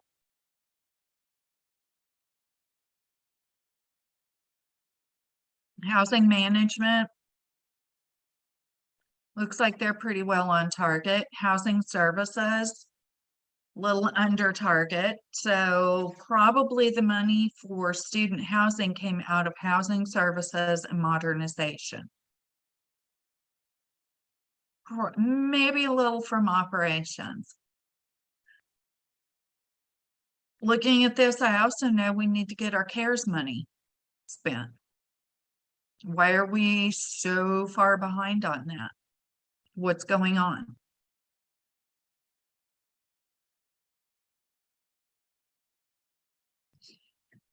Not only do you like this graph, Craig, I guarantee your board is going to like it because now I know what to focus my energy on.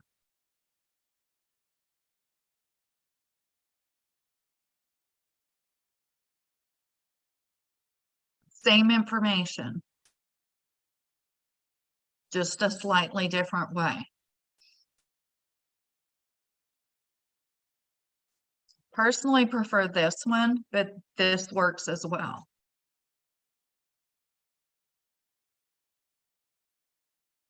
Seriously, what's happening to modernization?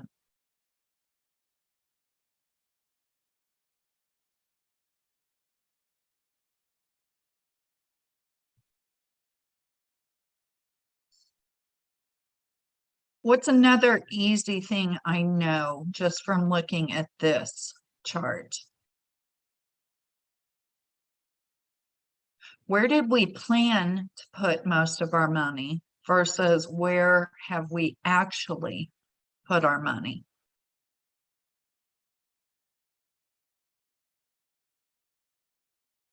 I mean, that makes it real obvious. Expense categories. How are we spending our money? Is this pretty typical? Is this a fairly typical spread for a housing authority?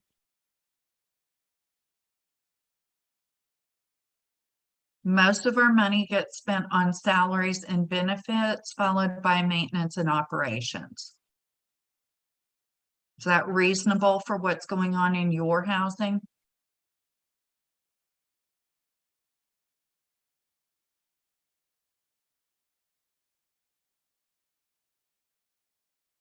Is there anybody who does not have their highest cost category as salaries and benefits?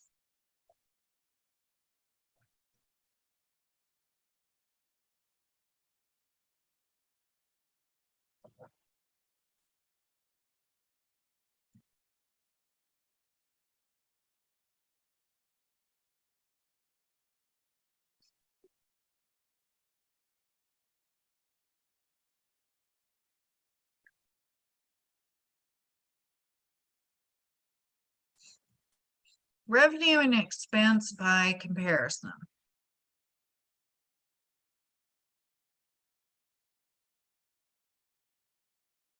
Is this, I guess the first question is, how helpful is this particular graph for you?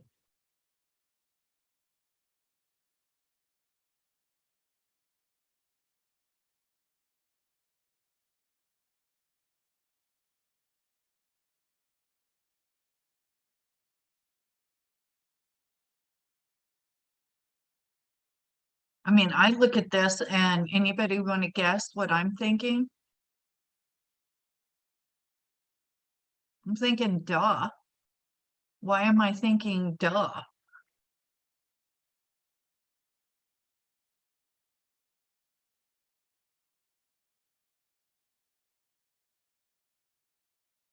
What's the rule on expenditures and revenue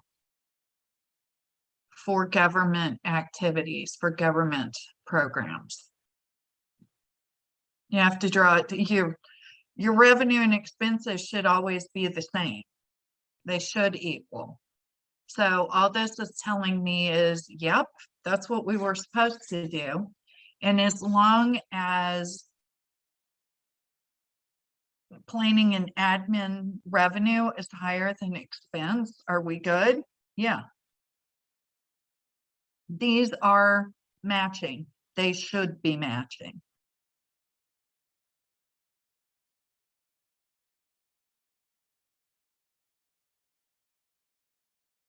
I do like this one.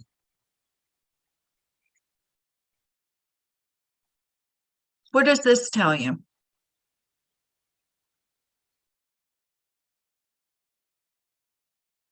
What are you getting from looking at this pie chart?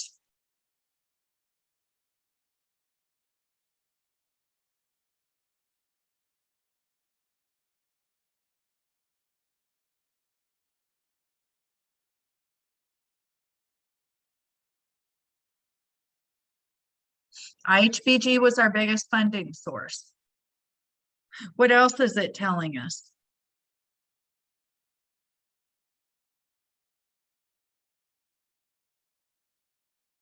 I'm looking at this and going, oof, we're probably going to lose 27% of the grant funding we've had.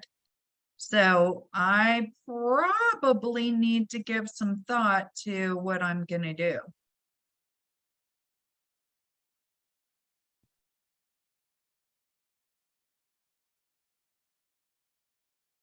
Other grants and revenues. Is there a way to expand that? If we plan to keep spending at this level, we better find that out because that CARES is going away.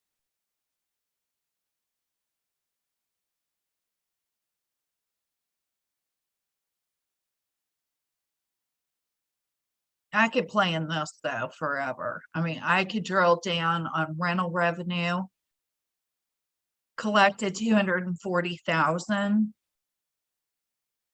We've charged 240. How much have we actually collected? How much cash do we have?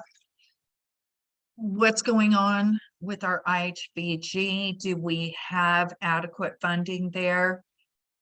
But looking at this, my first thought is I'm losing this care stuff. So what can I do to expand this other grants and revenues?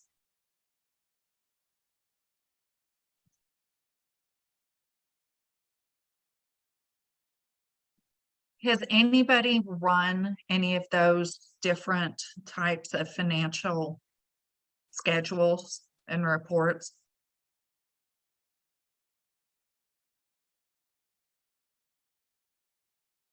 Talk to the end users, see what kind of information they need. Again, the focus with financial management, getting the right information to the right people in a manner that is effective for them to use. We want to make sure our decision makers have the right information to make good choices.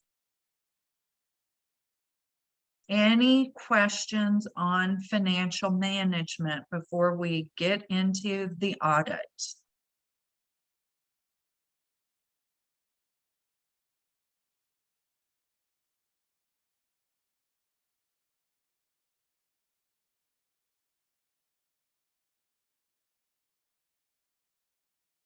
Okay, let's talk about audit. What's a single audit?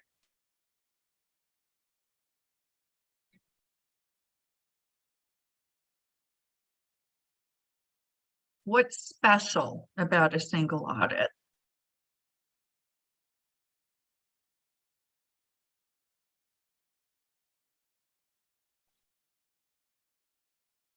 Kind of talked around it, but we haven't directly addressed it.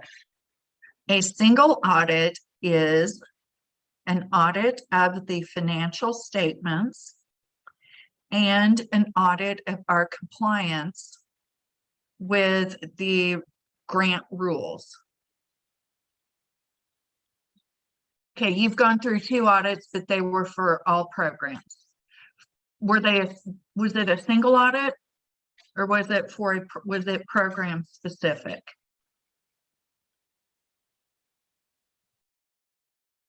Single audit, yeah. Single audit looks at everything. We're checking your financial statements. Are they fairly presented in all material respects? And have you complied with the regulations of your grant? We determine which programs are going to get deeper testing through the SEFA, but does everything get tested? And yeah, it does. Auditee has significant responsibilities in preparing for the audit. You're the auditee, okay? The auditor has very, very specifically defined things that they can and cannot do. Don't remember who said it earlier, but thanks, Enron. What's so important? What's the special thing about the auditor's responsibility?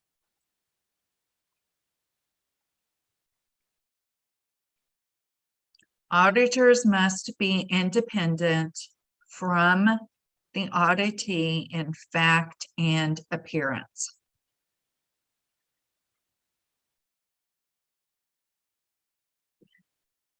Auditors are not supposed to help you do your job. There were times when auditees could hand us a trial balance and the auditor would then code that into a financial statement and do the audit. No way can you do that now, because now it's assumed that you, as the auditee, must have the skills, knowledge, and experience to do all of that yourself. If not, that's a material weakness. If the auditor is assembling, even just taking the trial balance and not changing the trial balance in any way, just setting up the financial statement, that is the auditor performing a management function and can't do it. I'm auditing myself. What if the CFO reviews the draft financial statements that the auditor prepares? What it comes down to is, what did the auditor prepare? Did they take your financial statements and then turn them into audited financial statements? In which case, totally fine. You know, they suggested some JEs to make certain adjusting audit entries. Totally fine.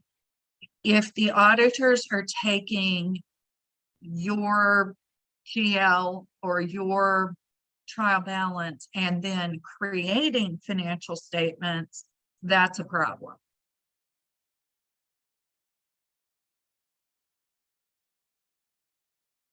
Does that make sense to everybody?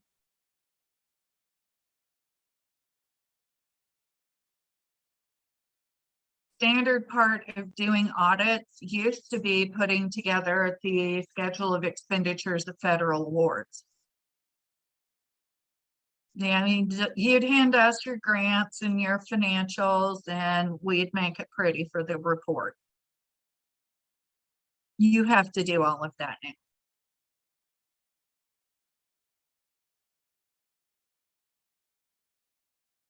And to be very clear, number one, your auditors know what they can and can't do. And they should not have any problem saying, we can't do that because it's going to violate independence. They also have a long checklist that they have to fill out if you ask them to do any additional functions. Let's say you need help on your self-monitoring. Can your auditor do that?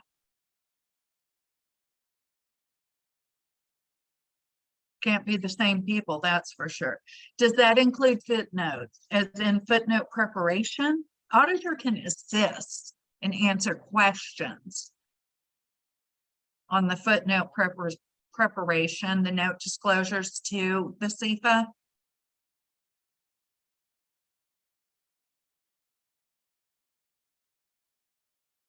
Can you ask a general question that says, hey, I think I need to present the state grants as note disclosures to the SEFA.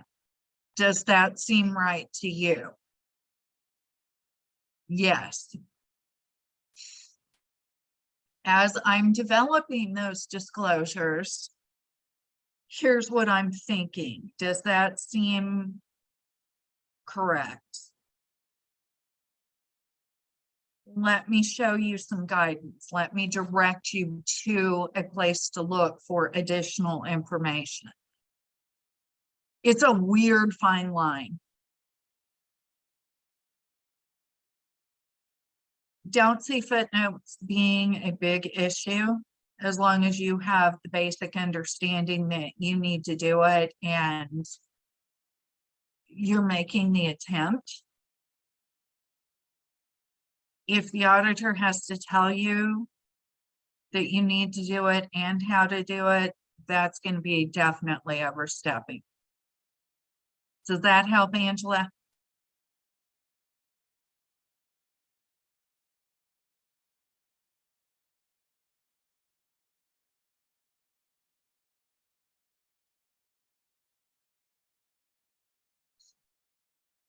Yeah.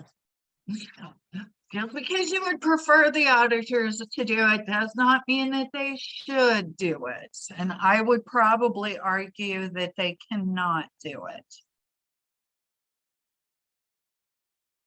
And you've got to understand, I'm still taking a lot of the continuing ed in case this, training thing doesn't work out for me. So I'm going through all of these independence requirements and oh my God, it's a lot. And every time I look at that, I'm like, oh, please don't make me have to go back to dealing with this ever again. It's a lot. And there's so much judgment involved. The standards, we used to be able to. That's the whole thing, is we used to be able to. And be honest with you, that's one of the reasons I'm not an auditor anymore, because now I can't really tell you what to do to fix it. I can just tell you you screwed up. And I don't like that. I want to fix the problem. Now, if they have other staff available and they've got consulting people, those people can assist you. But the auditor, the person doing the audit themselves, should not be doing any of that overstep.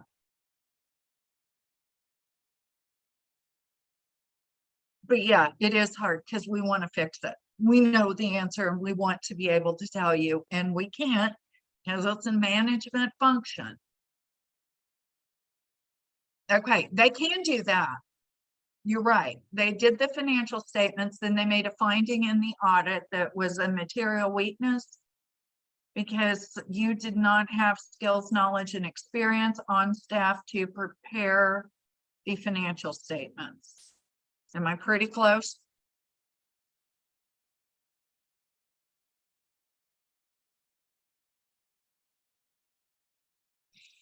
Yeah. Talk to me. I will be more than happy to discuss that further. Yeah, if they do it, they have to write it up as a finding.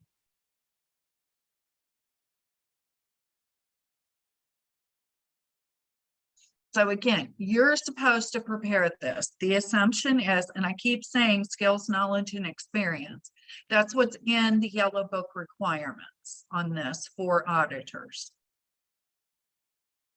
You have to have the skills, knowledge, and experience to perform the activity or to take responsibility for any additional outside work that is performed by your auditor. Okay. Why do we have an audit? Why do we have audit requirements in 2 CFR 200 subpart F? Because we want to get some consistency in place. In the last probably 10 plus years, there's been a big push on consistency with financial reporting. They're trying to take some of the judgment out of the decision-making process without keeping people from being able to complete the work. Okay, so if these things happen, it's this type of report. Here is exactly what you have to do to say that a report is unmodified. Okay, so here we go. The first thing that happened that was huge is raising the threshold from 500,000 to 750,000. That knocked out a bunch of small tribes running maybe 1 or 2 programs. It took them out of the single audit process. And it makes sense. If I'm only running 1 or 2 programs, let's do a program specific audit and save the money because there's just not that much there. There is a big push on the audit side and on the regulation side to put more reliance on the audit report. We, as a funding agency, are going to assume that if you are qualified to do the audit, we can rely on it. At the same time, the regulations to do an audit have increased significantly. So you have to do a ton more stuff to be allowed to do an audit. In some states, you have to register to do government audits. You have to be specifically licensed to do so. One of the big discrepancies, and it when you're working in Indian country, when you're working on for a tribe, there's some question as to whether the state requirements apply or not for tribal organizations. So I would say that's one of the biggest issues. Having said that, I think it's fair to require your auditors to meet all state requirements, which means they have to be licensed in the state. They've got to go through the registration process. There's a continuing education component that's just a nightmare, just my personal opinion. There's also been an ethics continuing education requirement that covers independence. So the goal is to make all of this information more transparent. You are expected to file your audit report with the Federal Audit Clearinghouse.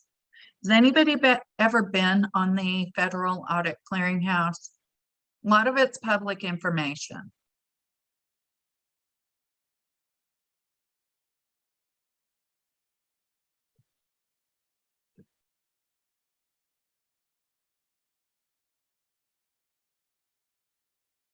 Yeah. It's a basic summary of the audit report. That's the part that's public. You have to submit a copy of your report. You do not have to make that public, but you do have to submit a copy. And the federal agencies, instead of having to send a report to each federal agency, they are supposed to access it through the clearinghouse. Okay. In addition, and this is part of the federal agency cooperation as well, you heard me mention in passing yesterday something about OMB compliance supplement and how that ties to what used to be the CFDA number at 14867. Maybe, does that ring any bells?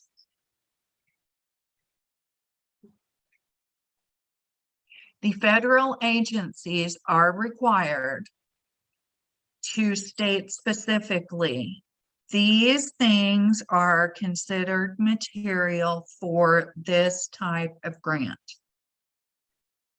Here are the things we want the auditors to test for, along with everything else. Okay. Whose job is it to detect fraud in the financial statements? Is it the auditor or is it the auditee?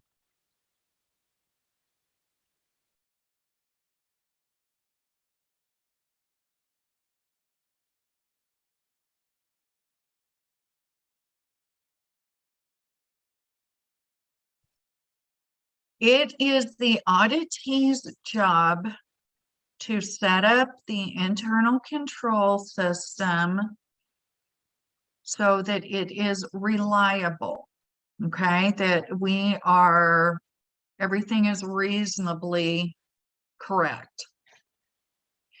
If the fraud is material to the financial statements, it is the auditor's job to find it.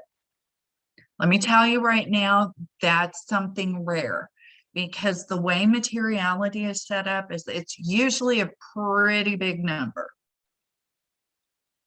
So let's say materiality is $70,000, which is actually low. So think about that for a minute. If you had a $70,000 fraud in the IHBG program, I would be expected to find it as the auditor. If it was $20,000, that's on you.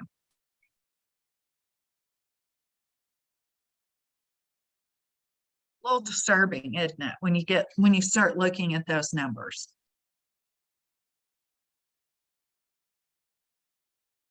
Okay, what the auditor's looking for is they're doing a risk assessment. Again, where are you most likely to screw up? Your auditors are looking for that. Your funding agencies are looking for that. If you're going to make a mistake, what grant is going to be the grant most likely to cause trouble?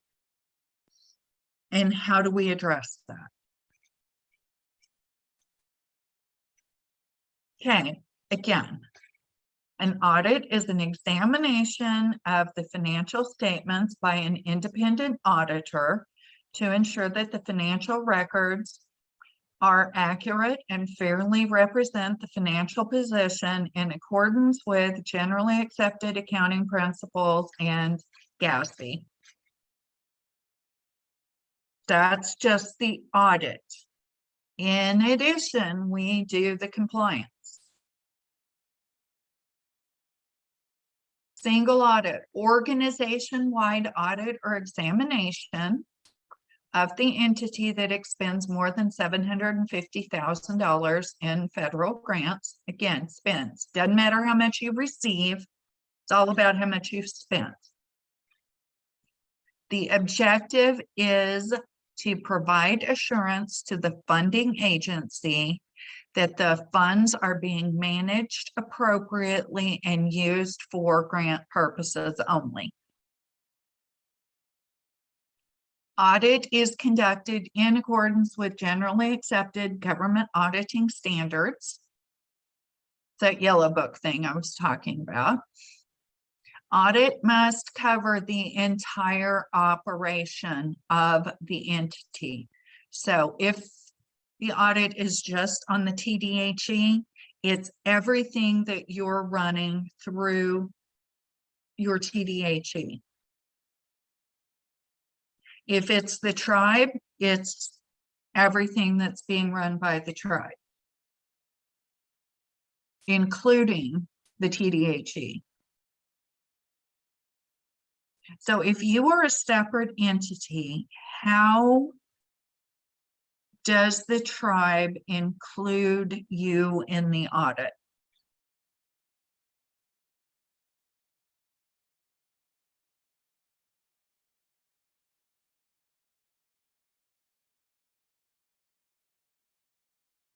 Component unit, yeah, could be a note disclosure. Either way, they're getting your audit report from your auditors. You're required to submit that.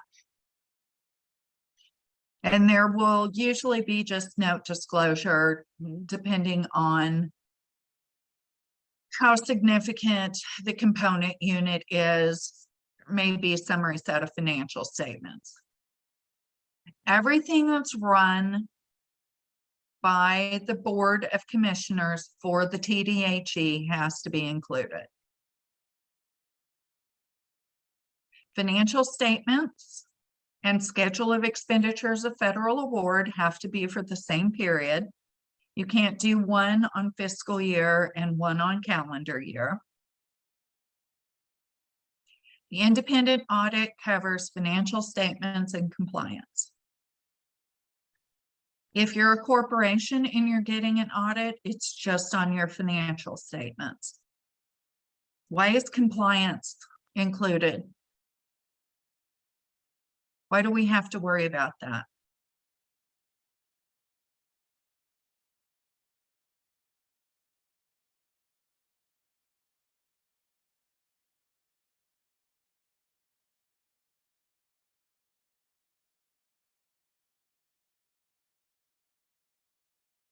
Anybody know why compliance audits exist?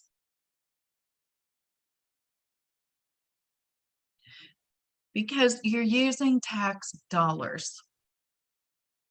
It's more than HUD regulations. You're using public money. Therefore, one of those responsibilities is to show how that money is being used. Yeah, so you don't go to jail. That's another good reason. So this is required by all funding agencies.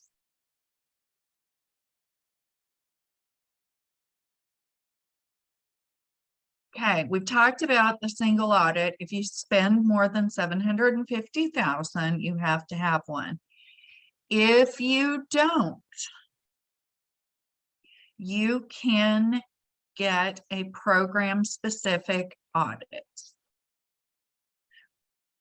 where you're really just looking at the program only. We're only looking at the financial statements for the program and the compliance for the program. So you're running IHBG, it's your only grant, and you spent $500,000. You're not required to have a single audit. If you get a single audit, they're not going to pay for it because it's not required. You can request a program-specific audit that will almost definitely be funded and will focus only on that single grant program. Okay, does that make sense to everybody?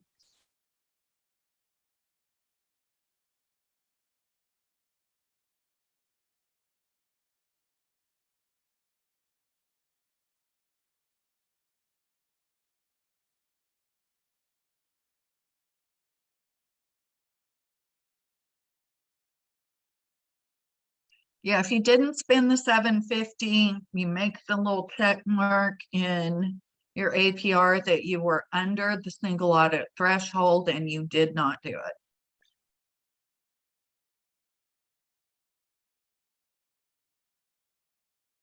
it. You don't have subrecipients, so we're going to skip. I will say this though. Technically, if you are a TDHE, you are a subrecipient.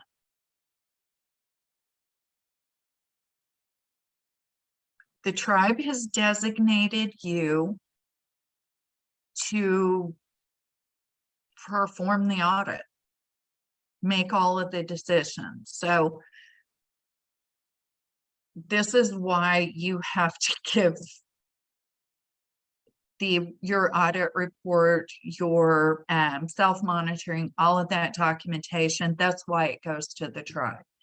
If you had subrecipients, all of that information would come to you. And they have to comply in all material respects with the rules.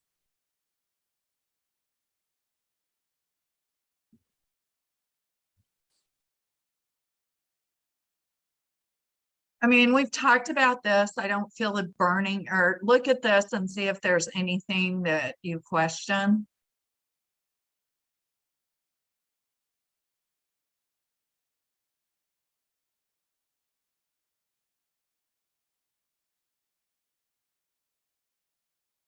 When you use the money, it's considered spent.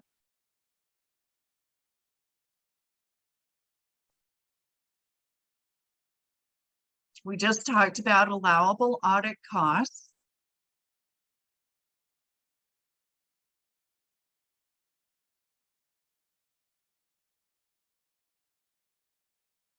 If you're not required to have an audit, it's not an eligible cost without requesting that. And they're not going to tell you to get a single audit if you're under the threshold. I can just tell you that right now.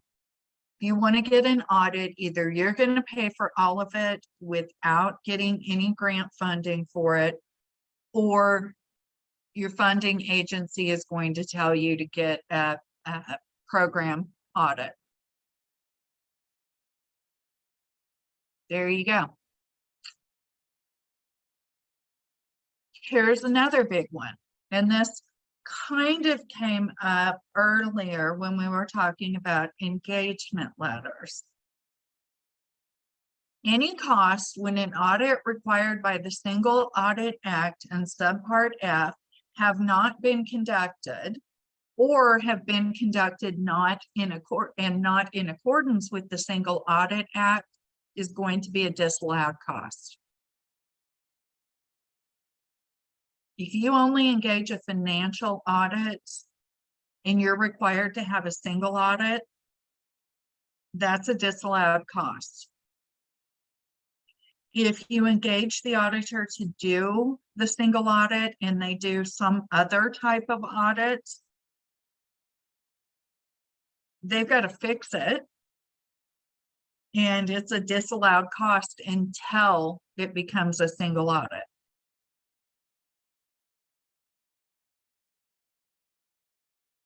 So whose responsibility is it to make sure you're getting a single audit?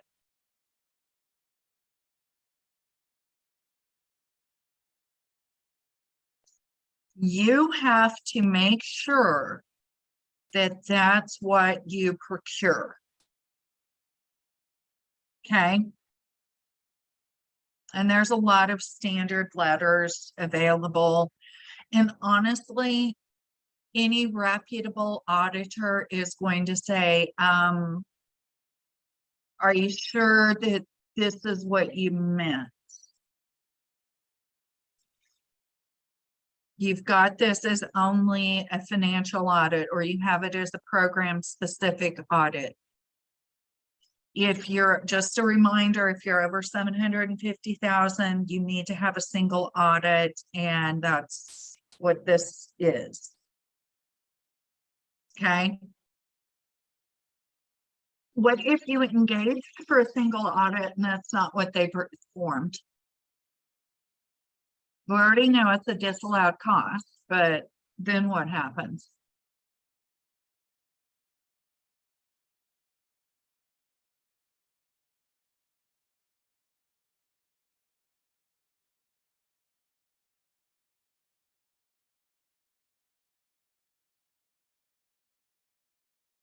I engaged you to perform a single audit. You left out a report on compliance for major programs. That's a big part of the single audit, so it's not a single audit now. Do I just have to suck it up and deal and go out for another one? What happens from there?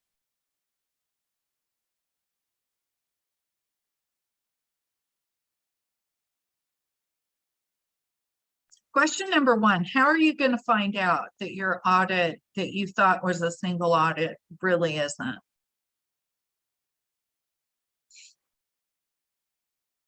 Yeah, 100% always pay attention to the engagement letter, which is the contract. You're going to find out that what you thought was a single audit wasn't. Usually at the time it hits the federal audit clearinghouse and the funding agency start reviewing. Okay, so that's how you're going to find out. Doesn't happen often, fortunately. It does happen occasionally, rarely. If that happens to you, first thing is you contact the auditor, tell them this was wrong.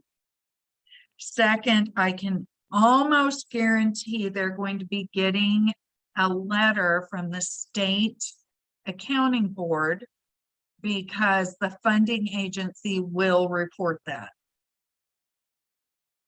So it is their responsibility to make it right.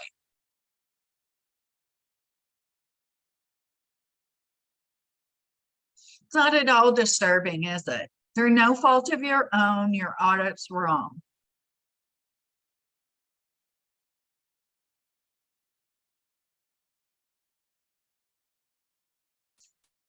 What are some things you do to keep that from happening?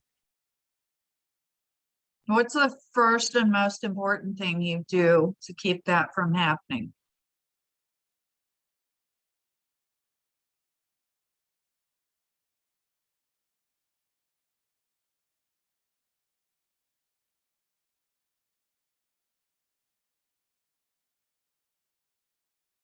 You should get a copy of the audit before it's filed, yes.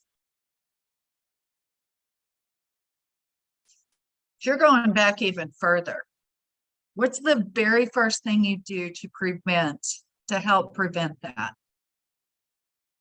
You check the debarred list.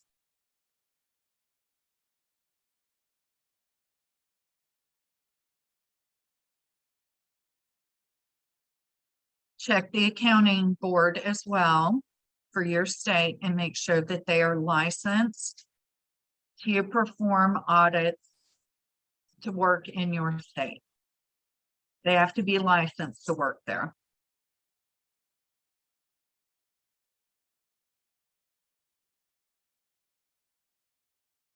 Questions on this so far? Anybody getting scared?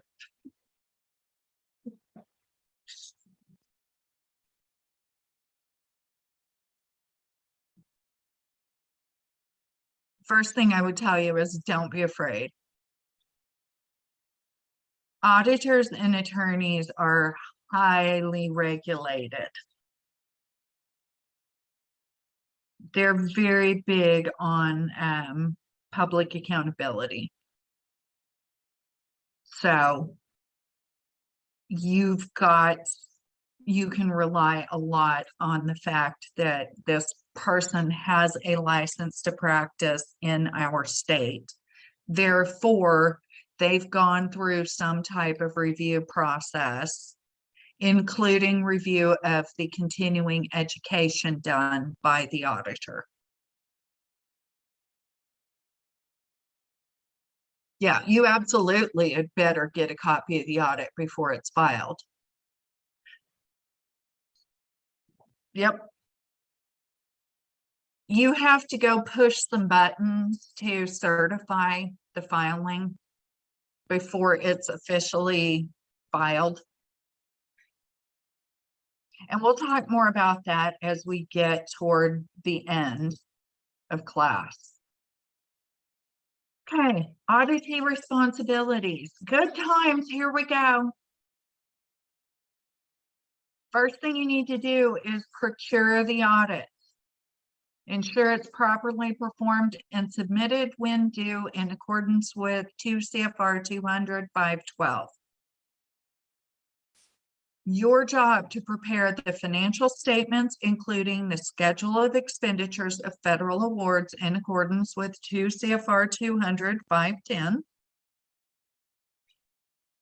If there are findings, it's your job to make sure that they were fixed. So if you have prior year findings, man, before the auditors even start, make sure those have been addressed, because that's one of the first things your auditors will do. If you have current period findings, make sure, number one, that you agree. And number two, that you address it and get it resolved, because that's your problem. You have to provide the auditor with access to personnel, accounts, books, records, supporting documentation, other information as needed for the auditor to perform their audit required. What happens if you do not give your auditors access to all of the people and stuff they need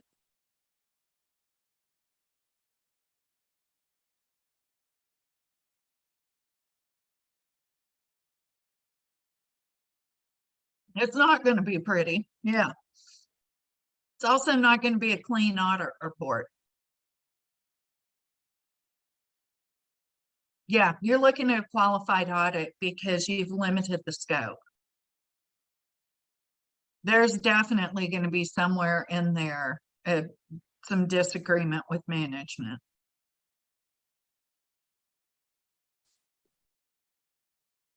I've resigned from engagements over that. Again, really glad I don't do that anymore. Okay, auditor selection. Again, you want to do this through an RFP, competitive proposal, because what you're looking for is both how much and how qualified. You must request a copy of the audit organization's peer review report as part of the procurement. This is another thing. Your auditors know this and will provide that if you don't ask for it, but you need to ask for it. So what's a peer review?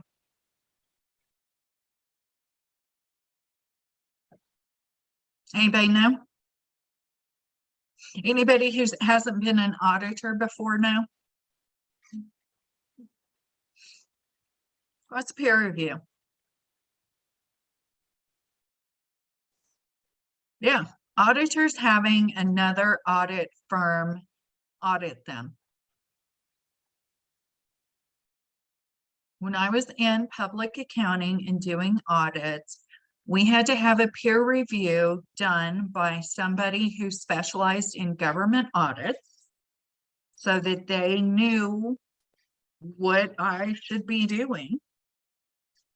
And it has to be done at least every 3 years. Okay.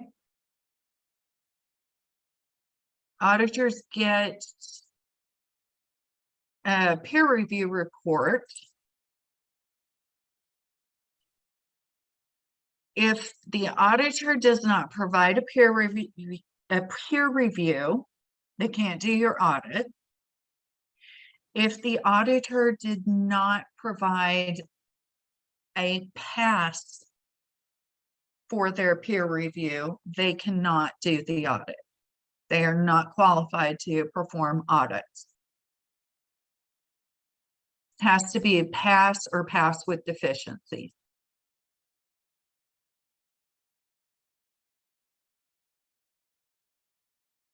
You want to make sure you get this done well before your fiscal year ends. Why do you have to do that? Why do you want to make sure you've got it all in place well before the end of the year?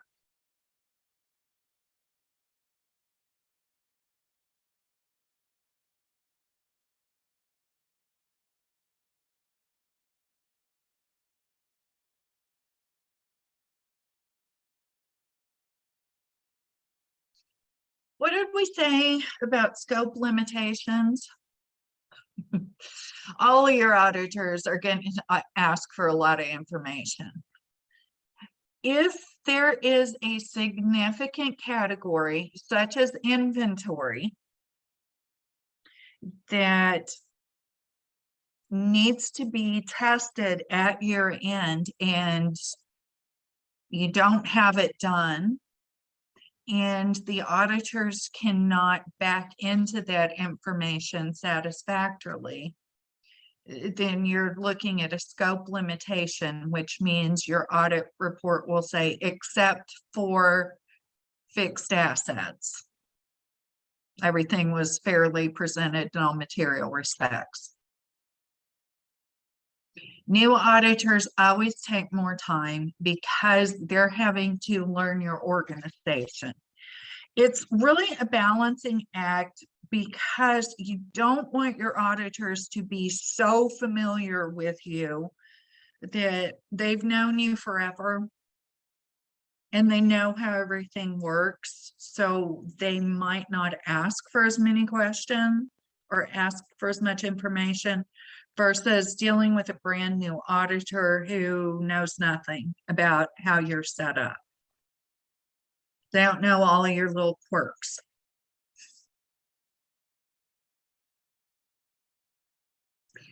One of the things that they really push now in the ethics class and the guidance is making sure that the auditor does not have the threat of familiarity with management. What does that mean?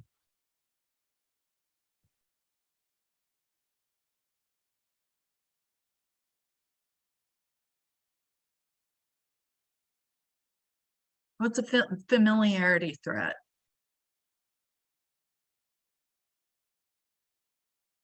Friends, lunches. It's more than that. It's, I've been working with you so long that I'm no longer objective.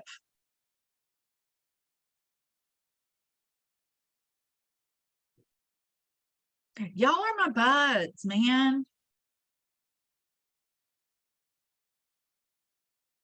I can't be objective. They have not yet put in a time limit for how long an auditor can serve a client. I can guarantee you it's coming because this has been just such an issue. I think it'll probably come to about 5 years eventually. Does that mean you don't go out for bid? Yeah, there you go. You go out for RFPs for audit every 3 years. Can the same firm continue to win the audit? Linda, I see you. Hold on.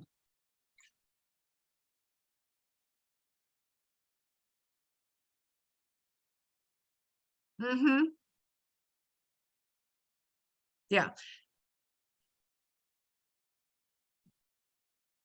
Let me back up. Let me finish. Let me get Angela real quick.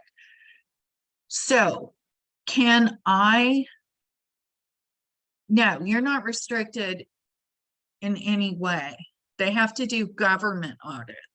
You would definitely give preference points if they've worked with tribal governments, but honestly, government's government. Grants are grants. If you can find somebody who does public housing authorities, they would be good as well. City, local, county, states, all of those are going to have a lot of familiarity with the different programs and requirements. So yeah, we definitely are going to give bonus points for people who work with tribal governments or tribal housing, but they just have to be licensed to do Yellow Book, which is any type of government audit. Okay, Angela, you go out for RFP every 3 years. Can I keep bidding? I did your audit last year. Can I bid again this year?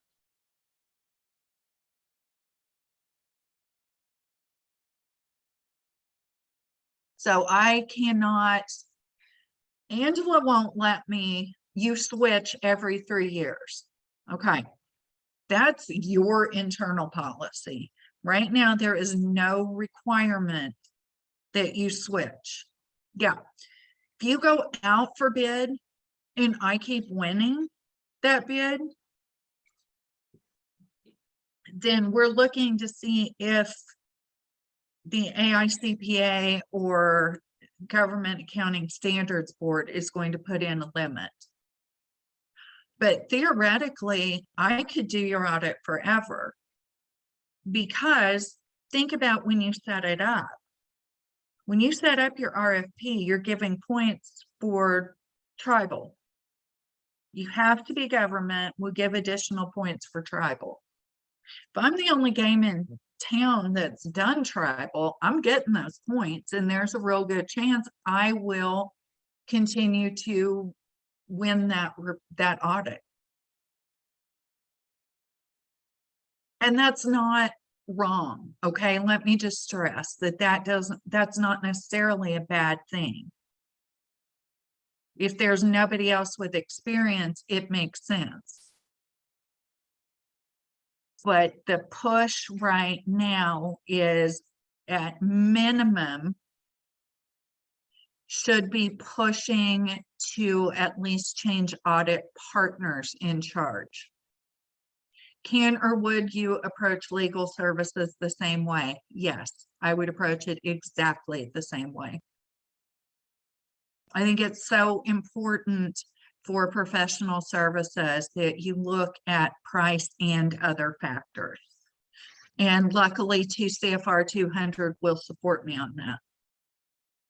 Even if it's not going to be above 250,000, you can still treat it as an RFP competitive proposal.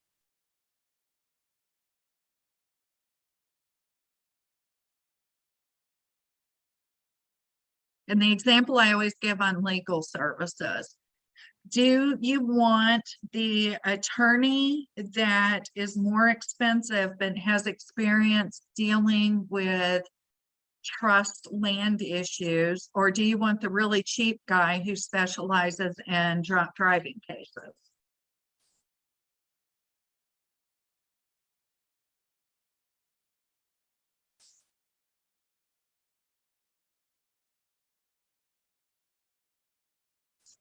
How many of you have LIHTC? Low-income housing tax credit units?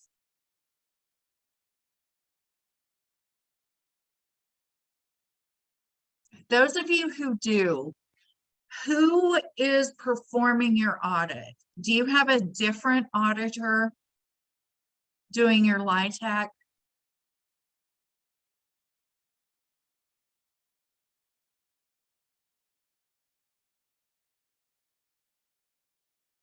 Unless they're, just straight housing specialists, I probably would have two separate auditors because they're two completely different types of audit.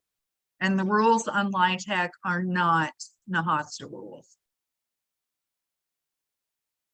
I don't think that's a bad idea at all. I'm just always curious as to who does. So we're procuring an audit.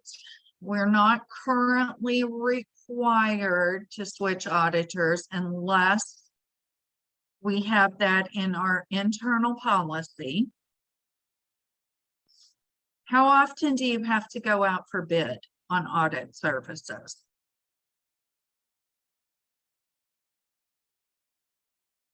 Is there anything in the regulations right now that say how often you have to go out for bid?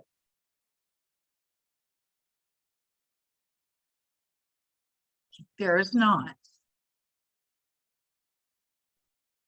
And this is true for legal services as well. When you are engaging professional services, it's important that you go through the bid process at least every probably 3 to 5 years.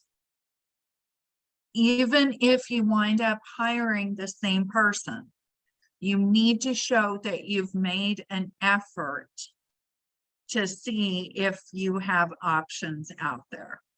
And honestly, those of you who are in smaller towns are probably going to keep hiring the same person. You just have to show you tried. If you do not show you've made the effort, then that's counted as limiting competition, and there will be discussion about that. May or may not be a finding. Honestly, it depends on who's doing your monitoring, but it will definitely be discussed. Questions on that?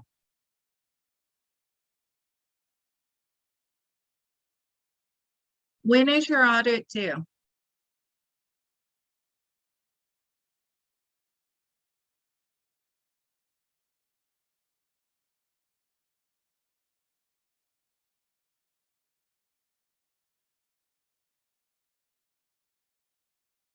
9 months after the end of your fiscal year.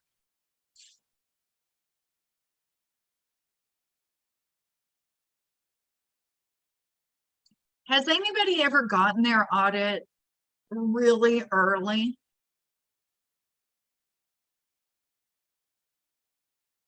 I don't know anybody who ever has. In theory, let's say your audit was due September 30th and you actually received it on June 30th.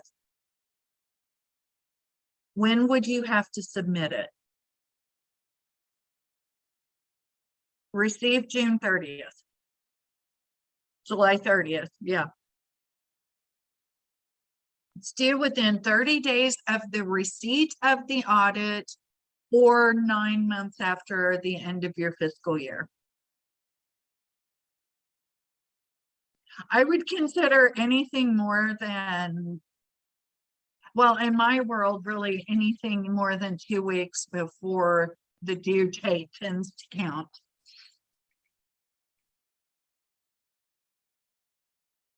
How about 5 minutes before 5 p.m. on 9/30? I have no problem with that.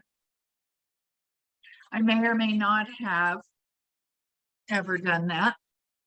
Okay, can I expand on what we might do if we only had one response to the RFP on audit or accounting services, and now we have to justify sole source? Sure.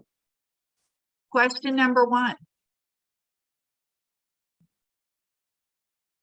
Can you work with somebody who's not in the state? Not in your area? No, because a lot of, well, I don't know, because our projects now, we're taking a lot of state money. I And know.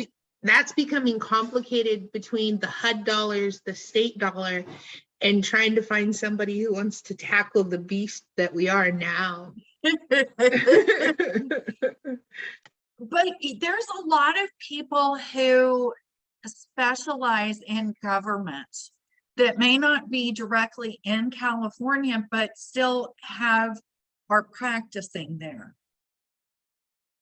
And I'm making myself a note because I know a couple of audit firms I would probably call if I were you. So I'm going to see if I can get you some names. But that's the key, y'all. They don't have to be in the state. They have to be licensed to practice in the state, which means they know the state rules and the state regulations. They're going to cost. If there's travel involved out of state, there may or may not be, it may or may not cost more. At the same time, I know a particular audit firm that I'm sure some of you use that is out of state and has Indian preference and is one of the lower cost audit firms out there. And they do good work. I mean, somebody I would not hesitate to recommend.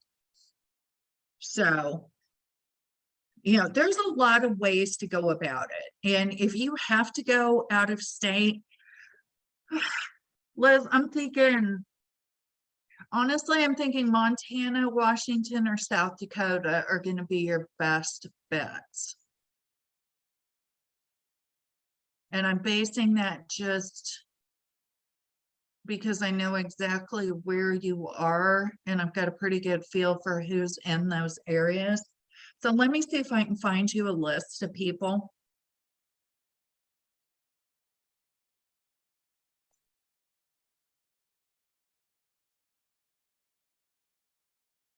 And that goes for anybody who's having trouble. I love procurement, so I'm always willing to kind of help you walk through options. Sure, you can recommend. Again, just because you're recommending as a participant doesn't mean I'm endorsing a thing. And even if I did endorse it, it doesn't matter because HUD's not endorsing it.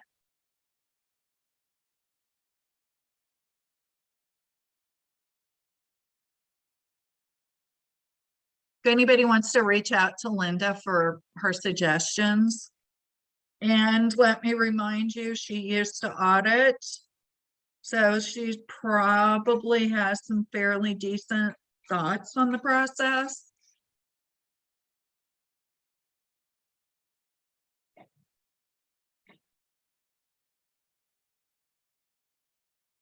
Midwest is very good.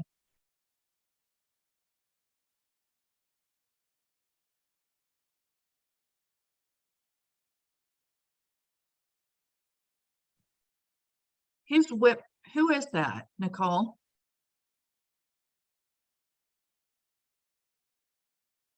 Where are they?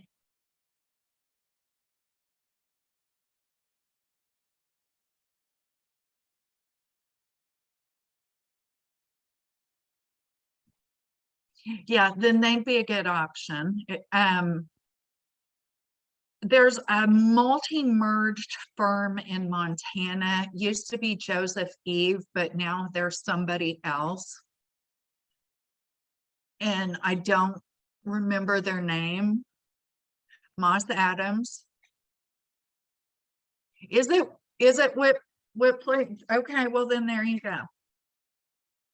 They do good work. Melissa Peterson in Michigan does good work. Who's the firm? It's not Moss Adams. It's another, I think they're regional or national. Crap, why can't I think of who it is? I'm gonna Google, hang on.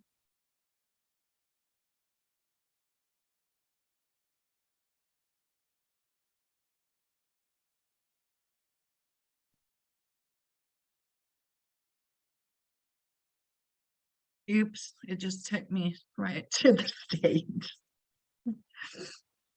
Hang on, hang on.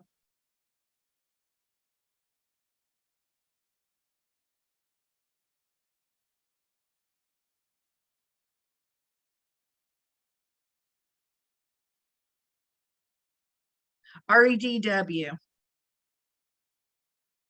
They're national. And I know they work a lot of places. They've done, I'm working off of people I have worked with. I know Google, I'm so screwed with that. Well, if I just looked at what Amy typed, then I could have saved myself a Google search. Yeah. Yeah, these are all good firms that you should be able to get bids from. Well, you're fancy.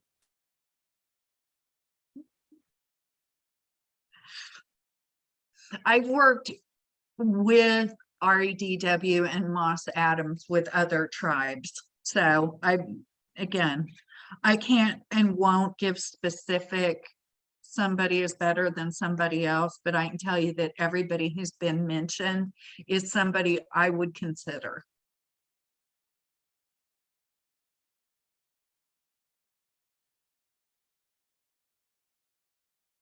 Okay, y'all feel better now? Elizabeth, does that help? That was awesome. Thank you, everybody. I really, really appreciate it. Yeah, and I would stand behind every one of those mentioned. I've worked adjacent to all of them, and I think every one of them mentioned is somebody that you could use comfortably.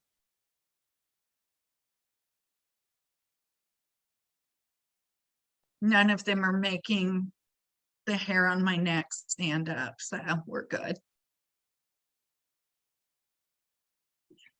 Okay, so again, with the procurements, you're going to go through the process. You're going to do an RFP. You have to identify your evaluation factors. Being certified in the state is not an evaluation factor. Either you are or you aren't, and if you aren't, you're unresponsive. Same with providing a peer review. That's not you don't get points for doing that. You don't get to do the work without doing it. Okay, solicit proposals with an RFP. You can always call people and ask them to bid. Even if you're doing a public bid process, putting it out for bid, you still are allowed to call and ask people to bid because the goal is to award the contract. The reason we want to use the RFP, right down here, you are going to award the contract to the responsible firm whose proposal is most advantageous to the program with price and other factors considered. Is there a question on that at all?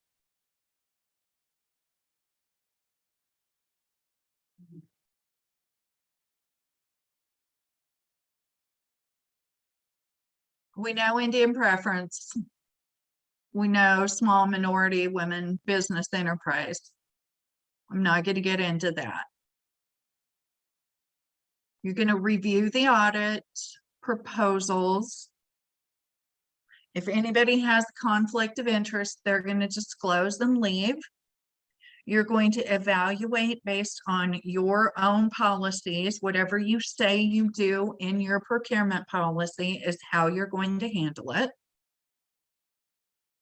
And you're going to obtain a signed written contract formalizing the agreement between the tribe and TDHE and the auditor in a document known as the auditor engagement letter.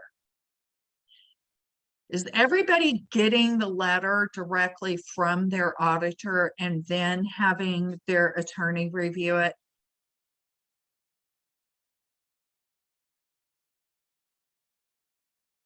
Yeah, there's a bunch of sections that the auditors are required to have for it to be a real engagement letter. So you definitely want them to do the drafting. You want your attorney to verify that it's reasonable and enforceable. Does everybody have in their engagement letters and other contracts that any disputes will be handled in tribal court?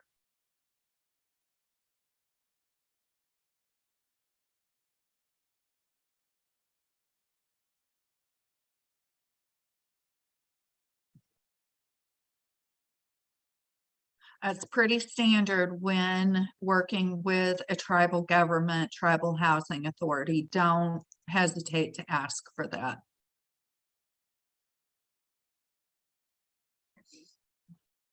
Yeah, I don't feel like I can properly.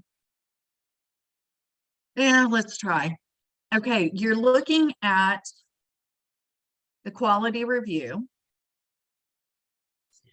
You want to spend some energy on capacity and capability of the staff. One of the things you really need to ask when you are engaging professional services, this doesn't include your attorneys, who is actually going to perform the work? Is it the junior staff that's going to be doing it? Or are we getting a partner? What's the drawback with junior staff?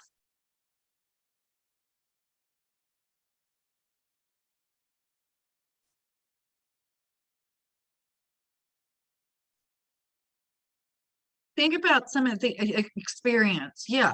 Are you going to have to explain everything to them? Yeah, they've got no concept.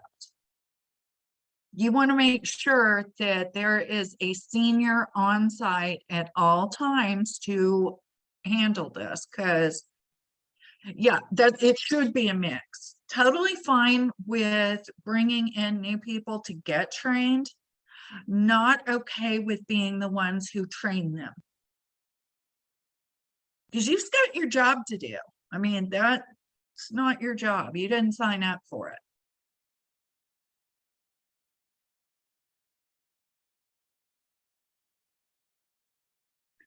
Auditor selection worksheet. Can use it, don't have to. You do need to have something similar to this. One of the things I really like, and then I'm going to stop talking. Provide 3 references from tribes TDHEs you audited in 2021. I would stretch that into maybe the last 5 years. If you're claiming you've got tribal experience, prove it to me. Show me it's recent and that you're current on the current standards. And that you know we have just a freaking buttload of grants right now that you're going to have to go through.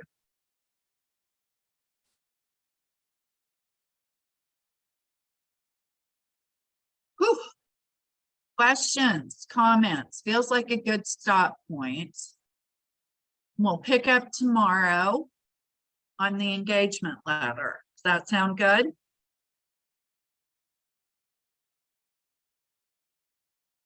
Elizabeth, is that going to work? Yep, that works for me.